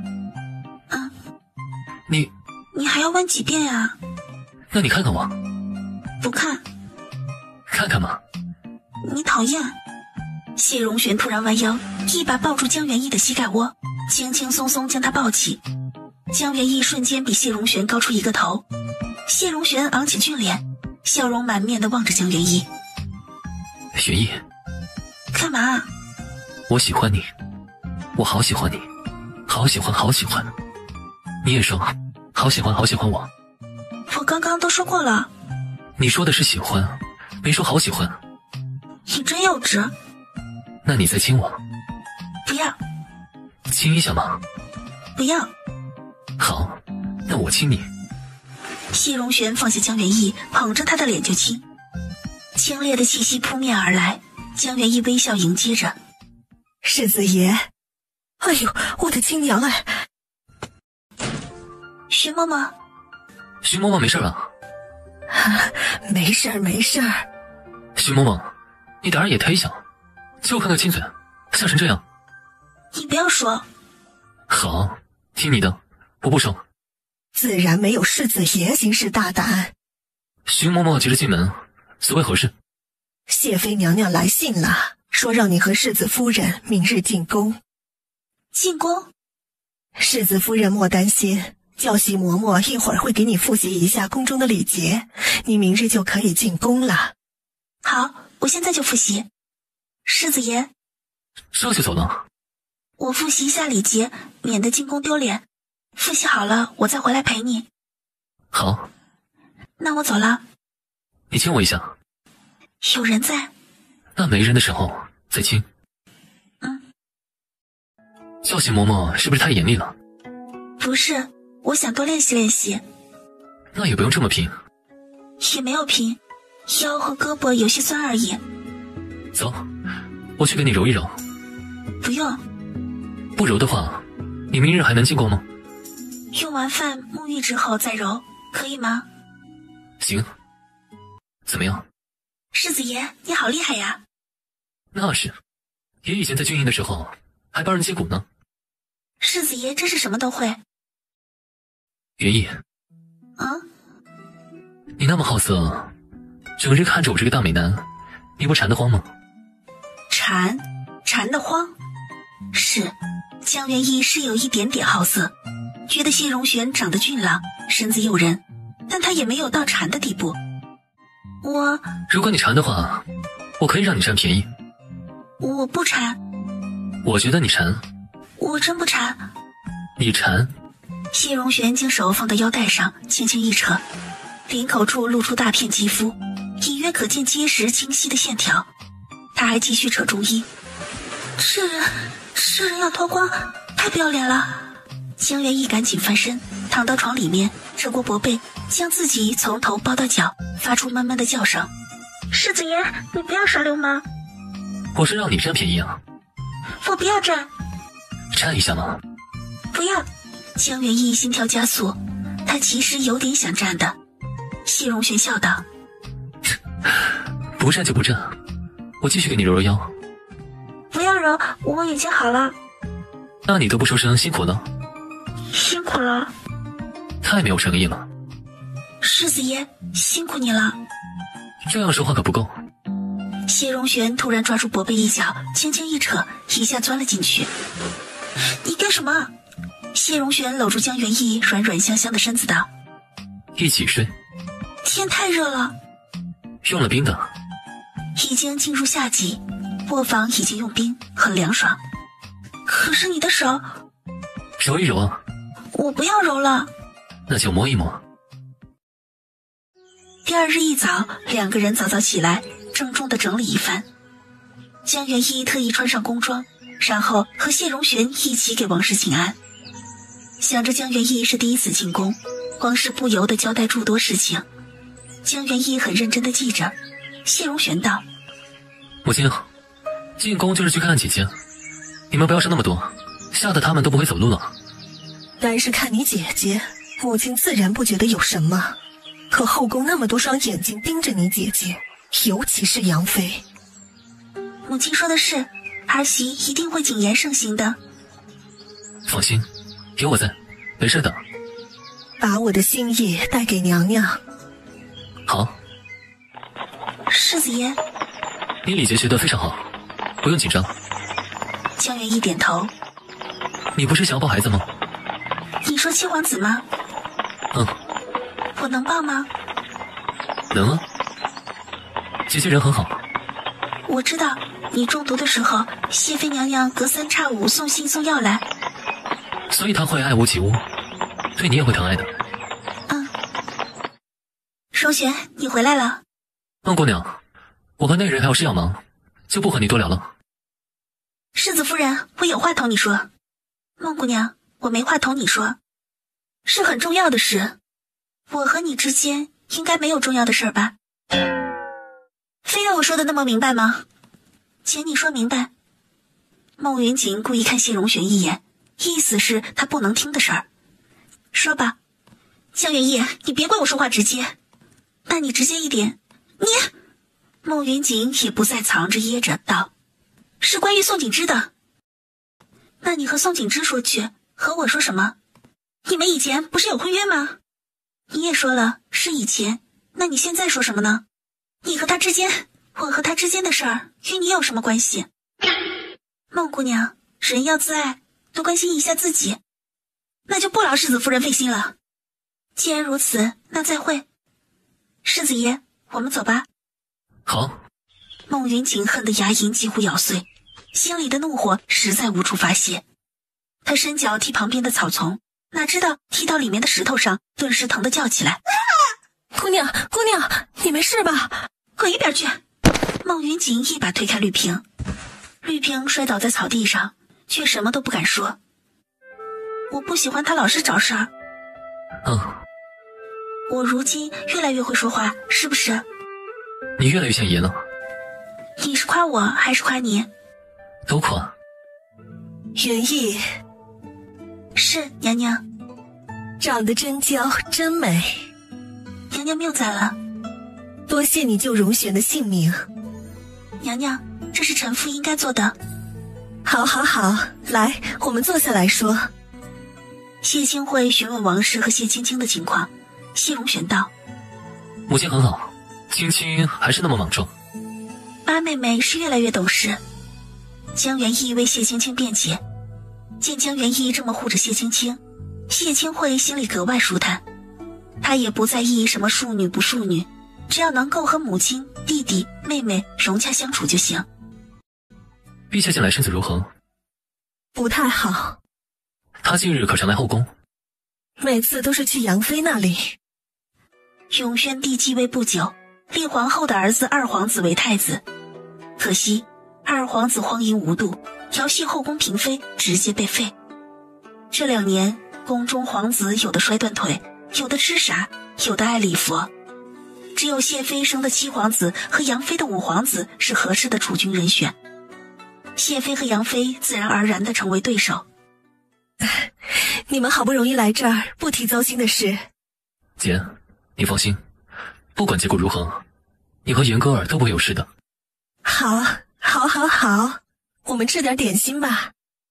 没一会儿，谢清惠带江元义和谢荣玄看礼品。你要抱本殿下吗？啊？你若是想抱，那本殿下就勉强让你抱一下。原来7皇子都是这么向人要抱抱的。你不想抱本殿下？江元义想抱，但他不敢擅自抱。萧炎却以为江元义不想抱自己，惊讶道：本殿下这么可爱，你不想抱？像，太像了，这股子傲娇劲儿简直和谢荣玄一模一样。回殿下，并不是，臣妇得问一问娘娘和世子爷。元义，你抱得动他吗？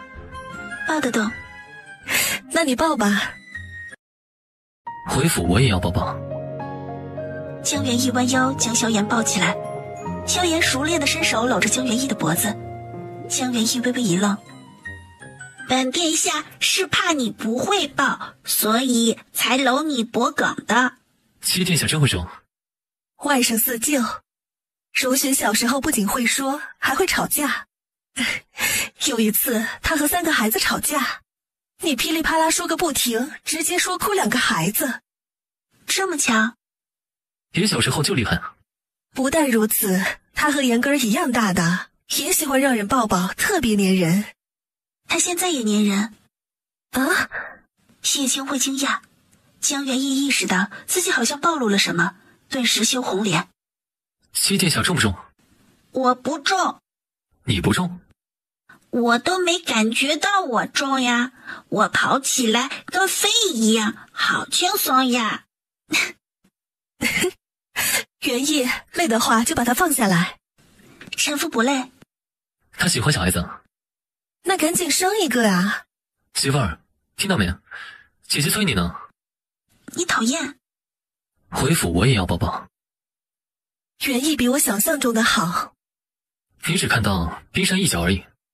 成亲好吧？好。之前是谁说女人麻烦，成亲麻烦的？此一时彼一时。陛下驾到！父皇，参见父皇。都起来，都起来吧。朕听说荣玄带着媳妇儿来月宁宫了，特意来看看。微臣荣幸至极。荣玄身子好些没有？多谢陛下关心，微臣身子已经好了。这位便是荣玄媳妇儿吗？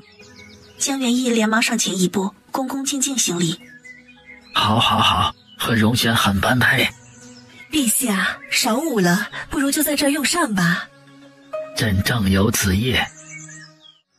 一顿饭在愉快中用完。羽翼，父皇，荣玄喊太医了吗？已经喊了，不过太医一时半会儿来不了。羽翼，过来看看。江元义急急上前，给永宣帝把脉后，连忙掏出随身携带的银针，对谢荣玄道：“世子爷，你将陛下放平。”荣玄，姐，放心，元义有分寸。江元义拿起银针，稳稳地为永宣帝施针。没一会儿，永宣帝突然吐出一口气，江元义连忙将银针拔除，迅速将银针包收起来。陛下，您感觉如何？神清气爽，朕以为自己要羽化升仙了。你都要吓死妾了，妾还特意请了太医。不碍事，不碍事的。世子爷，陛下他服仙丹，你知道？这是公开的秘密了。陛下想要长生不老，羽化成仙？不是，他是生病，难以忍受痛苦，所以用所谓的仙丹麻痹自己。生病？谁说他生病的？他医院都是这么说的。你是不是看出来什么了？我感觉他像是中蛊。中蛊？邪佛珍宝？你真讨厌！东夷医书上有记载。又是东夷。世子爷，我还不确定，我得好好验证一遍。如何验证？这是陛下的身子情况，我回去验证一番，就知道陛下是不是中蛊了。如果是，你能更正吗？应该能。当真？当真。谢荣玄突然捧住江元义的脸蛋，狠狠亲一口。邪佛珍宝？你真讨厌。回到圣行院的时候，天已经黑了，二人坐到桌前喝口茶。谢荣玄又看到了桌上的书信，瞬间不高兴。昨日谢荣玄闹过后，江元义就没有动这封信。如今他和他已经说开，他便想知道宋景之写的是什么，便拿起信。哼，我们一起看。懒得看。那我看。你是对他余情未了吧？江元义撕开信封。你还真看？看看他说什么，然后和他说清楚。你在意啊？我才不在意。江元义看完书信，立马扔到谢荣玄的胸膛。干什么？我错了，是我错了，你不要生气，女人不能生气的。你自己看。这是咱姐的笔记。对。所以这是她写的信。嗯。那为什么装在宋景之写的信封里？你在看信的内容。咱姐担心咱们因为宋景之吵架，所以写信询问情况。再往下看。咱姐信刚写完，着急和姨娘裁不了，一不小心伤到手，没办法握笔，所以最后一段说明和信封都是徐元静代写的，不是宋景之写的。对，你冤枉我和宋景之借着姐姐的名义书信往来。谢荣玄张口结舌，江元义等着他的辩解，哪知道谢荣玄一把拉住江元义的手，轻松将他拉坐到自己腿上，紧紧箍着他纤细的腰肢，微微昂头望着他白净好看的脸蛋，直接道：我错了，是我错了，你不要生气，女人不能生气的。我若是生病，也是你招惹的。是我的错，我们已经和好了，不提这事了。但书信没有弄明白。这下已经彻底弄明白了，是我的错。世子爷，你以后要相信我。好。我们好好说话。好。不要那么容易发脾气。好。你也要相信我。我相信你什么？相信我对你的心意。我相信的呀。也要相信我，只有你一个。只有我一个？嗯。什么意思？就是爷不会有妾、通房什么乱七八糟的。江元义一直都认为不久后他就会像京中其他贵族男子一样，会纳妾、抬通房。他格外珍惜如今可以独占他的日子，没想到他会说出来这样的话。你不相信？江元义确实不信。谢荣玄两只大手捧着他小小的脸蛋，微微仰视着他，郑重道：父亲周围一群女人为了争抢父亲，互相伤害，母亲也在其中受累。那时爷就发誓，要么不娶媳妇，要么也就只有媳妇一个人，绝不让她和别的女人争风吃醋。所以我找你一个就够了。媳妇儿。江元义打算装睡到底，结果脸颊就被咬一口。还不相信吗？江元义不是不相信，是不敢相信。我给你写保证书。我相信你，真的相信？我真的相信你。那你亲我一下。谢荣玄昂着俊脸，江元义这次没有害羞，俯身亲一下谢荣玄的嘴唇。再亲一下。江元义又亲一下。再亲一下。你有完没完？没完，就要亲。谢荣玄昂头咬住他的唇，江元义没有拒绝，心里反而冒出丝丝缕缕的欢喜。突然间想到什么，连忙推开谢荣玄。你做什么？我要给姐姐回信。明日再回。谢荣玄还要再亲，江元义捂住谢荣玄的嘴。明日一早就要送出去。这么急吗？我怕姐姐会着急。那我去沐浴。笑什么呢？你怎么不好好穿衣裳？我穿好了。你露肉了。露这么一点你就看到了，你真好色。我明日起就要开始上朝了，每日不能和你腻在一起，好烦。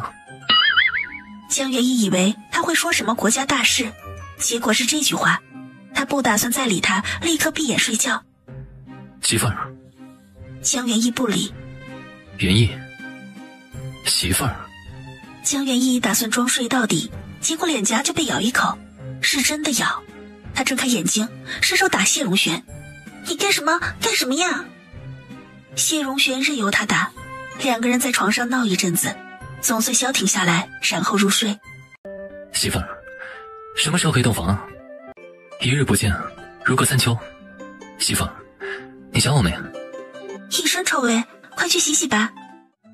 想我没有？你晚上在哪儿用的饭？想我没有？你渴不渴？想我没有？我给你倒碗水。想我没有？明日应该不用一整日都应酬吧？谢荣玄捏住江元义的下巴，让他正视自己，问：想我没有？大庆人都讲究含蓄，偏偏谢荣玄就喜欢说出来，说一遍还不行，非要一直说。江元义脸一下又红了。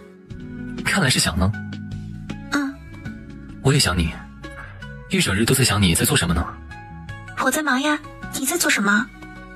谢荣玄一下将江元义抱起来，江元义惊呼一声，搂住谢荣玄的脖子。也累了，我们床上说。两个人面对面躺在床上，互相说今日做了什么。江元义说完后，谢荣玄道：太久没有进朝堂，所以今日下朝之后就和同僚们一起吃吃喝喝聊聊。你白日没有喝酒吧？他们知道我中毒2年多，所以都没有喝酒。那就好，以后你也要少喝。一切都听夫人的。谢荣玄向江元义面前凑了凑，吻住他的嘴唇。江元义回吻，吻着吻着，谢荣玄握住江元义的手向下移，江元义吓得立马缩回去。谢荣玄重新拉他的手，江元义再次缩回去。谢荣玄气喘吁吁地趴到江元义的颈窝。媳妇儿，什么时候可以洞房啊？夏天过去就可以了。可我难受。你忍一忍。不要忍，你帮帮我。你不是都累了吗？想着你就不累了。媳妇儿，帮帮我。次日早上，谢荣玄精神极好的上朝。江元义起床后不停地揉右手。世子夫人，你手怎么了？江元义一下想到昨晚谢荣玄的梦郎，脸刷的一下通红。不该问的你别问，我是关心世子夫人啊。我没事。然后带着春桃去宣静堂。路上右手手腕手心都发酸，但他也不好意思揉，在心里骂谢荣玄混蛋不正经。世子夫人，嘉姨娘不必客气。好久不见了。元义，坐下说话吧。是母亲。国公爷说江姨娘抄经念佛多日，已经真心悔过，应该出来透透气，我们就不要再去计较。这是景国公能够做出来的事情。国公爷说你武帝荣陵正式成为翰林院修撰，这是国公府的大事，国公府须得宴请亲朋好友庆祝一番，我们可能忙不过来，正好江姨娘可以搭把手。国公爷说家和万事兴。一句一个国公爷说，可见王氏十分不满景国公的做法，可他左右不了，估计心里憋着怒火。母亲，父亲说的是，家和万事兴，娘娘一切安好，世子爷每日上朝，八妹妹琴棋书画样样精通。如今江姨娘也真心悔过了，是好事啊。元义说的是，我们接下来要精心准备宴席。母亲，既然是庆祝武帝进入翰林院，是不是也要请秦姨娘一起布置宴席？李嬷嬷去请秦姨娘过来。是。李嬷嬷走出正堂，没一会儿秦姨娘过来。王氏说了原因，秦姨娘受宠若惊。我不会。没关系，我们都是从不会到会的。我也是什么都不懂的，慢慢学习的。是。世子爷，过几日府上宴席邀请的宾客多数是武帝认识的人。你的意思是宋景之也会来，是吧？是。放心，爷是心胸宽广之人，不会在意的。行，到时候你会和他坐一桌。他为什么和我坐一桌？你不是心胸宽广之人吗？爷就是觉得他小小一个探花郎，有什么资格和爷这种远征大将军坐一桌？他如今和徐延庆都是翰林院编修，虽然官位不高，但前途不可限量。而且他们是武帝好友，同你坐在一桌也不算辱没你啊。你说谁前途不可限量？这人的关注点总是奇奇怪怪。不过江元义还是斩钉截铁的道：我家世子爷前途不可限量。秦姨娘，恭喜你，儿子这么有出息，都是国公爷和国公夫人的栽培。可惜呀，这偌大的景国公府只能是世子爷的。明明五爷是最有实力的。不，世子爷上阵杀敌，保百姓平安，如临何德何能敢与他相比？哼，你这样想也行。转身就走，迎面一个丫鬟走过来，在他耳边说几句话，他连忙跟着走。秦姨娘感觉江姨娘不太对劲，她四周看了看，让贴身丫鬟先回院子，她悄悄地跟上江姨娘几人。明月升起，连排薄纱屏风将男女席隔开。可是宋景之还是透过薄纱看到了江元义的身影。宋公子，请自重。宋景之连忙回神，向谢荣玄行礼。大晋虽然开放，但男女大防不可忘。谢世子误会了，只是久不见故人，想和他聊一聊过往。哼，人是活在当下。宋景之温润如玉，但心意坚定。没有过往，就不会有当下。谢荣玄不悦地望着宋景之，宋景之迎上他的目光，两人不言不语地对峙着，谁也没有让着谁。四哥，景之，你们认识？不认识。那你们这是？没事。我也没事。男席女席借着热热闹闹的氛围热聊起来。江姨娘隔空和孟云锦对视一眼，旁边的秦姨娘把一切收进眼底，却什么都没有说。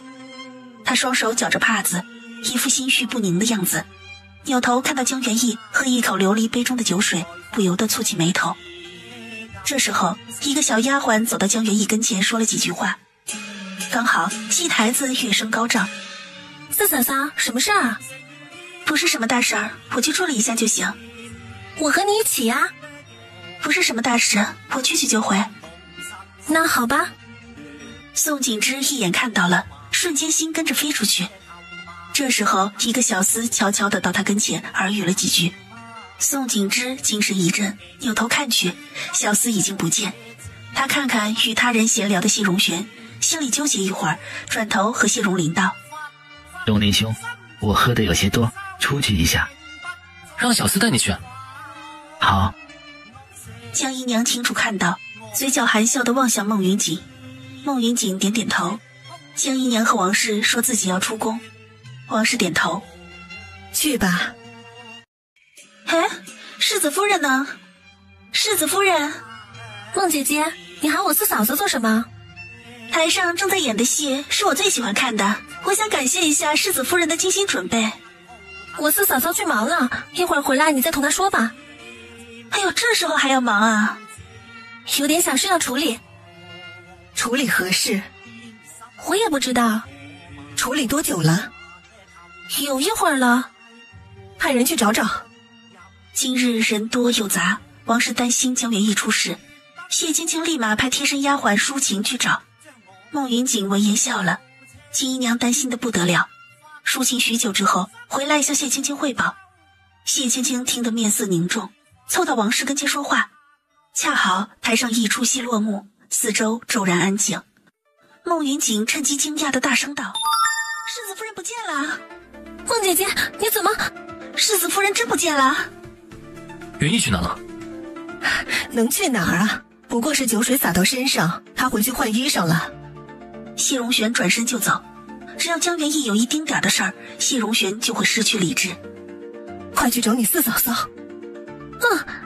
青青，我和你一起去找世子夫人。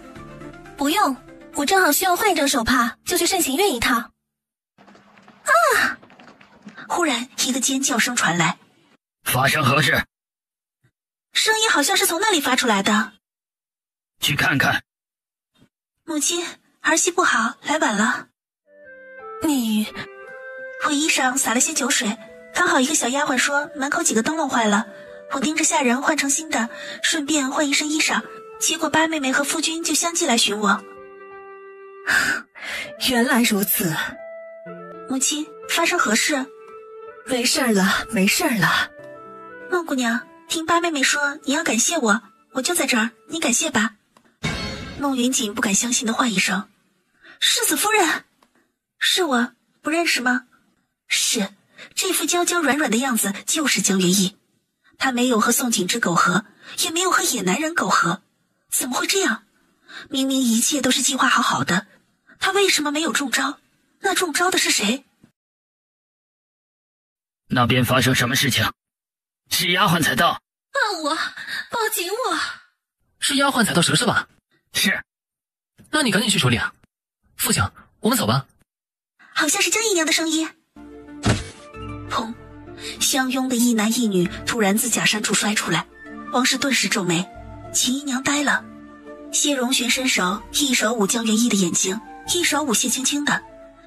孟云锦脸色青一阵白一阵。还不把他们拉开？两个护院已经在拉了，可是野男人和江姨娘抱得太紧，根本拉不开。打晕一个人。两个护院不敢打江姨娘，一起将野男人打晕。江姨娘燥热难耐地往野男人身上蹭，画面不堪入目。江氏！晋国公大喊，江姨娘仿若未闻。江氏！江！他宠爱了20多年的女人，居然背着他，和一个年轻、高大、强壮的男人通奸，这就是往他脸上扇巴掌啊！他气得全身颤抖，噗的一声，一口鲜血吐出来，直直摔到地上。国公爷，国公爷，国公爷，国公爷！来人，把国公爷送回房，将江姨娘关入柴房。四哥、四嫂、青青，发生什么事了？虎哥，你怎么不关心父亲？国公爷如何了？父亲上次晕过去时养了一段时日，身子好了很多，但钟大夫后来说他不能再晕倒，否则的话怎么样？可能会瘫痪。我们现在去看看他。现在大夫正在看呢，不急。四哥、四嫂、青青，到底发生什么事情了？我听到江姨娘要害世子夫人和宋探花，所以就告诉世子夫人了。他要害的是四嫂和宋景之。景之呢？宋景之去哪里了？钟离，我在这儿。宋景之从黑暗中走出，一袭月白色竹叶暗纹衣裳，温润谦和，十分英俊。谢荣玄顿时脸黑，问：你怎么还在这儿？回谢之子，事情未完，卑职不能离开。你还有什么事情？哎，这不，事情还没有弄清楚呢。对呀，四哥哥，事情还没弄明白。我们找个地方说，可以吗？走吧。荣莲，你不要惹世子爷生气。娘，不要担心啊，四哥就是嘴上不饶人，心胸很宽广的。我们跟着四哥四嫂一起走吧。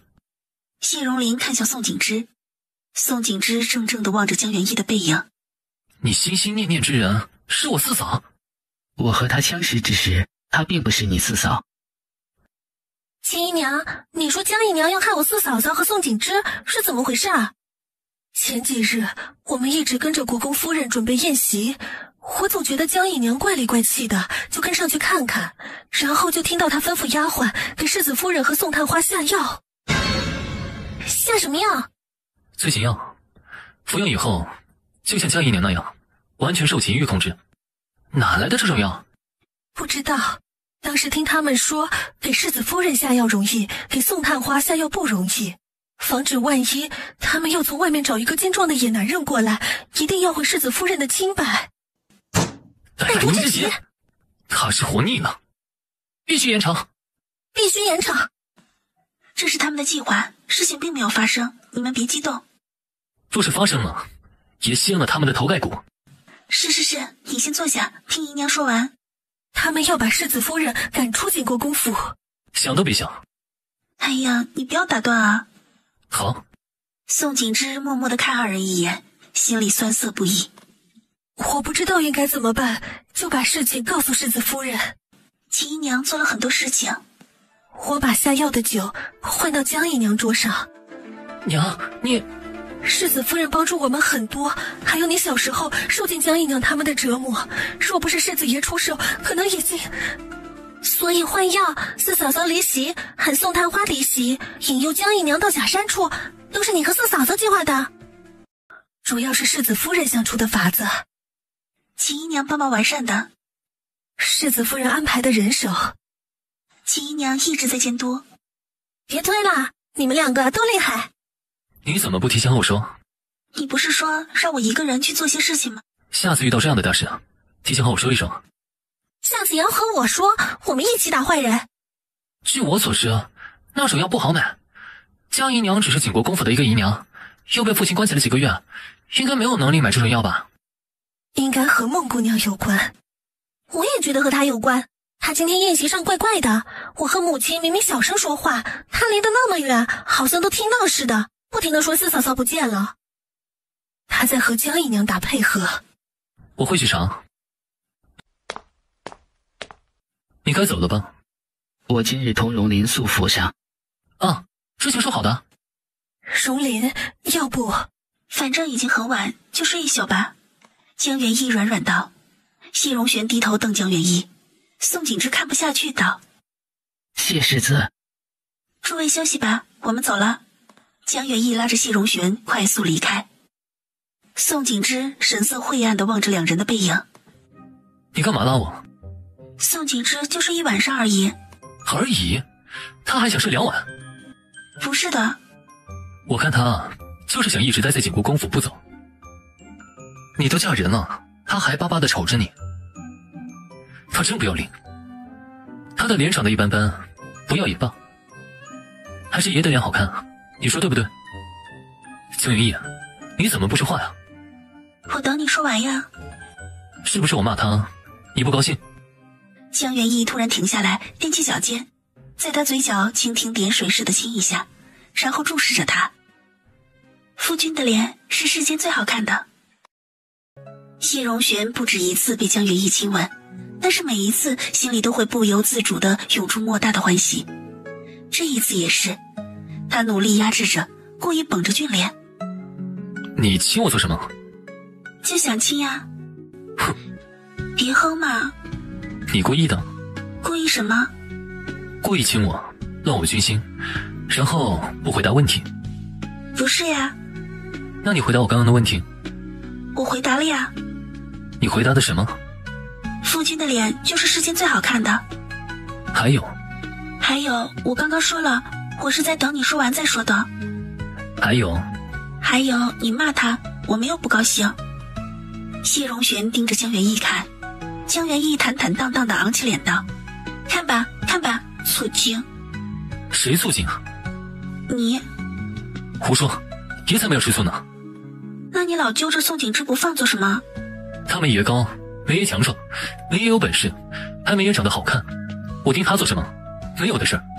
是，我家世子爷最高、最强壮、最有本事、最好看的。谢荣玄闻言，嘴角都要压不住了。夫君，你在偷笑？没有。你就是在偷笑。没有。我都看到了。你看错了。没有，父亲怎么样？还在昏迷。吴姨娘和七姐姐在床前伺候着。挺好的。江姨娘不太好。她醒了？醒了，一直在闹。我们一起去看看。国公夫人，我就不去了吧。一起去看看吧。放我出去！你们什么东西，敢关我？把门打开。是。江元义，是你害我，是你让我在所有人面前出丑。江姨娘，醉情药是你准备的，野男人是你找的，计划是你安排的，后果也应该是你承担，与我何干？是你，都是你。是他治好了荣玄，所以你和你的儿女们想掌控景国公府的计划一再破灭。父亲已经瘫痪，你再也没有机会了。你说什么？上次父亲因为谢荣生晕倒时，钟大夫就说过，他再晕倒一次，轻则瘫痪，重则丧命。你们骗我，你们骗我！骗不骗你又如何？你在所有宾客面前搂着一个陌生的男人，你以为你还有翻身的机会吗？我有，国公爷最喜欢我。既然如此，他为什么把你关在颐和馆几个月不闻不问，反而日日去胡姨娘那里呢？他宁愿日日去胡姨娘那里，也不去你那里，你不觉得自己很可悲吗？我如今是景国公府的主母，大女儿是当今谢妃娘娘，外孙是堂堂七皇子，一个儿子是远征大将军，一个儿子是翰林院修撰，儿媳乖巧，女儿活泼。你觉得我的喜悲会受一个老男人左右？只有你会把他那样无能无脑无担当的人当块宝，然后赌上自己和孩子们的一辈子。不会的，不会的，国公爷永远都对我好，永远都对我好，永远喜欢我的孩子。他马上就把荣生接回来，把荣庆接回来，把诗兰也接回来，我们一家子又可以幸福的待在一起，在一起。母亲，他怎么了？一时接受不了现实，有些魔怔。那怎么办啊？她是谢荣庆的生母，把她送出府，让谢荣庆好好尽孝。国公夫人到底是个善良的，换了别家主母，指不定如何折磨江姨娘呢。走吧。母亲，你怎么又叹气？都是你父亲造孽。女子生来不容易，要爱自己，要相信自己，然后再去爱别人，相信别人，不能像江姨娘那样，把希望都寄托在别人身上。没错。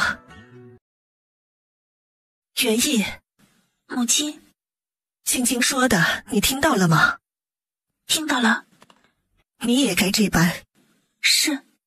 荣玄若是三心二意。谁三心二意啊？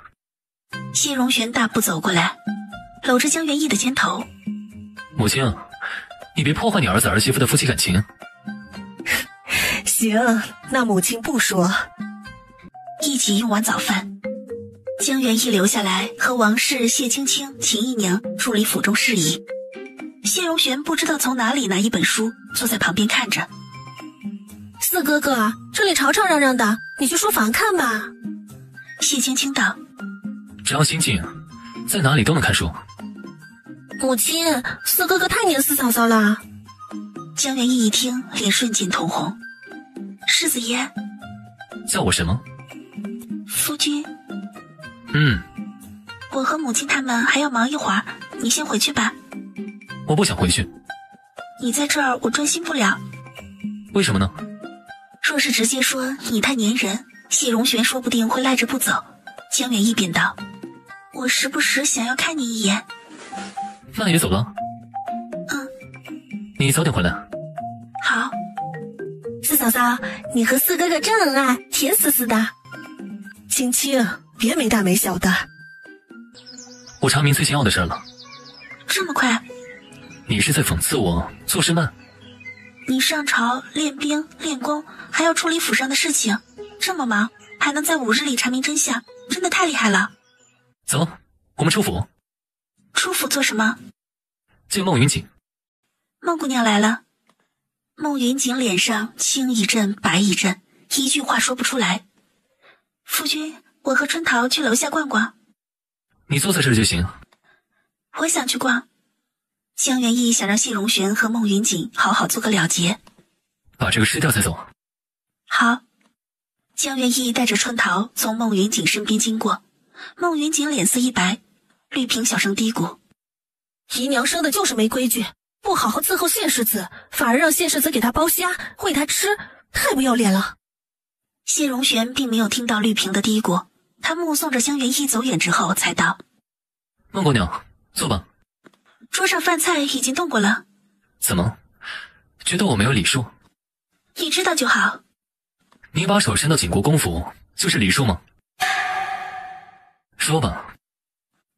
说什么？把你如何买催情药，如何交给江姨娘，如何陷害元义等等，都说出来吧。知道了，他知道了。荣玄，你在说什么？我听不懂。谢荣玄直接把药包、药单、画押书都放到桌上，道：武明侯嫡次子身边的小厮李树，金水街百滨药铺孔掌柜，还有你身边的丫鬟绿萍。既然你不愿意承认，那我就上交衙门。你要上交衙门？有何不可？你知道上交衙门的后果是什么？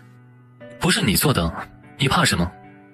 你已经拿到证据，为什么还来问我？你是存心想看我难堪吗？你害我妻时，想过他会难堪吗？你就是为了江元义出气的是吗？我是来和你谈催情药的惩罚方式。惩罚？你的意思是说你还要惩罚我？没错。谢荣玄，我们是一起长大的。如果不是一起长大，你现在已经在牢房了。孟云锦闻言身子晃了一下。姑娘！绿萍连忙扶上去。滚！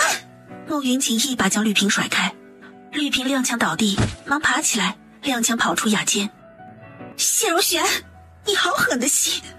我喜欢你那么多年，你居然这样待我！我从来没有喜欢过你，也没有让你喜欢我。你说谎！你是喜欢我的。如果没有江元义那个贱……请你注意言辞。如果没有江元义，我们已经在一起。如果没有江元义，我已经死了。正如元义所说，我死了都不会娶你。你骗人！你是喜欢我的。你是怪我在你生病时不声不响地抛弃你，对不对？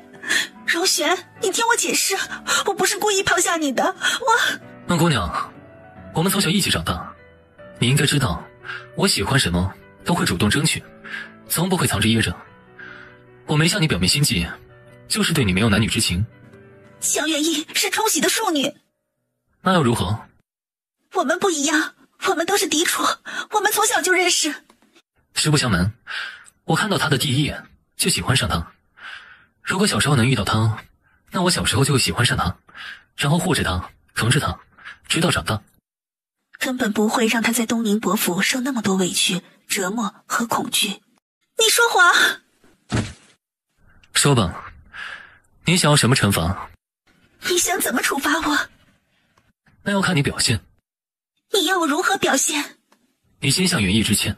说来说去，你不是为江元义出气，也是为他好。不然呢？你不打算向元义致歉？我没有伤害到他，凭什么致歉？那江姨娘呢？那是他自己做的。催情药的事儿怎么说？我只是买，用不用是他们的事儿。所以你这个幕后主谋摘得一干二净。本来就不是我的错。你笑什么？我真是把你想得太好了，所以才会过来和你谈。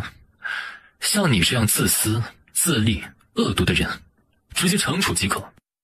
谢荣玄想着谢孟两家是故交，他不能把事情做得太绝，所以前来和孟云锦谈一谈。结果他非但毫无悔过之心，反而责怪别人。你什么意思？你要上交衙门？不止。你还要做什么？谢荣玄不再理会他，抬步朝门口走。荣玄，荣玄，我们之间有10多年的情谊，你怎么能这么绝情？既然你知道我们之间有10多年的情谊，你一早就应该尊重我的妻子，而不是一再陷害她，还不知悔改。我知道了，我知道了，我悔改。是吗？是。晚了。孟姑娘，衙门有桩案子和你有关，请你和我们去趟衙门。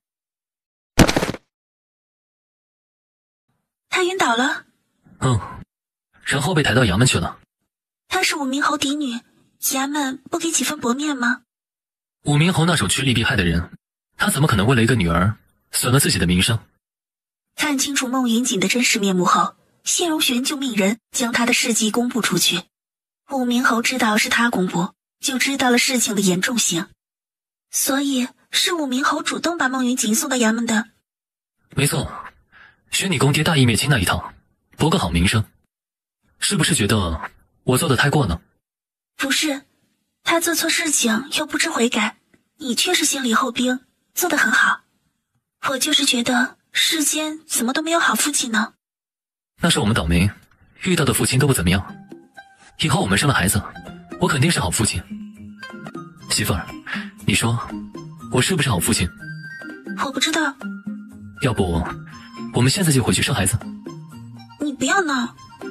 好，不闹了，办正事。孩子爹给孩子娘买首饰去。孟姑娘的事算是结束了。谢荣玄点头。宋景之怎么办？我和他早就没有关系了。你们得见一面，说清楚。你愿意？不愿意。那你们之间有事情没弄明白，不说清楚的话，以后再有江姨娘、莫云锦之类的人利用你们的关系伤害到你怎么办？你不愿意见，那就我愿意。你答应的这么快？你不会是打算抛弃我，跟他私奔吗？你真是这么想的？你不是说喜欢我吗？你……江元义直接吻住他的嘴唇。谢荣玄终于不再巴巴地说话。你真会瞎想。谁让你答应这么快？我是觉得你说的对，我确实需要和他好好谈一谈。还有，我是喜欢你，想一辈子和你在一起呀。再说一遍。我是喜欢你，想一辈子和你在一起呀。再说一遍。我是喜欢你，想一辈子和你在一起呀。再说一遍。你有完没完？哪里来的俏媳妇儿，这般凶悍，好怕怕呀！你乱讲什么呀？俏媳妇儿好凶。夫君你好烦啊！虫子，好多虫子！哪来的虫子？奴婢不知道。一进暖阁，就看到桌上布满密密麻麻的虫子。哎呦，我的亲娘娘！养出来了。谢荣玄几人不解地看向江元一。夫君养出来了。这些就是爬到地上了，爬到地上了。小心。我养的，我知道怎么对付他们。当真？当真。江元义向前走，一群虫子瞬间去追江元义。啊！世子夫人，小心！世子夫人，虫子在追你。不要过来。江元义不慌不忙地走向柜子，从柜子里取出一只琉璃瓶，缓缓蹲下身。一群小虫子发疯一样冲向江元义，谢荣玄几人惊得失声。江元义不慌不忙地将琉璃瓶放下，拔掉瓶塞。几乎要爬到江元义衣摆上的小虫子突然调转方向，一起涌进琉璃瓶中。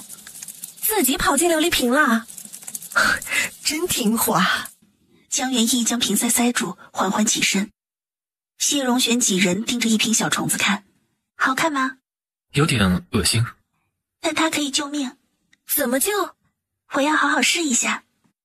那他们是怎么出来的？从琉璃瓶中长出来的。世子夫人，有个瓶子空了。就是那个瓶子里长出来的。他们将里面的水、药和猪血全部吃光，所以才会跑出来。其他琉璃瓶会不会也长出小虫子？不会。你们可以把其他琉璃瓶里的液体倒掉，清洗干净。是。这就是害了陛下的蛊虫？是也不是。什么意思？它们只是幼虫。长大才能害人？江元一点头。先用猪血把它们养一养，使它们产生嗜血性。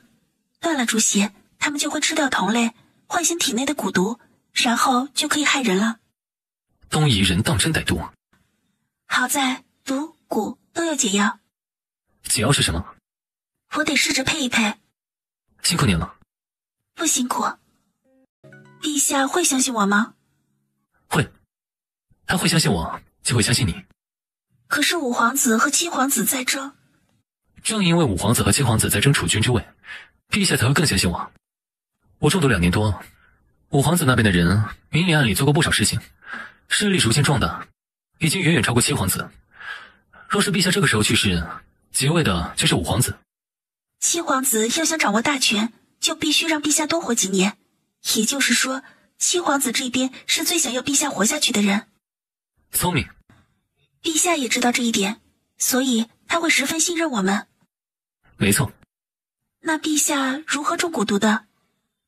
确定永宣帝中蛊后，江元义问出一直以来的疑惑。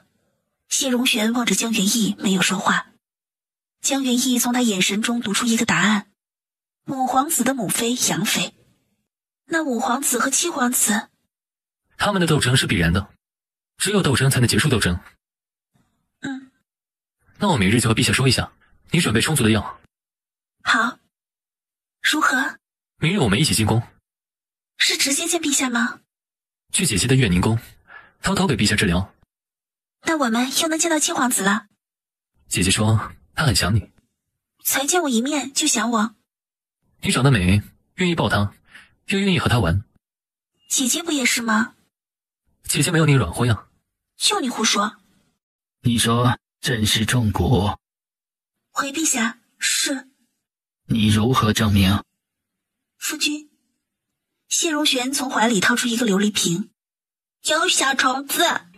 陛下，这就是用你身上的蛊毒养出来的，你喂他一些血，就会和他有感应。永宣帝割破手指，往琉璃瓶上滴一滴血，小虫子瞬间像风里一样吮吸。江元义取出银针，在小虫子身上扎一下，永宣帝莫名其妙的背后一痛，他痛呼出声。陛下，你怎么了？别扎了，朕信。到底是谁给朕下的蛊？这蛊既然可以这样控制朕，为何下蛊之人不操控朕？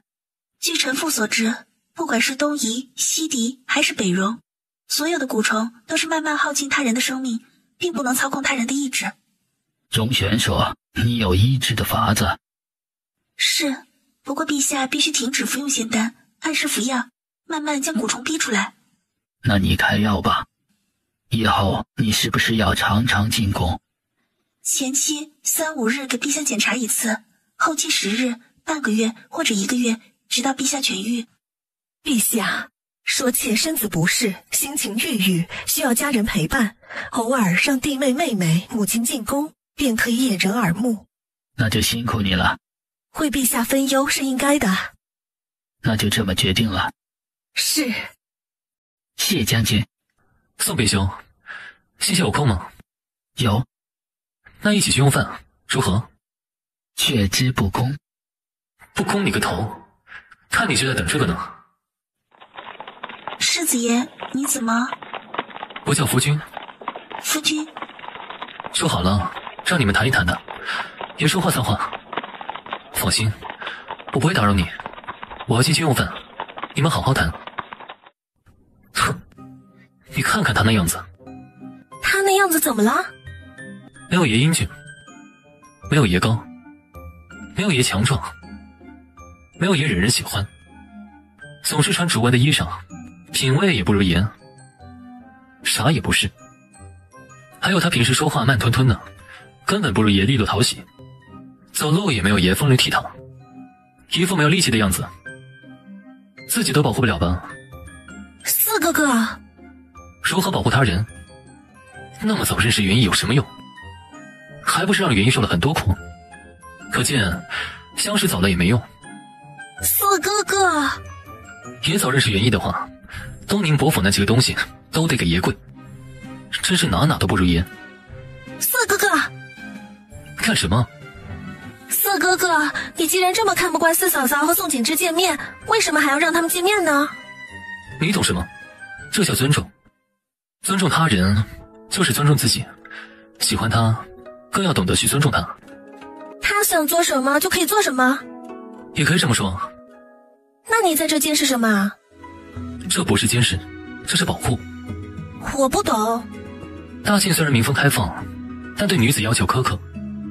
你四嫂嫂从东宁伯府庶女一跃成为景国公府世子夫人，不知遭到了多少人的嫉妒，不知有多少双眼睛盯着她，想要抓住根本没有的错处，肆意重伤她。她单独和宋景之见面，肯定会引起什么闲言碎语。我们两个在旁站着，就不会让这样的事情发生。四哥哥为四嫂嫂考虑的真是周到啊。还有什么？万一宋景之是个人面兽心的东西，企图对你四嫂嫂行不轨之事，我们也好及时出手。青青，是。以后挑男人记得挑像四哥哥这样的。你四哥哥脾气不好，不适合你，你找个尊重他人更尊重你的。好嘞。元义，我们很久没有见面了。早上刚见过。我是说好久没有坐在一起喝茶。751日。啊？我们有751日没有这般坐在一起喝茶。再次坐在一起，你已经嫁为人妇。我以为你会等我。对不起。对不起有什么用？我在书信中和你说了，再等我一段时日，再等一段时日，我一定会金榜题名，然后……什么书信？你没有收到我的信？没有。我每2个月给你写一封书信，你都没有收到？没有。怎么会？话未说完，宋景之想到江元义在东宁伯府的境况，他的嫡母、嫡姐、嫡兄，随随便便就能扣下来他的信，他却以为他不回信是因为没有多余的银子，或者想要他全身心科举，所以当时羸弱的他拼命的读书，想要在最短的时间金榜题名迎娶她。结果其实是我的错。不是，是我的错。明知道你处在那样的环境下，我还……不，你已经做得很好了。没有，我做不好。我们都是肉体凡胎，不能要求那么多，何况那时候我们实在没有能力撼动不了什么。可是我们错过了。你愿意纠错吗？同谢荣玄和离。不行，我在景国公府过得很好。真的好吗？真的很好。你不用粉饰。你什么意思？荣林搬家那日我也在。然后呢？本来你打算帮他搬家，可是谢荣玄不许，所以你就没有出现，是不是？是。他一直在管束着你。管束？你害怕得罪他，就像小时候害怕得罪你嫡姐他们，不敢说一丁点他的缺点。不是的。元义，我如今是翰林院编修，拥有自己的府邸，只要你愿意同谢荣玄和离，我会立刻向东宁伯府提亲，到时候我们住进自己的府邸，再也不受其他人管束，过自己的日子，我们可以一起帮助你娘亲和姐姐。谢谢你还记得我们曾经的约定。马上就可以实现了。你不愿意？不愿意。你不用怕谢荣玄。我不是怕他，我是喜欢他。你说什么？我喜欢他。你喜欢他哪里？全部。我不信。我自己都不相信我会喜欢上他。你们根本就是2种人。对，我静他动，我弱他强，我胆小他放肆。一开始见到他，我都害怕的心在发抖。那时候支撑我的是娘亲和姐姐。你是因为他们才冲喜？不是，那时候我没选择，我只是在没有选择的情况下争取让娘亲和姐姐过好。那你呢？我那时的人生是灰暗的。现在呢？很明朗。他一开始嫌弃我太懦弱了，就教我骂人。骂人？后来他就站在我身边，看着我骂人，看着我回击流言蜚语，看着我去主持宴会。他像颗耀眼夺目的太阳一样，一点点在我心中升起，照亮我心间的角角落落，也慢慢地住进我心里，让我不再恐惧陌生的人、事和地方。这样的登徒子，你还要护着他？不是的，他是故意的。那我呢？和你相识还太小，就是没有喜欢过我，是吗？那都是过去的事情了。谢荣玄，他喜欢你吗？喜欢。你从哪里看出来的？若他不喜欢我，不会让我再见你一面，解开心中的结。可他在监视你。他是在保护我。我虽是景国公府世子夫人，但身份低微，很多人都巴不得我做出不符合身份的事情，他们可以大肆宣扬。今日我们两个单独见面，就是不符合身份的事情。不过夫君坐在那儿站着，就不会有事。还有他怕你伤害我，所以他要看着。我不信，我要自己验证一下。你……宋景之突然抓住江元义的手腕，江元义下意识地往回抽。宋公子，你做什么？四哥哥！元义，你没事吧？没事。夫君，不要。这样的登徒子，你还要护着他？不是的，他是故意的。就知道他是故意的，神秘兽心的东西。你误会了。我看得清清楚楚。是，他就是想让你看清楚，看你会不会第一时间来救我，他好确定你是不是喜欢我。你有病吧？也不喜欢自己媳妇，喜欢鬼啊！也不喜欢自己媳妇，喜欢鬼啊！夫君，你别再骂他了。打不得骂不得，他是盛开的花朵啊，那么娇贵。他没有恶意的。是，宋景之并没有恶意，他只是拉着江元义的手腕，想要确定谢荣玄的真心。哼，你刚刚都踹了他一脚。我没用力。看过谢荣玄打谢荣生，江元义知道谢荣玄的确对宋景之手下留情了，不过他故意的。我看你挺用力的。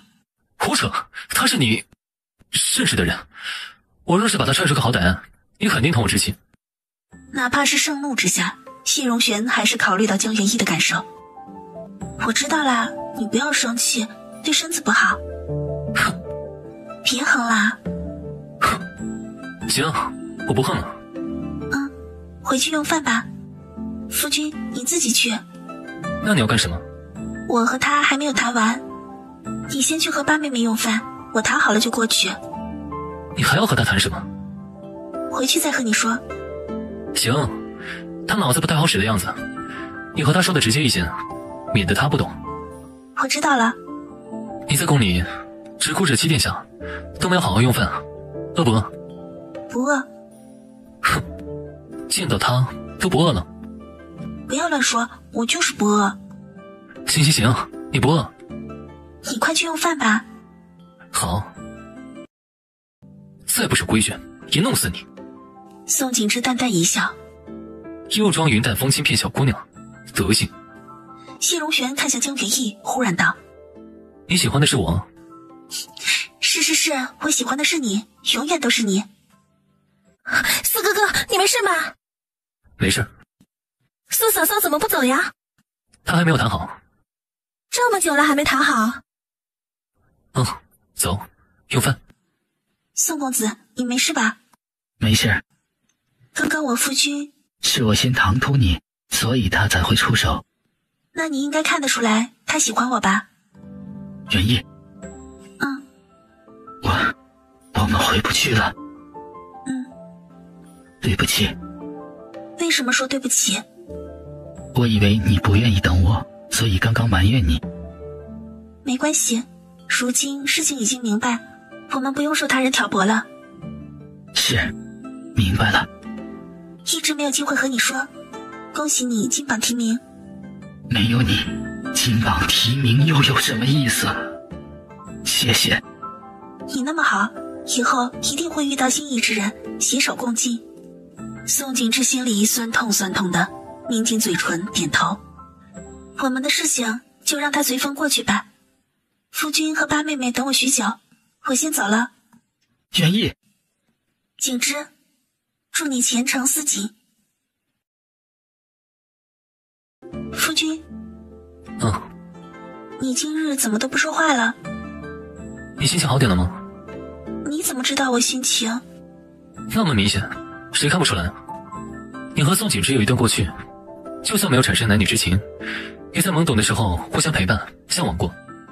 突然笑着说分开，心里避免不了会产生惆怅、留恋，需要好好消化一番。江元义心头生出暖意，忍不住地从后面搂住他的脖颈，下巴搭在他的肩头，软软唤一声：“夫君，谢谢你理解。夫君，我喜欢你，我好喜欢你。”元义，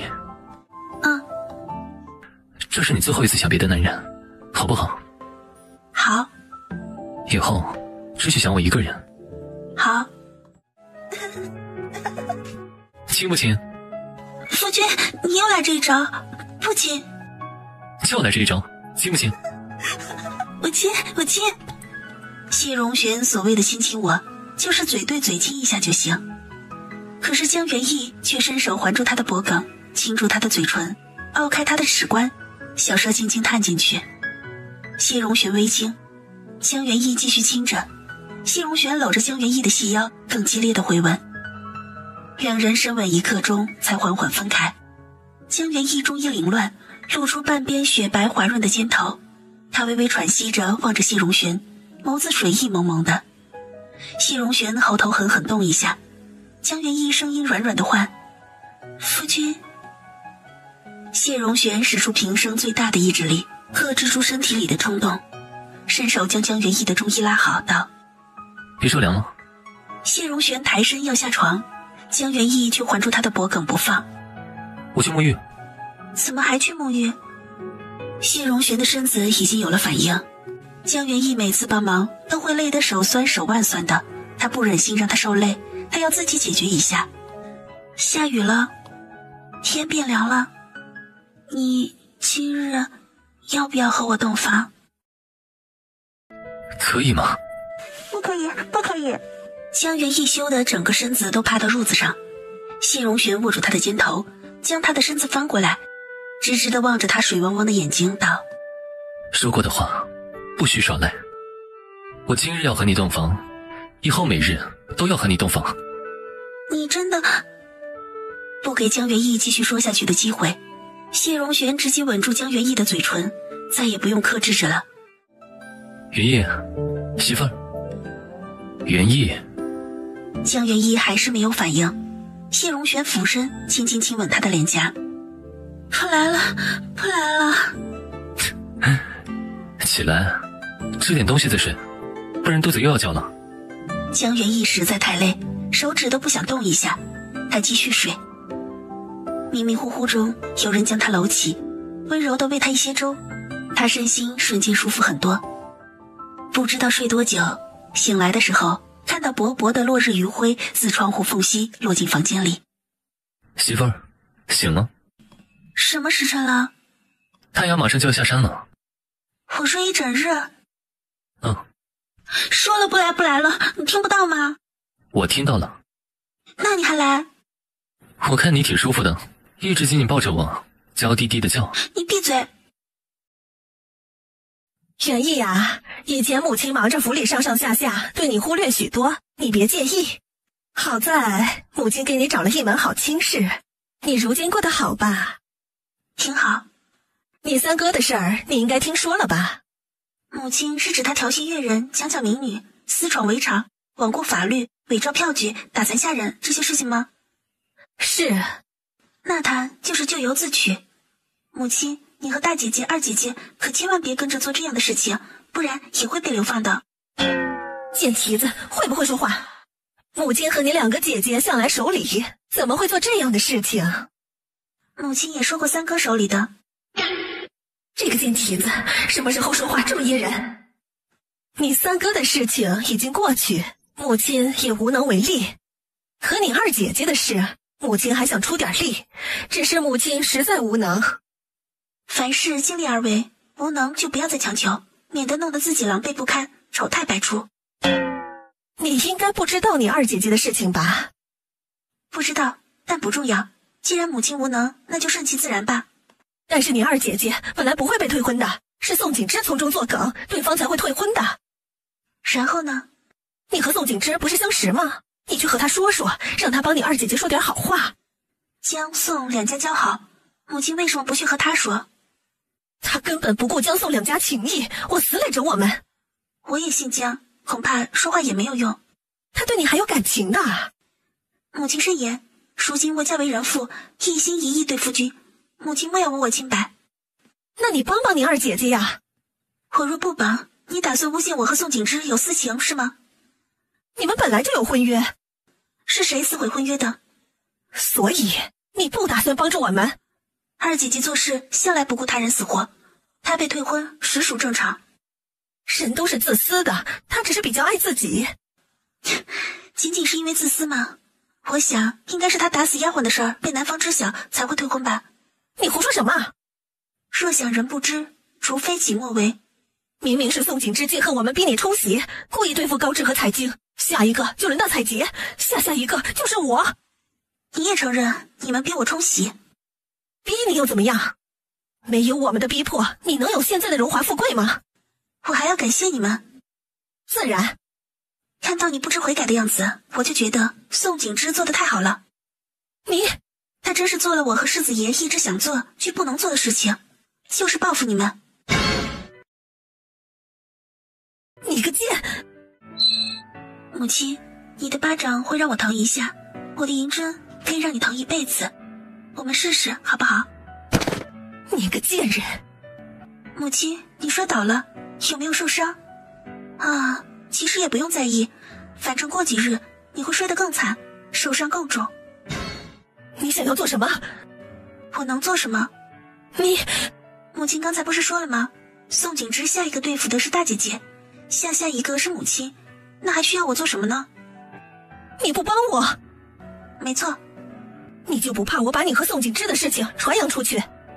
到时候京中都知道晋国公府不顾东宁伯府五姑娘婚约在身，强行给谢世子冲喜，你猜他们会怎么想晋国公府？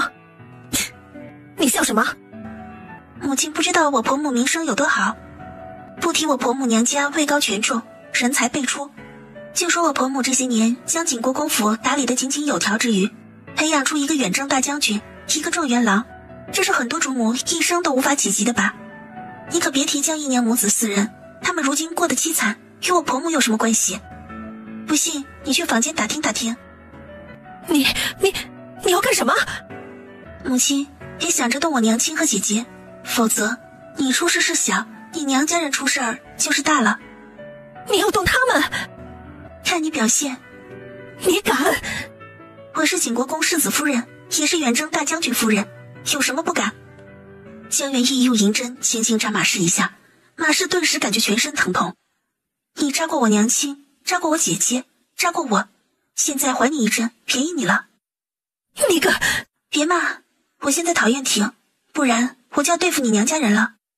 老老实实的接受宋景之的报复吧，不然你和你在意的人都会更惨。夫，干什么？你干什么？媳妇儿，你真棒，再亲一个。我听谢平说了，你制服东宁伯夫人的事，干得漂亮啊。不觉得我坏？和他们的行为相比，你太仁慈了。人呢，有的时候可以仁慈，有的时候不可以。你做得很好。宋编修今日圣旨又迟了。不迟，出去办些事情。东宁伯府的人已经处理干净，还办什么事？谢将军觉得卑职办事太漂亮，嫉妒。嫉妒倒是没有，就是挺佩服你的。谢将军何出此言？就是挺佩服你，仅仅处理几个喽啰，就可以大言不惭地称自己做事太漂亮。脸皮真是厚，爷身子出狱就剿匪成功，爷都不说的。爷脸皮薄，爷知羞，爷跟你不一样。夫君，你别骂人。我没骂人。马氏母子几人做坏事太多，宋景之在做好事。哼，你少说2句。哼，别哼。你看什么看啊？你最好待他始终如一，不然我会重拾婚约。你最好不要关注我们，不然我们夫妻日常会把你甜死。你最好说到做到。爷从不食言。夫君怎么了？你会不会觉得我没用？为什么这样说？宋景之帮你处理马氏、江采洁、江采金和江高志，我没有。他并不是帮我，他是帮他自己。是父亲马氏、江采洁、江采清和江高志撕毁我和他的婚约，我已经释然了。他心有不甘，所以向他们出手，只是刚刚好帮助我除掉心中的疙瘩。他心有不甘。感情是需要时间来消化，给他一点时间，他会彻底放下，遇到属于自己的幸福。还有，我懂你。你不能像宋景之那样下狠手，不是吗？宋景之是铁了心和东宁伯府恩断义绝，所以他毫无顾忌的出手，别人会夸他公平公正，是个好官。可你是东宁伯府的女婿，接连让父亲他们出事的话，会影响你的名号、我的孝心和景国公府的声誉，是不是？你狠狠敲打他们，让他们待我娘亲和姐姐很好，是帮我。你没有阻止宋景之下狠手，是帮我。你让我常常回东宁伯府，也是帮我。所以你才是真真正正帮我的那个人，怎么会没用呢？媳妇儿，我好喜欢你，好喜欢你。我也好喜欢，好喜欢你，只喜欢你。娘娘，奴婢冤枉，奴婢冤枉啊！谢将军，请。姐姐，为什么处罚宫女？他是杨妃的人。姐姐如何得知？严根不小心撞见他向杨妃的人偷偷报信，我找人盯他几天，发现他确实是杨妃的人。所以你找了个理由发落他？我诬陷他偷拿我的手镯。娘娘，这样做是下策。你说什么？与其打草惊蛇，不如将计就计。把小宫女招回来，这样的话，我们在暗，杨妃他们在明。做不到绝后患，就把主动权握在手里，说不定可以通过刚刚那个宫女摸清月宁宫是否有她的同谋，或者杨妃有什么阴谋。元义，你说的对，我的做法确实是下策，我真的没有想到这些。娘娘，你现在赶紧把那个宫女喊回来吧。说是严根拿的？对，我没拿。江元义看到桌上的镯子，拿起就往萧炎手上塞。七殿下，你拿了娘娘的镯子吧？是你塞给我的。那也是拿了，对不对？对的，本殿下拿了母妃的镯子。元义，这是什么意思？娘娘，小孩子不会说谎，我担心有人起疑心，故意套七殿下的话。套话？有心人套话，肯定不敢说殿下你偷了娘娘的镯子吗？会说殿下你拿了娘娘的镯子吗？七殿下确实拿过，他本能的会答拿了，这样可以轻易打消对方的疑虑。还可以这样？可以的，小孩子是被攻击点，也是反击点。当然，若是无人套话，那再好不过。娘娘，一会儿还要象征性的对七殿下严厉一点。如何严厉？就说严根儿以后不经过母妃的允许，不许拿母亲的东西，类似的话，你还可以禁止他今日玩藤球、玩五子棋或者读书之类的惩罚，让人知道你在告诫并处罚七殿下偷镯子的行为。我相信杨妃会相信你今日是真的冤枉那个宫女，并且继续让那个宫女做奸细。妙，实在是妙啊！娘娘，你快派人去救那个宫女，再晚她就没命了。世子夫人，我是来和你告别的。你要去哪儿？去北边关。去那里做什么？去当军医。当军医？北边关战事爆发了？爆发了。什么时候的事情？半个月以前，消息是这2日传到京中的。战况如何？我不知，不管战况如何，我都要去。可是你的身子……世子夫人放心，我虽年岁已高，但身子硬朗，不但可以去北边关，还可以救很多人。好，你一路顺风，常写信给我们。一定。什么时候出发？就这2日。那我这2日做些药丸送给你。多谢世子夫人。不客气。夫君。媳妇儿。江元义一下扑到谢龙玄的怀里，谢龙玄一愣，连忙着急地问：怎么了？是不是有人欺负你？和爷说，爷弄死他。没有，你想的真多。那你怎么突然大庭广众之下抱我？不许抱吗？那就不抱了。哎，抱！饿了没？有点儿。我给你熬了药粥。熬药粥做什么？你每日练兵那么久，我想给你补一补。你觉得我床上表现的不够猛吗？你怎么什么事情都往那方面想？我明明就是想给你补一下，你想那么歪，想那么歪。那你说我猛不猛？你真讨厌。猛不猛？猛。那晚上继续。你。好，不说了，喝药粥。媳妇儿。你今日怎么这么乖？乖吗？特别乖，特别配合我。平时谢荣玄这么说，江元义肯定会恼地打他，可今日却乖得不成样子。他突然心慌起来，问：元义，你是不是身子不舒服？是不是我太……没有。江元义摁住谢荣玄的大手，唤一声：夫君。你是不是要去打仗了？你怎么知道？贾大夫这2日要去北边关。北边关起战事了。战况如何？接连败退。当年我在北边关重创东夷、西戎，震慑住北敌。本来回京只是探望母亲、姐姐和妹妹，准备再次去北边关打残东夷他们的，没想到中毒不起。东夷故意毒害你？江元义道。没错，他们想除掉我。虽然没有除掉，但他们趁机搅得大晋朝中局势不稳，北边关跟着出现很多问题。陛下中蛊虫一事，就说明东夷等人和大晋朝臣有勾结，只是没有办法危及到根本，所以陛下还健在。没错，如今陛下身子好转，他们无法在大晋朝堂翻云覆雨，就伙同西戎、北狄，大举掠夺北边关。你何时去北边关？你支持我去吗？我支持。为何？因为你想去。夫君。你放心去吧。可是京城还有很多事情。你是指杨妃一事？我怀疑是他们暗中与东夷人勾结。陛下应该也知道的。可是这么久了，陛下一直都没有出手，就说明暂时不能动杨妃等人，不是吗？元义。你太聪明了。那也是你什么事情都和我说，我才懂得这些啊。你说这话我爱听。那我多说点。媳妇儿，你真好。夫君，你放心去北边关吧。我想只要我治好陛下，京中就能稳住。只要你凯旋，一切都可以迎刃而解了。你在治疗陛下的过程中，肯定会有人使绊子。陛下是帮助我的呀。可你晚去一日，北边关就危险一日。夫君。你一定要平安回来。我会的。我在京城等你。好。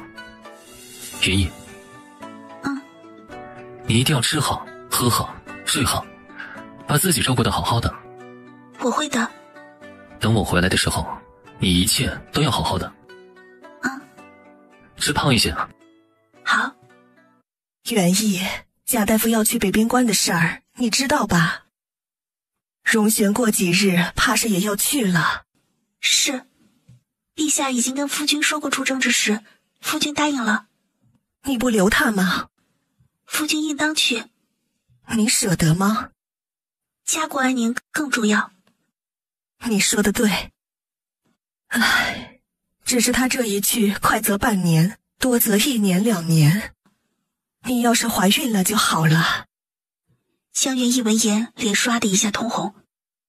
他和谢荣玄圆房2、3个月了，每天都挺能闹的，但肚子一直没有动静。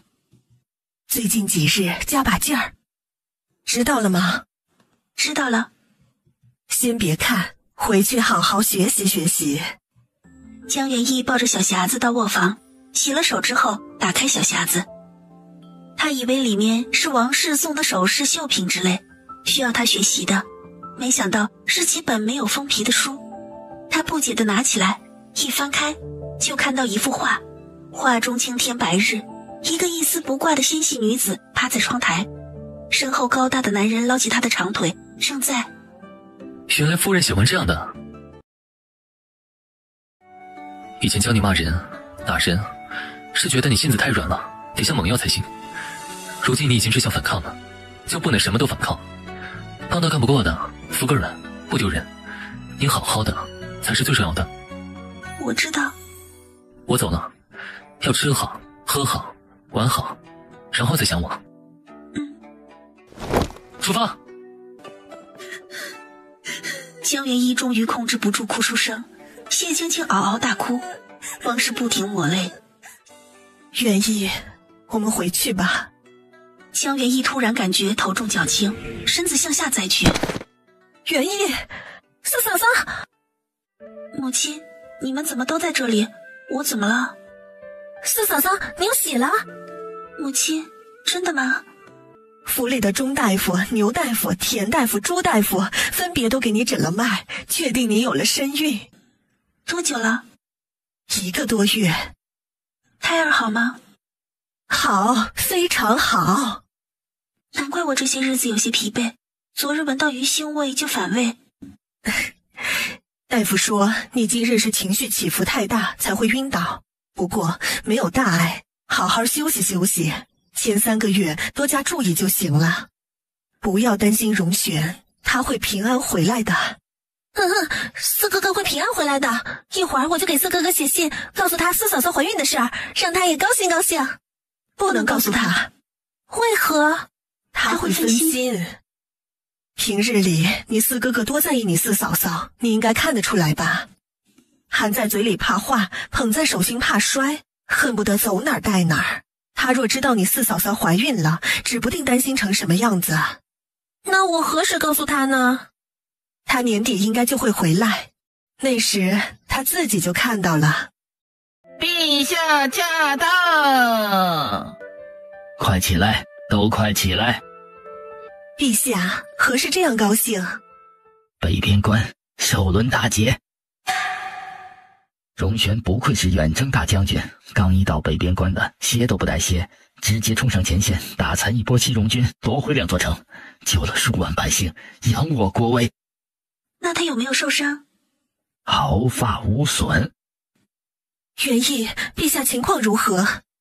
陛下的情况一直在转好。陛下今后不用再喝药汁，每日吃1颗药丸，年底臣服过来给你诊脉，平稳地度过蛊虫的冬眠期。蛊虫也有冬眠？不过他的冬眠不是真的睡着，只是活动迟缓。明年天气转暖，他一苏醒，就可以将他彻底逼出体外。那陛下就痊愈了？没错。荣璇媳妇儿，待荣璇回来，朕定会好好奖赏你们夫妻。谢陛下。元义，累吗？不累。不舒服一定要说出来，千万别憋着。是。景国公夫人，她就是成国公的女儿，如今的杨妃。王氏小声道。江元义和王氏一起行礼。起来吧。都说将军夫人貌美如花，真是乱讲。将军夫人明明比花还美。娘娘谬赞。今日又去了月宁宫。回娘娘，谢妃娘娘身子不适，臣妇作为娘家人理应前来探望。你3天2头来探望，会不会太频繁？娘娘说的是，如今谢妃娘娘身子好转，臣妇便不必频繁进宫。谢妃身子好转了？是。难不成是你治好的？杨妃抬举臣妇，宫中太医个个妙手回春，臣妇只是借着冲喜的运势治好夫君一人而已。本宫也觉得如此。闺中女子能有什么艺术？你10次过来，有8次都遇到了陛下。陛下不但关心这大晋苍生，也关心后宫嫔妃。臣妾频繁探望谢妃，难免遇上几回。不愧为将军夫人，很会说话。娘娘夸奖，臣妇只是陈述事实。时候也不早，你们早些回去。是。媳妇儿，虽然爷许久未来北边关，但这的百姓还记得爷牛吧？你肯定会说爷牛的。媳妇儿，爷今日打的敌人屁滚尿流，算是偿还。北边关只是一个广泛的叫法，它包括晋城、宁州、宜城、玉关、堆县、潞州等等。如今我们只收回来靠近大晋的晋城、灵州，剩下的还要继续拼杀。这天气寒冷，但是人有花盛开。媳妇儿，你想我没有？我天天想你，想抱你，想亲你，想和你睡在一起。媳妇儿，不许看狂风浪蝶。媳妇儿，你想我没有？想我没有？怎么想的？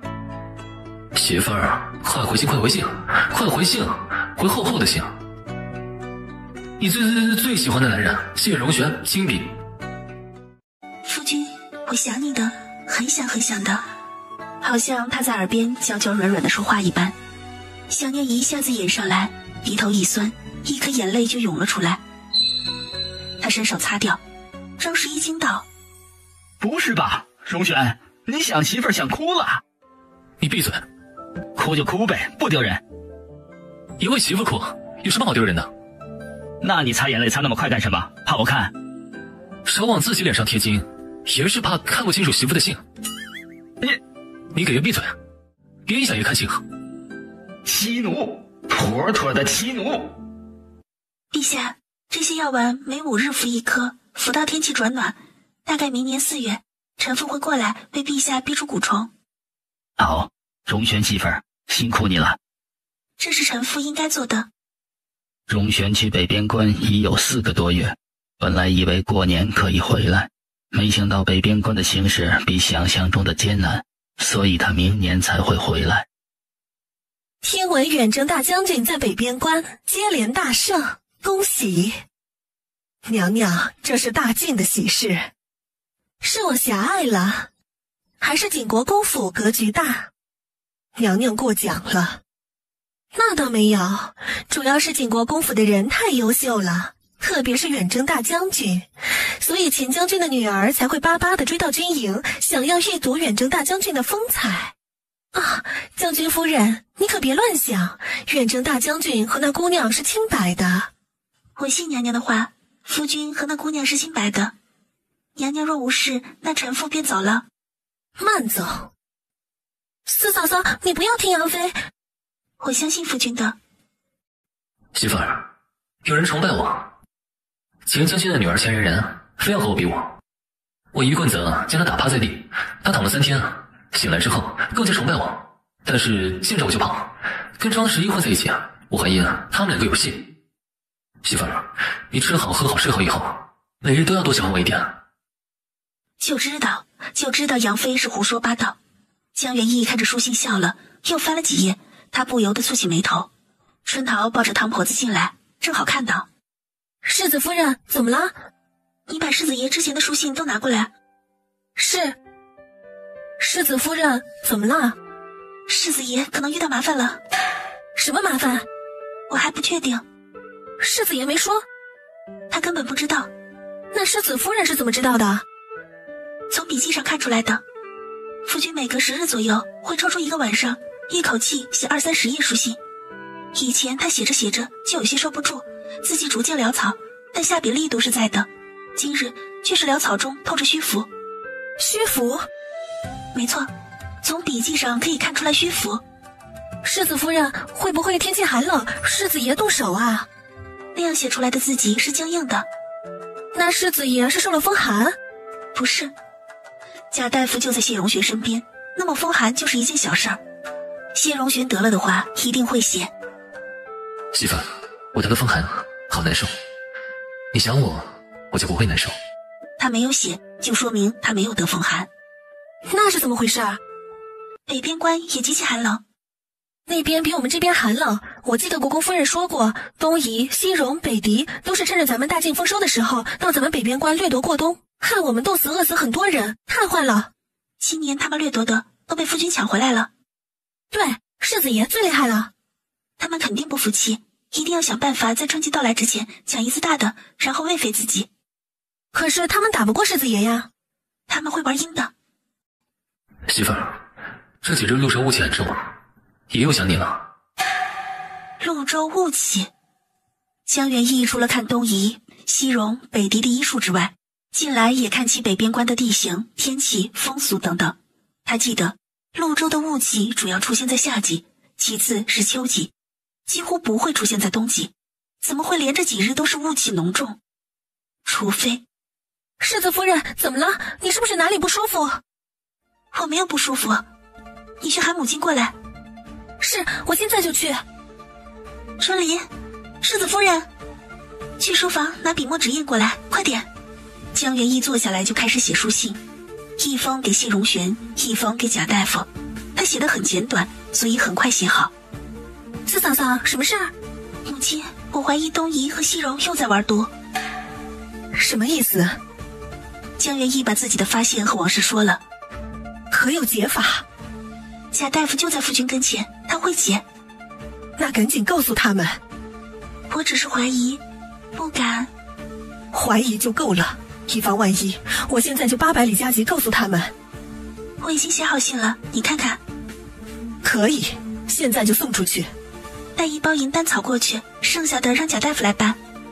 好，我现在就去安排。10日后，江元义终于收到谢荣玄的书信，只有简短的一句话：元义，你的意思我已收到，吃好喝好睡好，偶尔想我，但不要担心，等我凯旋。字迹潦草有力。江元义看向王氏道：母亲，夫君好了，但有点忙。顺公公，你亲自前来，所谓何事？国公夫人，将军夫人，陛下不太好了。什么叫不太好了？在将军夫人的治疗下，陛下已经和正常无异。这2日突然得了风寒，整个人一下憔悴下来。今日他来到月宁宫后，已经不能动了。你确定他得的是风寒？不确定，娘娘怀疑是。顺公公，我现在就同你进宫看一看。将军夫人不能直接开药吗？我并不知道殿下的身子情况。奴婢可以描述。描述的容易误诊。娘娘担心你的身子。不用担心，我很好，而且我过几日就要进宫给陛下逼出蛊虫的。既然陛下现在身子已经不适，那就提早逼出来。我同你们一起去。母亲，夫君许久不曾来信，成国宫那边，你留在府上更好。那你一定要注意身子。皇宫很安全。行，让青青陪你去。娘娘，陛下什么时候变成这样的？刚刚就突然这样啊。是蛊毒扩散。不是都好了吗？怎么会扩散的？你写信提醒我，东夷人和成国公府有接触，我也和陛下说了，我们暗中除掉了一些人，一直都谨慎着，怎么还会有奸细对陛下下手？不是奸细。那是什么？东夷人手里可能有蛊王。蛊王？娘娘记得我之前用陛下身上的毒素养出来的蛊虫吗？记得，你扎一下那些蛊虫，陛下就会疼。那些蛊虫和陛下体内的一样，长到一定程度后，蛊王便可以在方圆5里内操控他们，去折磨并杀死宿主。蛊王如今就在方圆5里内，也就是说，手持蛊王的东夷人在皇宫里。东夷人在宫里？是。在哪里？娘娘，杨妃娘娘来了。东夷人在杨妃宫里？不知道，但我现在必须在2个时辰内将陛下身体里的蛊虫逼出来，不然陛下会突然死在这里。杨妃正好可以借机说出月宁宫和景国公府弑君，五皇子顺理成章直接继位的同时，还可以拿着江元义、谢青青、萧炎等等人的命，去逼北边关的谢荣玄投降。到时候，杨妃和五皇子得到了皇位，东夷人得到了大境的城池，景国公府上上下下。2个时辰内，我若将蛊虫逼出来，东夷人就无法用蛊王杀死陛下。好，我出去顶2个时辰。放肆！本宫的卧房也是你可以随意偷窥的，还不承认？娘娘，奴婢冤枉。母妃她还不承认。七殿下也看到你偷窥了，你还不承认？奴婢承认。承认什么？承认偷窥娘娘的卧房。偷窥卧房做什么？谢清惠一句一句地问，足足问1刻钟的时间。杨妃那边终于耐心告罄，派人来催。把绿荷关起来，一会儿我再发落。是。姐姐，真是不好意思，手下的宫女不听话，教训一下，让姐姐久等了。妹妹还需要亲自教训工人吗？妹妹愚钝，不如姐姐聪慧，工人们不拘在那里，都会乖乖听话。妹妹是谦虚了，妹妹说的是实话。听说陛下在月宁宫中，姐姐听谁说的？陛下到哪儿是秘密吗？啊，妹妹只是想知道姐姐是听谁说的，姐姐何必说话这样呛人？陛下在吗？陛下在的，我有事情想见一下。陛下应该在书房批折子吧，一般人也不敢去打扰。严哥儿，你去和你父皇说，杨妃来找他，问他要不要见。好呀。半刻钟过去了，1刻钟过去了。谢妃，陛下呢？姐姐你看，你又急。姐姐，咱们自从进宫来的第1日起，不就是在等陛下吗？等陛下用饭，等陛下临幸，等陛下你说是不是？现在等这一会儿算什么呢？娘娘，宫女上前在杨妃耳边耳语。杨妃倏地起身，抬步就朝谢清慧的卧房里走。姐姐，你做什么？来人，拦住他！你敢拦我？姐姐要闯我月宁宫，我为何不敢拦？也是，你和景国公府连陛下都敢伤害，拦本宫算什么？姐姐，我月宁宫与景国公府忠君爱国，你莫要诬陷我们。那就让本宫见一见陛下。陛下不愿见你，与我何干？哼，是你把陛下藏起来了吧？姐姐真是高看我了，我只是小小的后宫嫔妃，哪有能力私藏陛下？谢妃这是在和本宫拖延时间吗？姐姐，你在说什么？谢清慧，你……姐姐，这是我的宫殿，是吗？杨妃笑了笑，对身边的宫女道：“去喊人来。你要喊什么人？马上你就知道了。成国公，后宫重地，无陛下命令，外男不可进入。你怎可大张旗鼓地闯我月宁宫？”世机从权，臣也是为了陛下的安危，不得不进后宫进行保护。谢妃娘娘得罪了，赶紧的寻找陛下。谁敢？找！是。侍卫们直直朝民间冲，顺子等人连忙去拦。砰的一声，侍卫长一脚把顺子踢出1丈远。顺子，找！人在卧房。怎么，连本殿下也敢踢？见过齐殿下。成国公，你怎么在这儿？回齐殿下，臣有事来禀告陛下。父皇身子疲乏，正在休息。事情紧急，必须要叨扰陛下了。成国公，你稍等，本殿下去喊一下父皇。他们把门窗堵上了，撞门。陛下，国公爷，那个女人在给你们陛下接骨，一旦她成功，你们陛下就会苏醒。景国公府世子夫人公然残害陛下，来人，把她给我拿下！张国公，你们想要谋权篡位吗？结果会是你们景国公府想要谋权篡位，你们诬陷！别和他们废话，上！他又不是谢荣玄，会点三脚猫的功夫能杀掉你们不成？都给我上！青青，闪开！江元一挥手，一道白色粉末飞到侍卫们的脸上和手上，数个侍卫顿时双手捂住眼睛，有的摔在地上打滚，有的到处乱撞。胡大人，这是怎么回事？是剧毒？想要像他们那样痛不欲生吗？那就上前一步。上！他一个揣着崽的女流之辈，你们怕什么？陈国公这么有种，那你来。陈国公顿时噎住，都出去。陈国公谋划那么久，不能因为一个江元义就前功尽弃。他略微思考须臾，扯过一个受侍卫，狠狠推向江元义，试图打破威胁的局面。哪知道谢青青眼疾手快，直接将受侍卫踢飞，抓过江元义手中的一个药瓶，向前快速走2步，狠狠道：“陈国公，再敢耍花样，姑奶奶拼了这条命也要第一个弄死你！再不加以阻止，蛊虫就要出来，你们陛下就要醒了。稍安勿躁，宫前马上就来了。将军夫人，束手就擒了。如果我们不呢？那就别怪我们不客气了。你不会杀我们的，不然你拿什么威胁谢荣玄撤军？将军夫人，想不到你挺聪明的。不及陈国公。那你是不及老夫聪明。住口！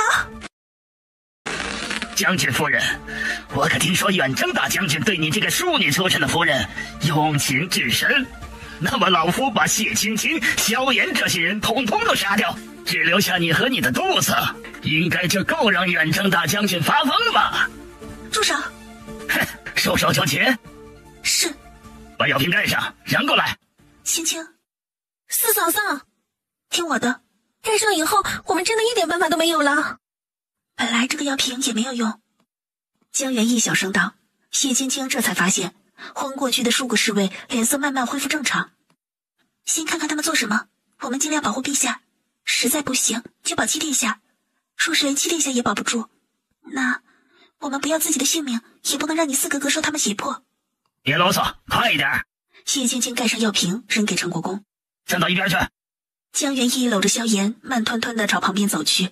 吴大人看到永轩帝手腕上的血逐渐鲜红，蛊虫就要出来，他迫不及待地上前阻止。江元义察觉到他的动作，故意慢下步子，在他走过自己身边时，抽出一根银针，快准狠地扎进他的身子里。吴大人，他还有毒！弓箭手，射断他们的胳膊腿！砰的一声巨响传来，江元义几人吓得一抖。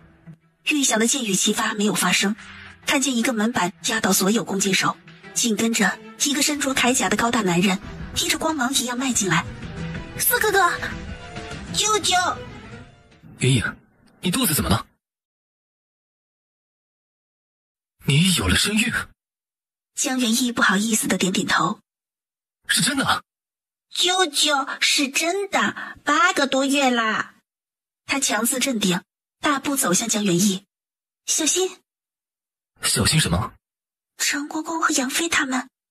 他们现在跟死狗没什么区别，没有什么值得小心的。谢荣轩，把你和死狗比，都是侮辱了死狗。你什么你？说话都说不利索，还学人家谋权篡位，瞧把你给能的！我怎么不服气？还要蹦跶是吧？来人！来鬼都帮不了你。来人！有人在吗？在。怎么样？谢荣轩，你带兵回京？没错，也就是带兵回京。你奈我何？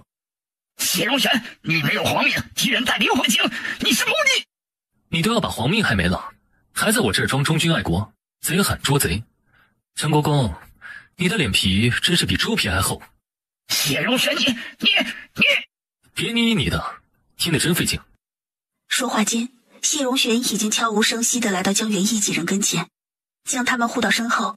这时候他才敢毫无顾忌地下命令：来人，把他们都拿下！一群训练有素的将士冲进来。谢荣玄是故意骂人，让人愤怒，让人看笑话，让人无暇他顾。正好他就可以不声不响地走到江元义几人身边，将他们严严实实地护住，免得受到丝毫的伤害。陈国公这个时候才发现谢荣玄的目的，他错过抓江元义几人当人质的机会。谢荣玄，你个庶子！哟，跟爷比骂人是吧？也不看看你一脸横肉的样子，多说几句话，肥肉颤抖，喘不过气，你还真当自己是个人才了。将士们，你们看，躺在床上流血的是我们的陛下。是谢妃把陛下骗到月宁宫，谋杀了陛下。我们陈国公府才是一门忠业，你们被谢荣玄给骗了。他夫人亲手杀害陛下，他不顾皇命，私自回宫，他们才是想要谋权篡位的人。陈国公父女2个试图往谢荣玄身上泼脏水。啊，将他们嘴堵上，地上躺着的这些人全部拖下去。是。你应该庆幸他没事，不然我会让你后悔自己出生过。将他关起来，不能死了。是。舅母，虫子！蛊虫没有毒性了吗？它如今和普通的虫子没有区别。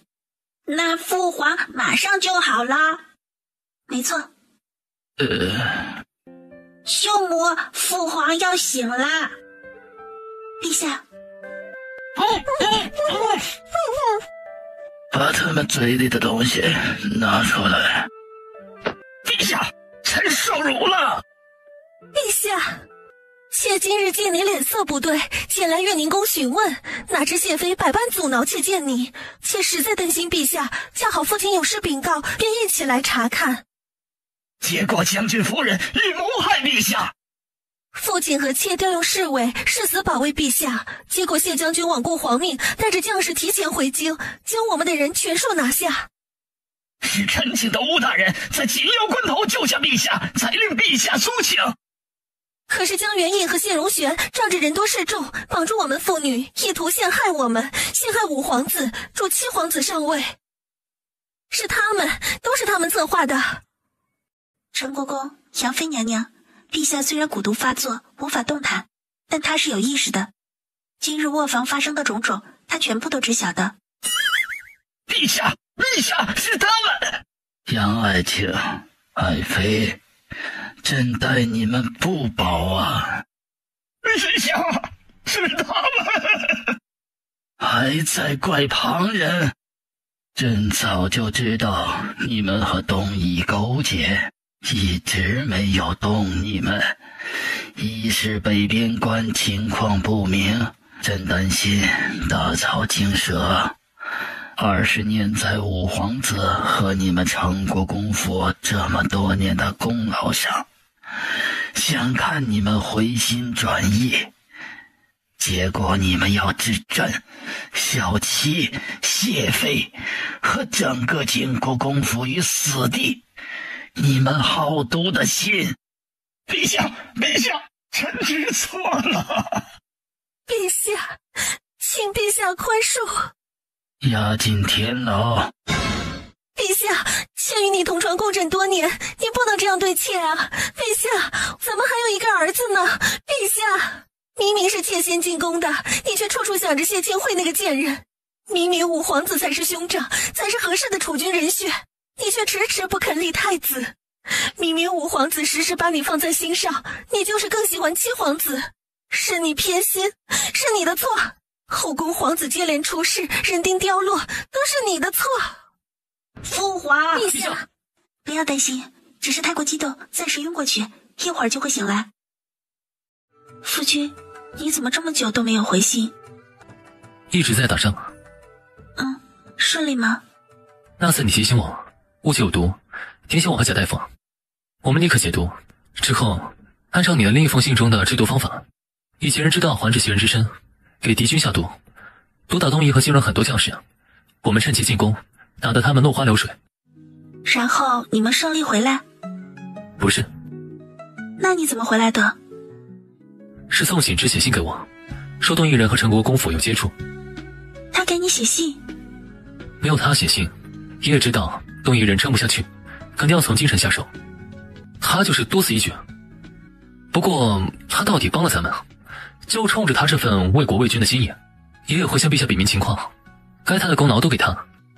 江元义微微低头，抿嘴笑。你在偷偷开心？我就是笑一下。你就是偷偷开心啊？我为什么要偷偷开心？因为你听到宋景之要升官了。我说中你的心思，你不说话了，就知道，我就知道你。夫君，我们的孩子都快要出生了，你怎么还指宋景之的错？那你偷偷开心什么？我没有偷偷开心呀，我是笑你可爱。可爱是形容爷的吗？是啊。乱讲。你不信？不信。不信拉倒。信，谁都不信，也信媳妇。先这样抱一抱，等回府了，我再好好的抱你娘娘。好。那我继续和你说接下来发生的事情。你说。我接到宋景之的书信之后，知道陈国公、杨妃他们是要玩阴的，担心你们会中计，我立刻让张十一、钱将军、钱冉冉他们守在北边关，我带着谢平等人日夜兼程赶回来。你们怎么进皇宫的？出征前，陛下给了我令牌。他预测到陈国公他们会反。本来我想和陛下演一出戏，引陈国公他们上钩，将他们一网打尽。没想到东夷人联合陈国公他们，快一步买通陛下身边的宫人，除掉陛下的暗卫，对陛下下手。幸好有你。有我？还记得六公主吗？记得，我和她一起盖过蚂蚁宫殿。她很喜欢你，一直念着你的好。然后呢？皇后没有儿子，从来不参与皇子争斗，不站解日这一边，也不站杨妃那一边，一心扑在六公主身上。六公主喜欢你，她也关注你，知道陈国公和杨妃闯进月宁宫后，她用皇后的身份为姐姐荣琳和我开路，所以我们才能快速解决陈国公和杨妃的人。也幸好有你救了陛下，不然就算我们赶来了，这不是局势，肯定会有一场血战，到时候鹿死谁手还未可知。那我挺厉害的呀。你非常厉害。你也非常厉害。哪里厉害？虽然我和七殿下、娘娘、谢青青出了很大力，但关键时刻你从天而降，解救了我们，你才是居功至伟的那个。那我们真是天生一对。北边关没有彻底胜利，也就是说你还要再去？对。那你什么时候去？舅母，七殿下，我在这儿。那我可以进去吗？进来吧。舅母，你身子怎么样？七殿下，臣妇没事，多谢七殿下关心。肚肚呢？肚肚也没事吗？肚肚也很好。我摸摸看。那你过来。肚肚呀，你真乖呀，哥哥喜欢你。他也喜欢哥哥的。舅母，你可以走路吗？可以的，我已经没事了。父皇醒了，想要见舅母和舅舅，可以吗？怎么让你来喊我们呢？因为我想快点知道舅母怎么样，我就和父皇说我要来找舅母和舅舅，父皇和母妃就让我过来了。父皇和母妃说，舅母不能走路的话，舅舅一个人去就行了。舅母可以的。我们去哪儿？去父皇的宫殿。江元义，从今以后你就是大靖的昭夫人。昭字寓意光明美好，赋予希望。你不但救了朕的性命，也挽救了大局，当得起昭字，昭夫人非你莫属。宝，咱们不闹，让你母亲好好睡，乖哈。夫君。媳妇儿，孩子把你闹醒的。他闹了吗？他一直不老实，踢来踢去。媳妇儿，你辛苦了，饿不饿？好饿。起来用饭。好。什么时辰了？已经过了子时。那你怎么还没有睡？我等你起来用饭啊。困不困？看到你就不困了。那一会儿我们一起睡。你还睡得着吗？有身孕之后，我睡眠特别好。行。媳妇儿，你怎么就怀孕了呢？我也不知道，我以为没有怀孕的。是哪次怀上的？不知道。是拿着避火图在窗台那次吗？不对，那次时间对不上，是在榻上那次，在地上那次，在椅子上，还是站着的那次？说不定是你坐我身上那次，我特别舒服。你羞不羞？羞不羞？太不要脸了！你太不要脸了！所谓床下君子，床上夫妻，有什么好害羞的？你就是不要脸。不是吧？我就是陈述事实，寻找答案。是你想到那事上了，媳妇儿，你真是太好色了。你都怀孕了，还这么好色，这可怎么办呀？你闭嘴！耐心等一等，等你生下孩子，咱们再大战300回合。闭嘴！你闭嘴！那你亲我。不亲。不亲我就继续说。你混蛋！谢将军怎么坐在那看书？江若云明知故问。姐姐不要打趣我。他那么在意你，姐姐很开心。姐夫待姐姐如何？很好的。也是，你们从前就很好。那徐府的人呢？待你们如何？徐元敬虽然高中榜眼，但到底是右谏议大夫的庶子，听说以前也受欺负。江元义担心姐姐在徐府会受气。比夫人他们好得多。也就是说不太好。没关系的，元敬待我很好，而且我们过段时间就要搬出徐府，过自己的小日子，不用管他们的。你这些日子感觉如何？虽然这几日就要生产，但还是要走动走动。大夫也是这么说的，我每日都走不少路。稳婆乳娘都准备好了吗？什么都备好了。那就好。张夫人。徐夫人请坐。母亲怎么过来了？国公夫人要处理庶务，我就过来看看招夫人。早就听闻招夫人容色无双，今日一见，果然名不虚传。徐夫人过奖了。和谢将军真是天造地设的一对。谢将军在那边看书呢。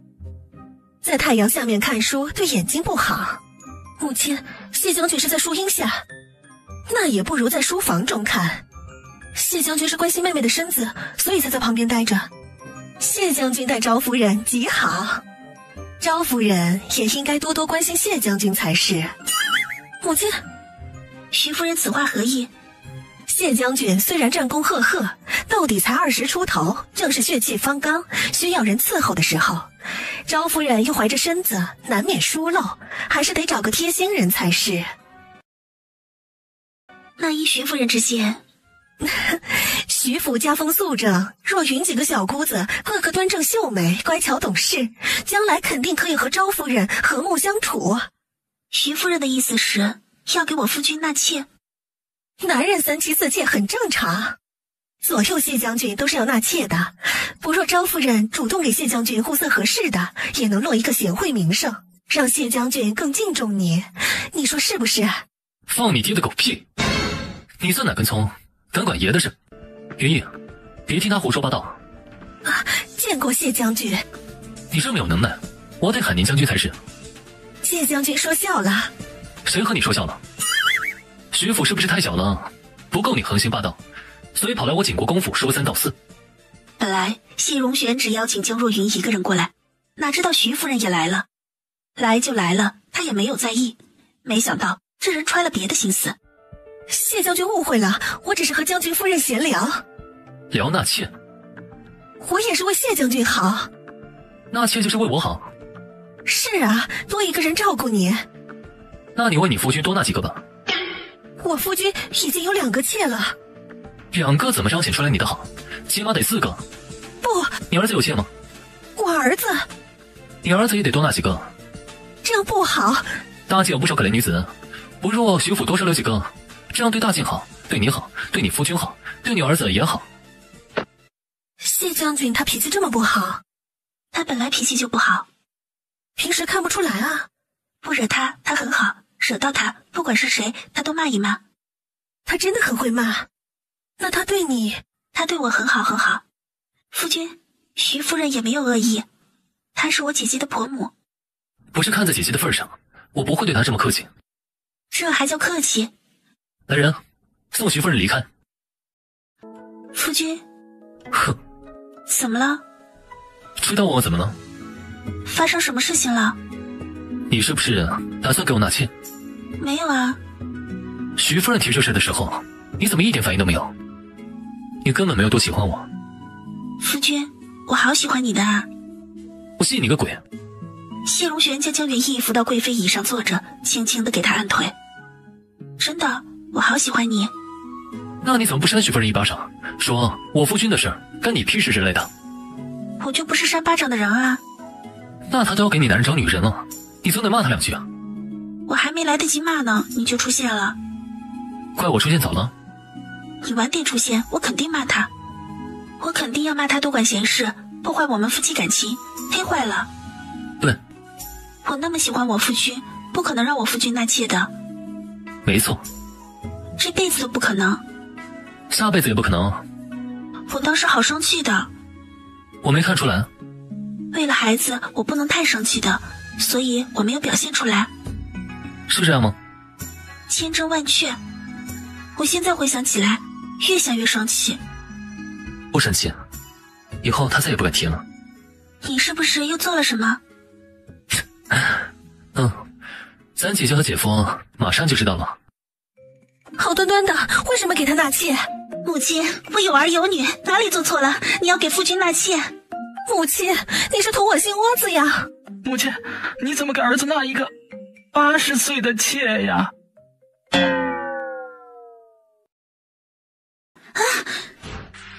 这次是要生了。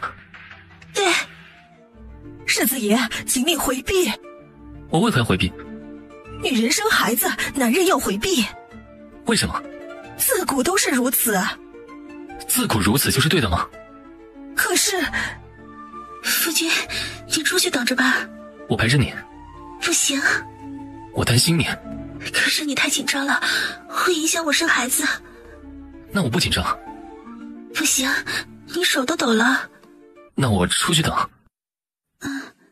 夫君，我可以的，不要担心。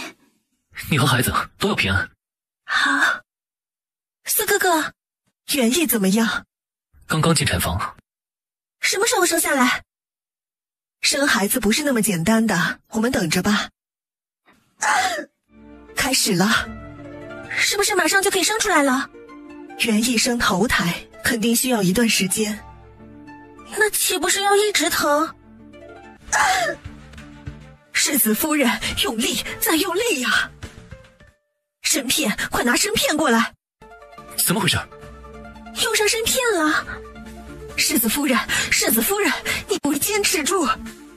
世子夫人，你自小受苦，终于嫁得良人，如今国公夫人疼着你，世子爷爱着你，八姑娘敬重着你，好日子在后头等着你呢，你要撑住啊，世子夫人。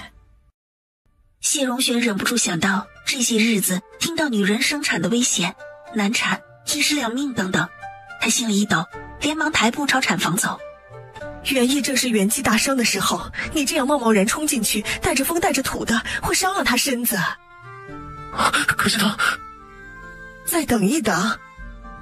玄烨，你坚持住，你把我救活才1年多，我们还没有一起淌过夏天的溪水，没有一起见过秋收的长茧，没有一起见识过冬天的雪。玄烨，我们还有好多好多事情没有做，我都没有好好爱你。玄烨，玄烨，你不能有事。玄烨，玄烨！一声声呼喊传入耳中，江元义意识慢慢回笼。是啊，他和谢荣玄都没有完整的走过春夏秋冬，他们都应该平平安安的。他心中一明，忽然抓紧身下的褥子，咬紧口中软木，忍着痛苦，跟着稳婆的声音使力。一个嘹亮有力的婴儿啼哭，划破周围的紧张。生了！玄烨怎么样？玄烨怎么样？恭喜国公夫人和世子爷是个少爷，母子平安。现在可以看云烨了吗？回世子爷，可以了。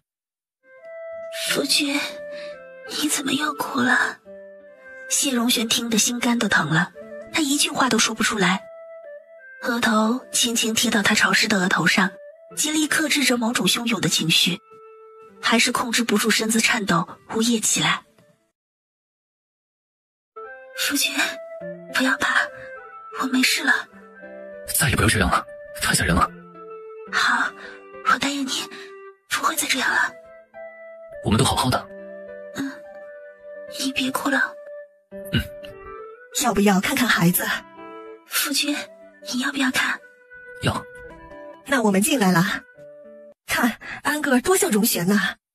安子是江元义给孩子取的小名，他希望所爱之人都平平安安，岁月无忧，不管男女都可以用。安哥，我看看，好丑。四哥哥，我听说安哥长得像你。像我？是啊，你生下来的时候也是这样红彤彤皱巴巴的。你嫌弃他丑？不是，我就是陈述一个事实。真不嫌弃？真不嫌弃，就算你生出个西瓜，我也喜欢的不得了。你才生西瓜。好，我是西瓜。夫君，我睡了多久7个时辰。这么久你都没有睡吗？我刚刚睡了。可是你眼中都有红血丝。我没事。你感觉怎么样？有没有哪里疼？有没有哪里不舒服？我很好，你好好休息，让丫鬟嬷嬷看着我就行了。我看着你比较放心。安哥呢？他在这睡着了。看看三儿子多俊啊！你不是说好丑吗？刚出生的时候是真丑，红彤彤皱巴巴，五官挤到一起，脑袋还是扁的，活像个80岁的小老头。细看对他来说都是一种残忍。有你这么说自己儿子的吗？后来我才知道，小时候越丑，长大越俊。你看咱们安哥儿，看看这眉毛像你，看看这睫毛多长，看看这鼻子，简直就是女娲娘娘亲手捏的，看看这小嘴。他会骂人，也会夸人，把安哥儿从里到外都夸奖一遍。江元义满意了，谢荣玄却不满道：小心眼儿，爷就说了儿子几句，你就不高兴了。别人说爷的时候，也没见你有多大反应。下次谁说你，我骂死他。怎么了？应该是尿呢，我去给他换尿布。世子爷，什么事儿？世子爷，北边关来了嘉济县。发生了什么事情？十一和秦将军都受伤了，有没有大碍？好在无性命之忧。他们怎么会受伤的？听说我回京，东夷、西戎和北狄突然联合攻打大禁军，十一和秦将军不敌，不但受伤，还丢掉2座城。他们联合？我这次前去，会在附近再集结人马，一定要彻底打散他们。硬碰硬吗？可以策反北狄。你什么时候去北边关？后日。怎么这么快？事情紧急，我争取熟悉事情回来。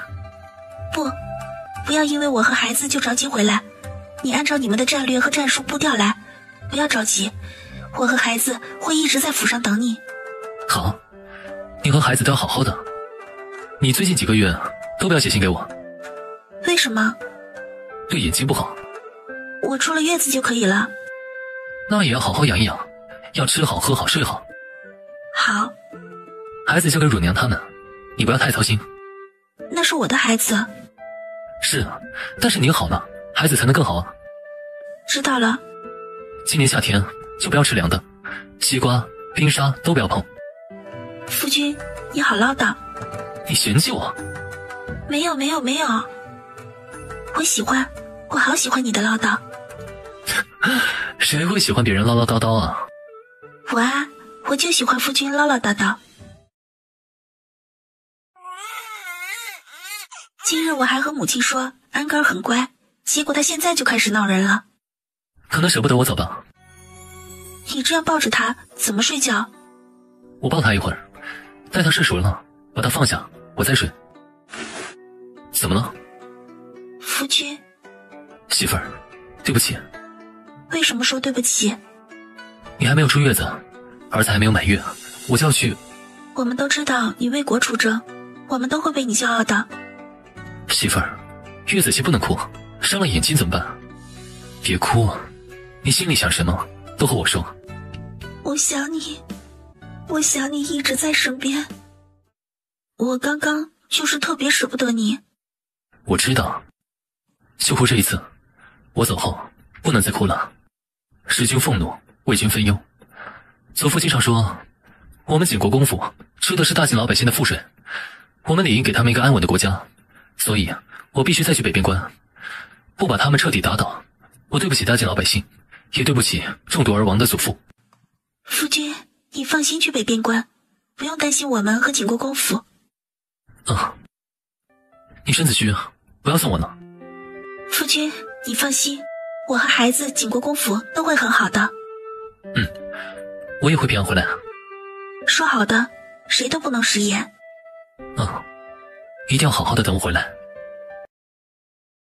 世子夫人，怎么了？国公夫人晕倒了。怎么会晕倒的？因为世子爷受伤，北边关痛失3城。江元义差点没抱住安哥儿。世子夫人，哪里来的消息？奴婢听说是五爷和秦姨娘说悄悄话，国公夫人听到了。世子爷如今怎么样？奴婢不知。那母亲醒了没有？还没有。我们去看看。国公夫人受刺激阴道，现下已经醒了，不过她近日操劳过度，需要静养一段时日。麻烦庄大夫了。五弟，你从哪儿听说你四哥的事情？陛下告知的。你四哥伤情如何？昏迷不醒。江元义双腿突然一软。四嫂，你四哥到北边关的5个月以来一直胜仗，为什么会这样？是北狄背刺大晋，北狄、东夷和西戎再次联合攻打大晋，我们连失3座城，4个又昏迷不醒。张十一和钱将军旧伤在身，如今士气低迷。陛下派我带着太医前去支援，除了给4哥治伤之外，还想借着我状元和老景国公孙儿的身份，提一提士气，所以我过来和娘亲告别的。没想到母亲会听到我们说话。你什么时候去？明日一早。那你到那里之后，记得写信回来。好。母亲，你先好好养身子，景国公府就交给我和亲亲、秦姨娘。也想到了一个进宫时机。什么时候？10日后。怎么做？先演戏。演什么戏啊？怎么了？4哥之前听到4嫂情意绵绵的书信，都会有所反应。这次好像真的醒不过来了。别乱说。怎么了？你知不知道整个军营都期望荣玄活着，不然怕什么？陛下过些日子会派5000精锐将士来支援。5000就敢张扬？谢荣林，你是怎么考上状元的？我凭实力考上的。再说了，不就是打仗吗？我也是老景国公的孙儿，我祖父战功赫赫，我不比谢荣玄差。既然他醒不过来，那我……下次别让我听到你说这样的话。我说了怎么了？你们这些人一味的隐瞒，就是对大清老百姓的不负责。两人说着就打起来。谢荣林功夫不敌张十一，但他直接在对方伤腿上踩一脚。你干什么？钱冉冉二话不说，上去就和谢荣林打。谢荣林被钱冉冉打趴在地，随谢荣林而来的将士们立马冲上去。钱冉冉手下的人也围上来，两方很快打起来。钱将军闻讯赶来，将2队人叫进营帐里，大声训斥。谢荣林不服气，借着自己状元郎、老景国公之孙、陛下钦派官员等等身份，对军中诸事指手画脚。他还扬言要攻打东夷、西戎和北狄。于是每天大张旗鼓地带着将士们在东夷、西戎和北狄勘探地形、挖埋伏等等，弄得大靖将士们一头雾水。东夷、西戎和北狄一开始警惕谢荣林使诈，小心翼翼地派兵试探一下。谢荣林立马吓得丢枪逃跑，回去继续吹牛，弄得很多将领怨声载道。东夷、西戎和北狄哈哈大笑，认定谢荣林是个中看不中用的草包。又从奸细那里得知谢荣玄怕是不行了，他们大喜，当即杀羊宰鸡，鼓舞士气，准备次日攻打大靖军。谢将军，是你爷爷我。你是诈，兵不厌诈。你说的对，你杀了我大哥吴大人，是时候偿命了。粉末纷飞，东夷兵接连倒地，谢荣玄却安然站在那儿。你怎么？滋的一声，长剑刺进乌儿的腹部。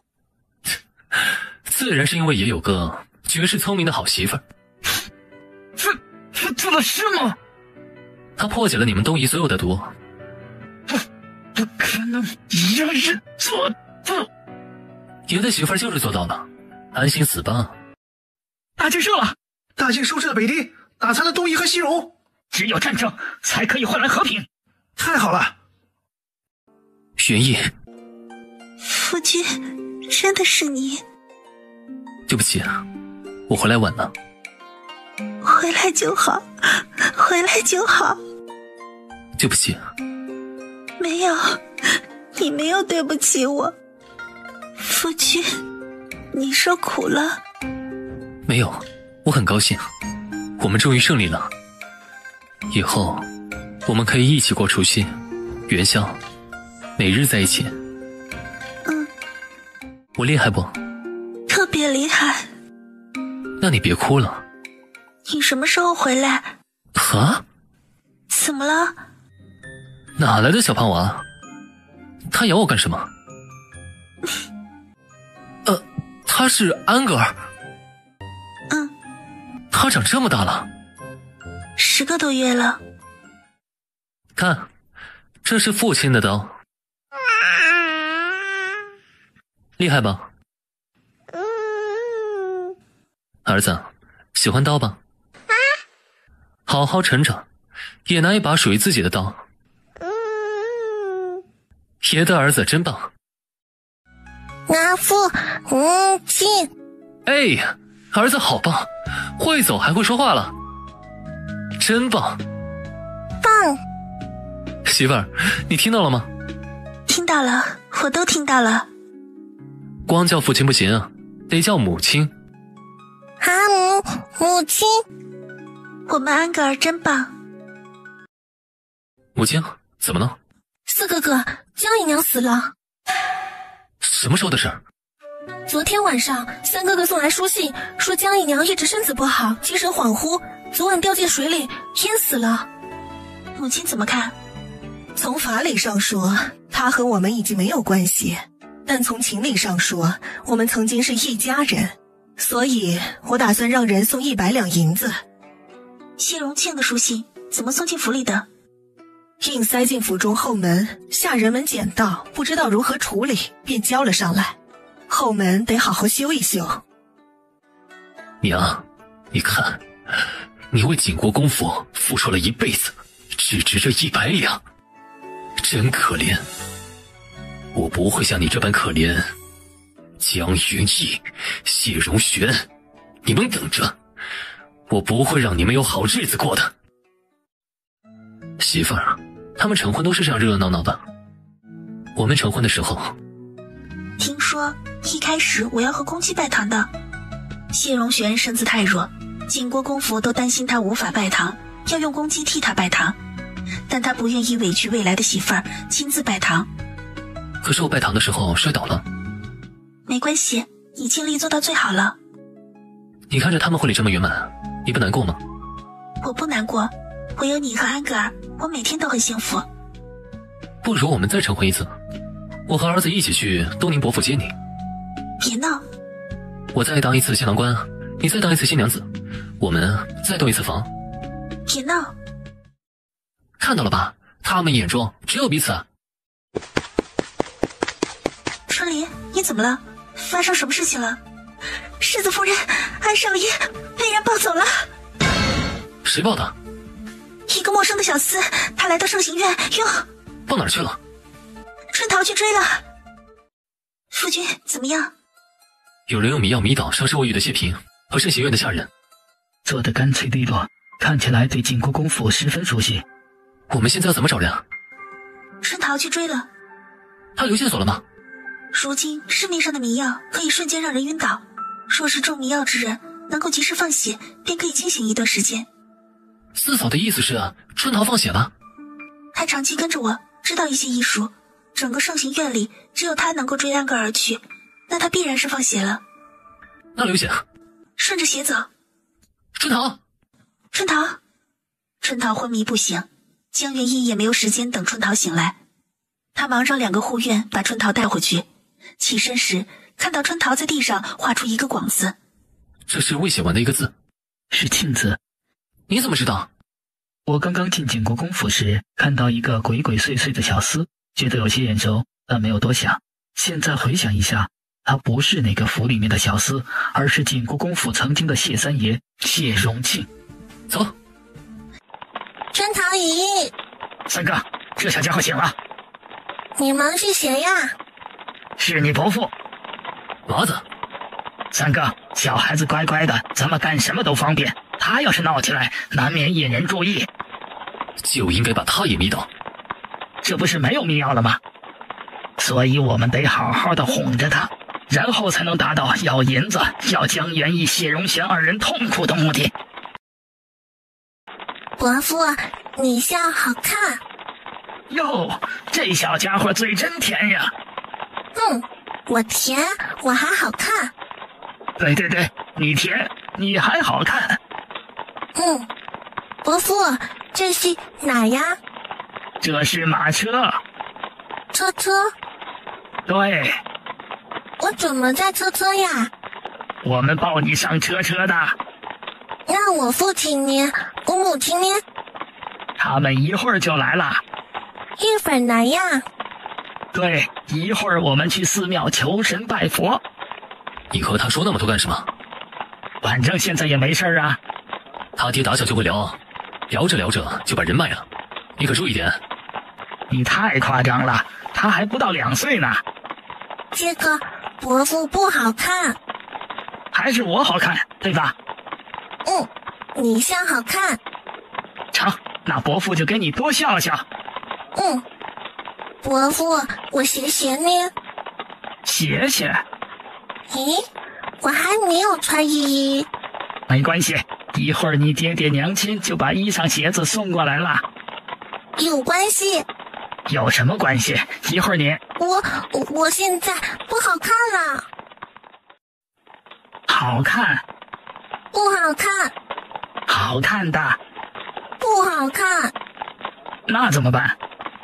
我要穿衣鞋。上哪儿穿？回家。干什么？三哥，他还是个孩子，何必动怒呢？老子早看他不顺眼了，和他父亲一样惹人烦。你烦人！你说什么？你烦人！你再说一遍！三哥，别这样！你他娘的，给老子再说一遍！安格尔二话不说，张嘴咬住谢荣庆的手指。谢荣庆用力甩，不但没有甩掉安格尔，反而手指更疼了。他立马伸出另一只手，重重地打向安格尔。三哥，娃娃，听伯父的，快松口！娃娃，快松口！咣当一声，马车突然狠狠地颠簸一下，安格尔没有站稳，一下摔坐到坐板前。三哥，好像有人追来了。谁？有4匹马，3男1女。娘的，谢荣轩他们追上来了。三哥，我们怎么办？别慌，谢荣轩是远征大将军呀，他儿子在我们手里，我们怕什么？再闹弄死你！安格尔根本不害怕，继续扑腾。啊！你真想死？谢荣庆！谢荣轩声音传来。父亲，我在家。不要轻举妄动，孩子的安全最重要。父亲，母亲。儿子。父亲。好玩吗？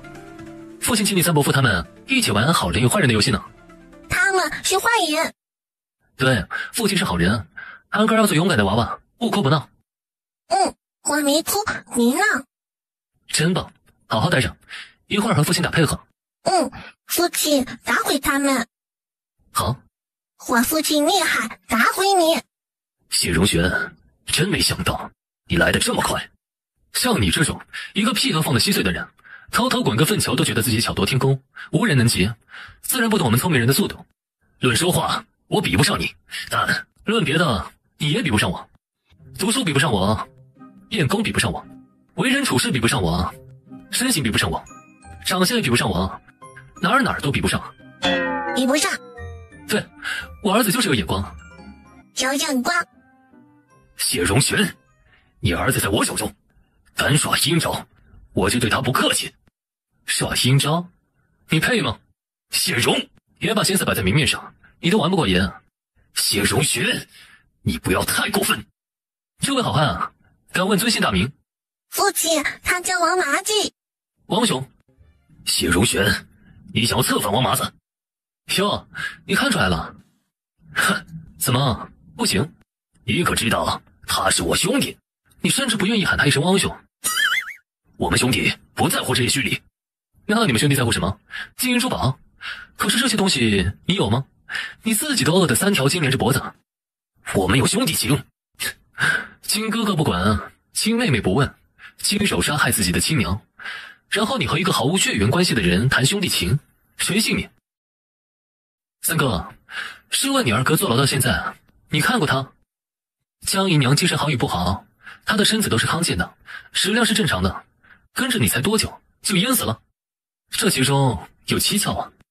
谢荣庆是真的不管谢荣生，不问谢诗兰，亲手将江姨娘推进水里。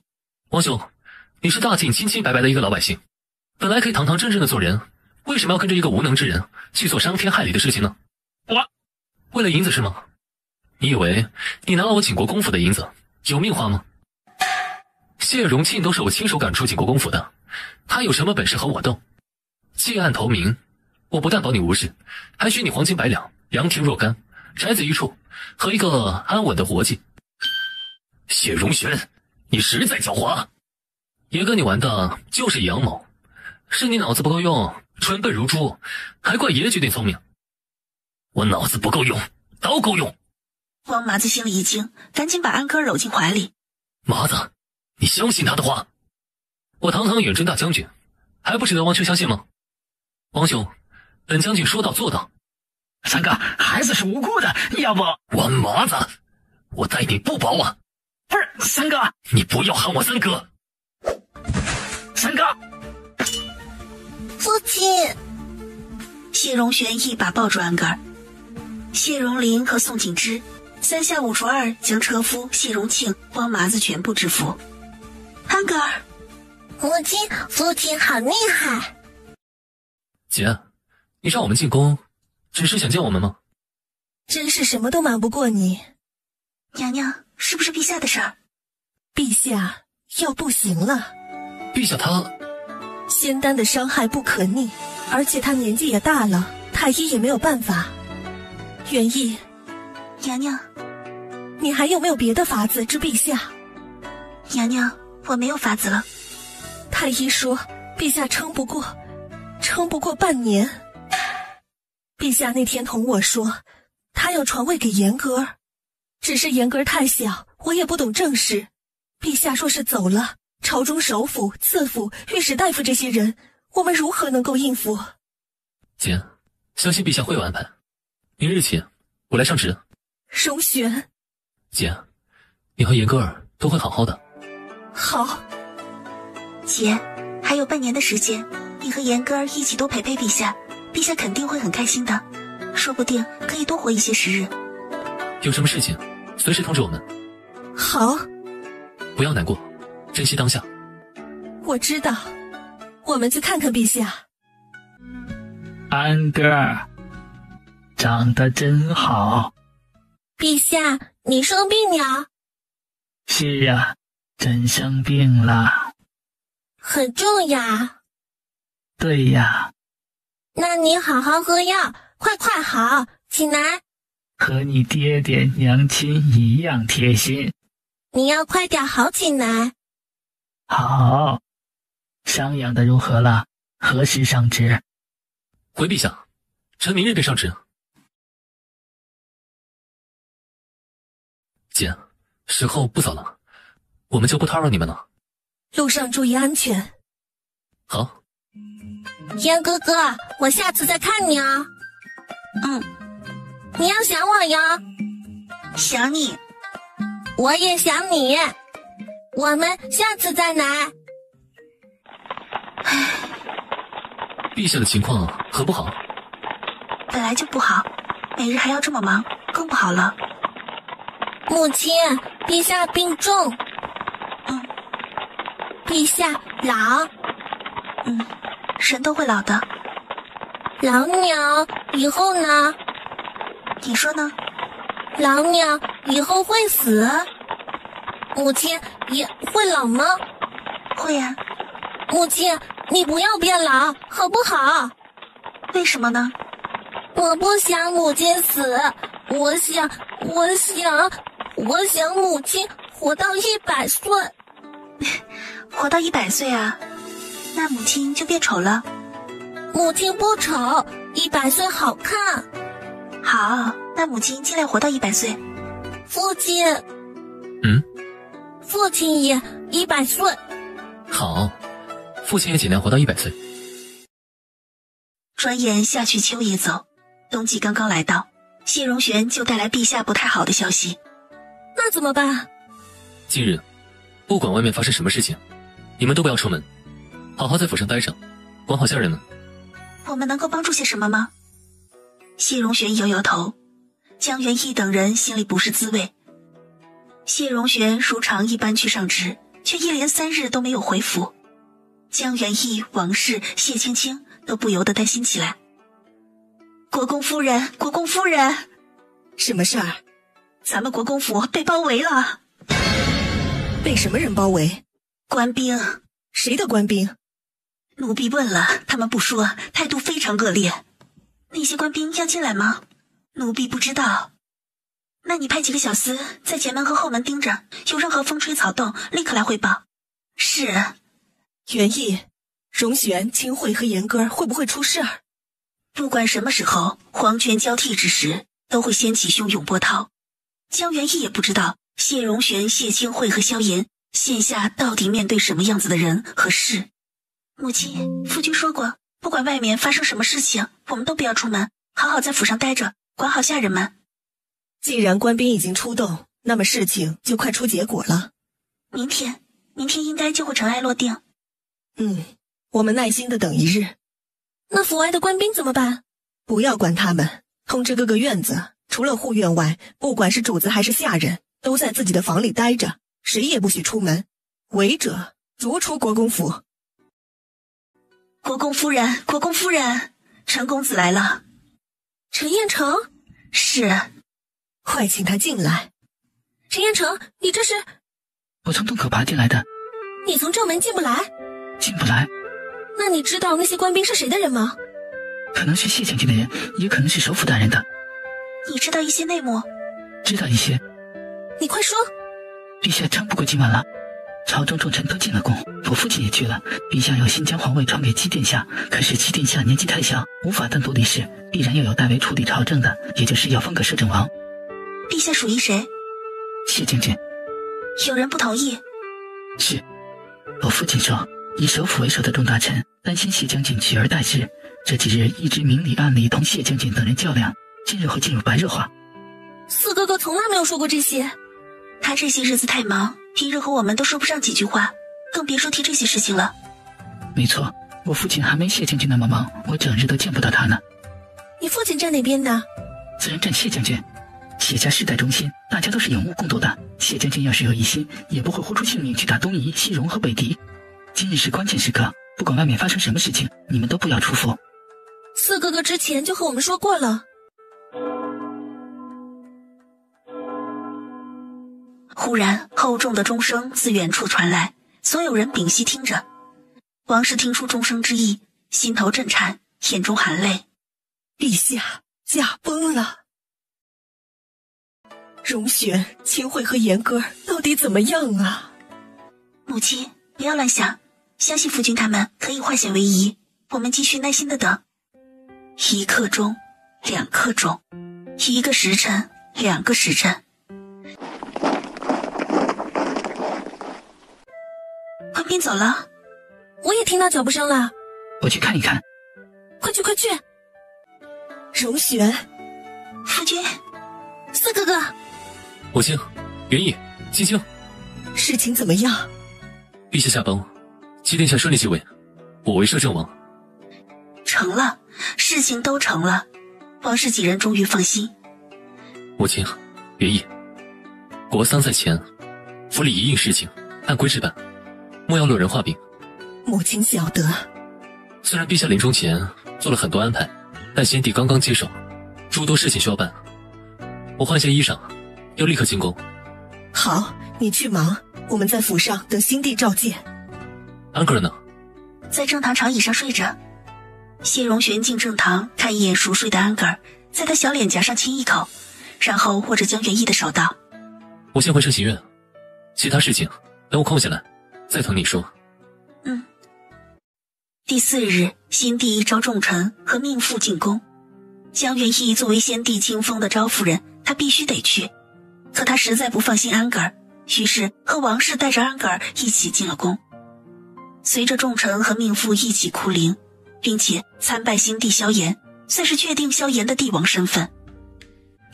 严格尔一直喜欢先帝，他才是最伤心的。严格尔，舅母，严格尔，教母，我没有父皇了。教母，我没有父皇了，我没有父皇了。严格尔，你有父皇，你一直有父皇的。先帝是你的父皇，一直是你的父皇，就算他离开了，他还是你的父皇，是不是？是，可我以后都看不到他了。但他能看到你。等到天黑时，天空就会出现星星，是不是？是的。那你们知道，世间死一个好人，天上就多一颗星星吗？陛下是好人，他肯定也会变成了天上的一颗星星，一直看着严格尔的。可是有好多星星，哪颗是父皇？夜晚里最亮的那一颗。我父皇最好了，肯定是最亮的那一颗。对，他一直在那里看着你，看着你好好成长，看着你成为一个优秀的君王，看着你让大境的老百姓都过上太平殷实的日子。舅母，我会好好成长，成为一个优秀的君王，让大境的老百姓都过上太平殷实的日子。我相信你可以的。所以不要难过了，先帝在厅上看着，他也不希望你难过的。而且你舅舅、母亲和我都会一直陪在你身边。还有我。对，还有安格尔。严哥哥，你别哭娘，你一哭我也想哭。好，哥哥不哭了，你也别想哭了。严格尔，我们去看谢太后吧。我也去安抚一下母后。母亲，我们都好好的，父亲在天上看着我们呢。5日后，皇宫里各种权力都彻底落到谢荣玄和萧炎手中，登基仪式隆重且顺利的举行，萧炎正式成为大晋皇帝。谢荣玄这位摄政王为了更好的和萧炎一起处理朝政，也终于要带着妻儿搬到皇宫里住了。要去多久啊？3、5年，陛下能接手朝政，我便可以回来。我和安格尔会常回来的。到底是住在皇宫，比不得府上，你们的一举一动都要谨慎。母亲，我们住在外宫，和内宫是分开的。那也是在一个皇宫里，要谨慎。你干什么？你说呢？你不要闹，我还要收拾卧房呢。已经收拾好了。百日国丧期间，大境上上下下禁止作乐，其中朝廷命官不得行房事。谢荣玄正好忙于朝政，便一个人住在永平殿。一开始住得很简陋，确定江元义和安格尔会搬过来，他便把卧房布置一遍。你亲自收拾的？没错，除了屏风、桌子、软榻是工人抬的，其他的梳妆镜、被褥、床幔都是爷一个人弄的，挺厉害吧？厉害。感动吧？感动。那我们现在就大战300回合吧。夫君，这是大白天啊！我们大白天又不是没有战过。你闭嘴！好，听媳妇儿的。谢荣玄将江元义放到床上，江元义要起来，谢荣玄压上去就吻，好一会儿才微微放开他的嘴唇，贴着他白嫩的脸颊，微喘着笑道：“你明明想得很。”你胡说！听听，你声音都变得娇滴滴了，还不承认？你混蛋！食色性也，想就想，有什么不好意思的？你闭嘴！媳妇儿，你凶的时候真可爱。谢荣玄再次吻上来。夫君，晚上我们在。晚上是晚上的。夫君，你别这么急。我们多久没同床了？100多天而已。而已？这100多天里，也就拉你3次手。三次手？怪我。谢荣玄嗓音被心中狂潮熏得微哑。怪我让媳妇儿都是空房了，我现在就补偿你。一件又一件的衣裳自轻薄的床幔里抛出，男人和女人交叠在一起，仿佛床幔里的缠绵一样难分你我。一遍又一遍，床幔终于停歇下来。谢荣玄抱着江元义进净房，许久之后才出来。卧房已经被收拾干净，谢荣玄将江元义放到床上，他跟着躺下。不来了。你也穿衣裳啊？你帮我穿。你真没有一点摄政王的样子。什么摄政王？在床上也就是你的男人。难道我在床上也要摆摄政王的样子？夫君，我想去一趟元州。元州那里处处都是灾民，很是忙乱。没错。所以我要去看看，我想去帮忙。元州周边已经有人自愿帮忙。那我更加可以去了。我想看看他们如何用水，如何用饭，如何睡觉，积累经验，下次再遇到类似的事件，我也能做得更好。你是担心他们处理不到位，滋生疾病？江元义没有否认，谢荣玄向来支持江元义去做自己喜欢的事情，可是让他一个人出宫去外地，他还是很担心。夫君，你那么想去？特别想去。让谢平多带些人保护你，春桃陪你去。你同意了？我什么时候反对过你？夫君，你真好。之前就知道袁州半个城都遭遇洪灾，没想到会这么严重。不要着急，都有粥啊！陛下开恩，今天粥多，肯定可以吃饱。一会儿吃过了，把你们的衣裳、鞋子都拿到太阳下面晒晒。是冯首府吧？是。江元义惊讶极了。冯首府四周查看老百姓，一下看到江元义，不由一愣。赵夫人，你……首府大人，你怎么在这儿？今日休沐，就过来看看袁州情况。首府大人心系百姓。不敢当，不敢当。赵夫人，你怎么也来了？我是来帮忙的。帮人看病是吗？那你跟我来。因为冯首府对这里十分熟悉，江元义很快就融入进去。他帮着老百姓看病，春桃和谢平打下手。冯首府见江元义治疗一个又一个病人，开心得不得了，张口就和他聊袁州洪水的情况。这瘟疫呀，一般出自水、益虫、排泄物，所以我一早就和王爷陛下商量过了，嘱咐袁州知府一定要把这3方面处理好。我看他们做得还不错，目前除了个别人得了风寒外，完全没有瘟疫的迹象。首府大人，还有一个问题值得注意。你说。洪水中的动物尸体如果可以打捞上来焚烧掉。尸体也可能产生瘟疫？有可能。那行，我一会儿就写封信给袁州知府。麻烦首府大人了。赵夫人。首府大人，你来了。5日一休沐，我昨日看到袁州知府上的折子了，说是这儿一切都好，没有发现瘟疫痕迹。看来赵夫人焚烧动物尸体的建议帮助甚大，以后我要把这一项记到书上。从洪灾到现在已经过去1个多月，情况越来越好，瘟疫大抵不会发生了。谢青青出嫁这几日，景国公府极其热闹。恭喜恭喜！客气了。袁州的事情我听说了，你们很让人佩服。这是我们应该做的。那卑职就不打扰2位招待客人。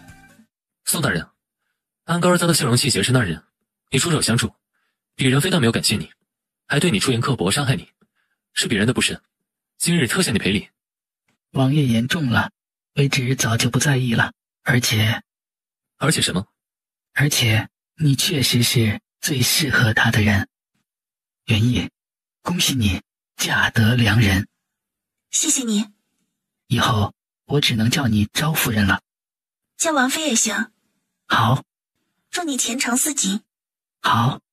那你们忙，我入座了。再会。宋景之抬步从江元义身边离开，这一次是彻底离开了。媳妇儿，你听到没？什么？他说我才是最适合你的人。听到了。我刚刚想和他说赔不是是赔不是，他若是继续肖想你，那我就对他不客气，结果他想开了。早和你说过，给他一点时间他会想开的。想开以后他这个人眼神都变好了。眼神怎么好了？终于发现我才是最适合你的人了。媳妇儿，我确实是最适合你的人。对。夫君，我们得招待客人了。我的小姑姑，我的小姑姑，小姑姑。安哥儿，不哭不哭，你小姑姑过2日就回来了。过2日回来吗？回来的。3日后，谢青青回门，得知安格尔在她成婚当日哭得撕心裂肺，她又伤感又开心。青青，都成亲了，怎么还和小孩子一样？成亲了，我就不是我了。还戏，我们安格尔说的对。元义，几年前我以为自己真的要死了，没想到如今可以拥有这么多，这些都是你给我的，谢谢你。夫君，我小时候就想过自己以后可能会成为他人的妾室，可能会在后宅与人争风吃醋，可能一辈子都是个一事无成的窝囊废。唯独没有想过会遇到你这么好的人，让我成长、坚强、勇敢，让我变成这么好的自己，让我觉得这世间的一草一木、一尘一沙、一阵风都是那么美好，那么可爱。我这么好吗？你整日自夸，这时候怎么不相信自己了？我在你面前可没有那么自信。你要相信自己，你是世间最好的人。对，听到没？你儿子都同意的。媳妇儿，你刚才说的真好。那是我的真心话。那你多说点，我爱听。说过了。多说点嘛。不说。那我说。说什么？媳妇儿，我喜欢你。知道啦。我们要恩恩爱爱一辈子。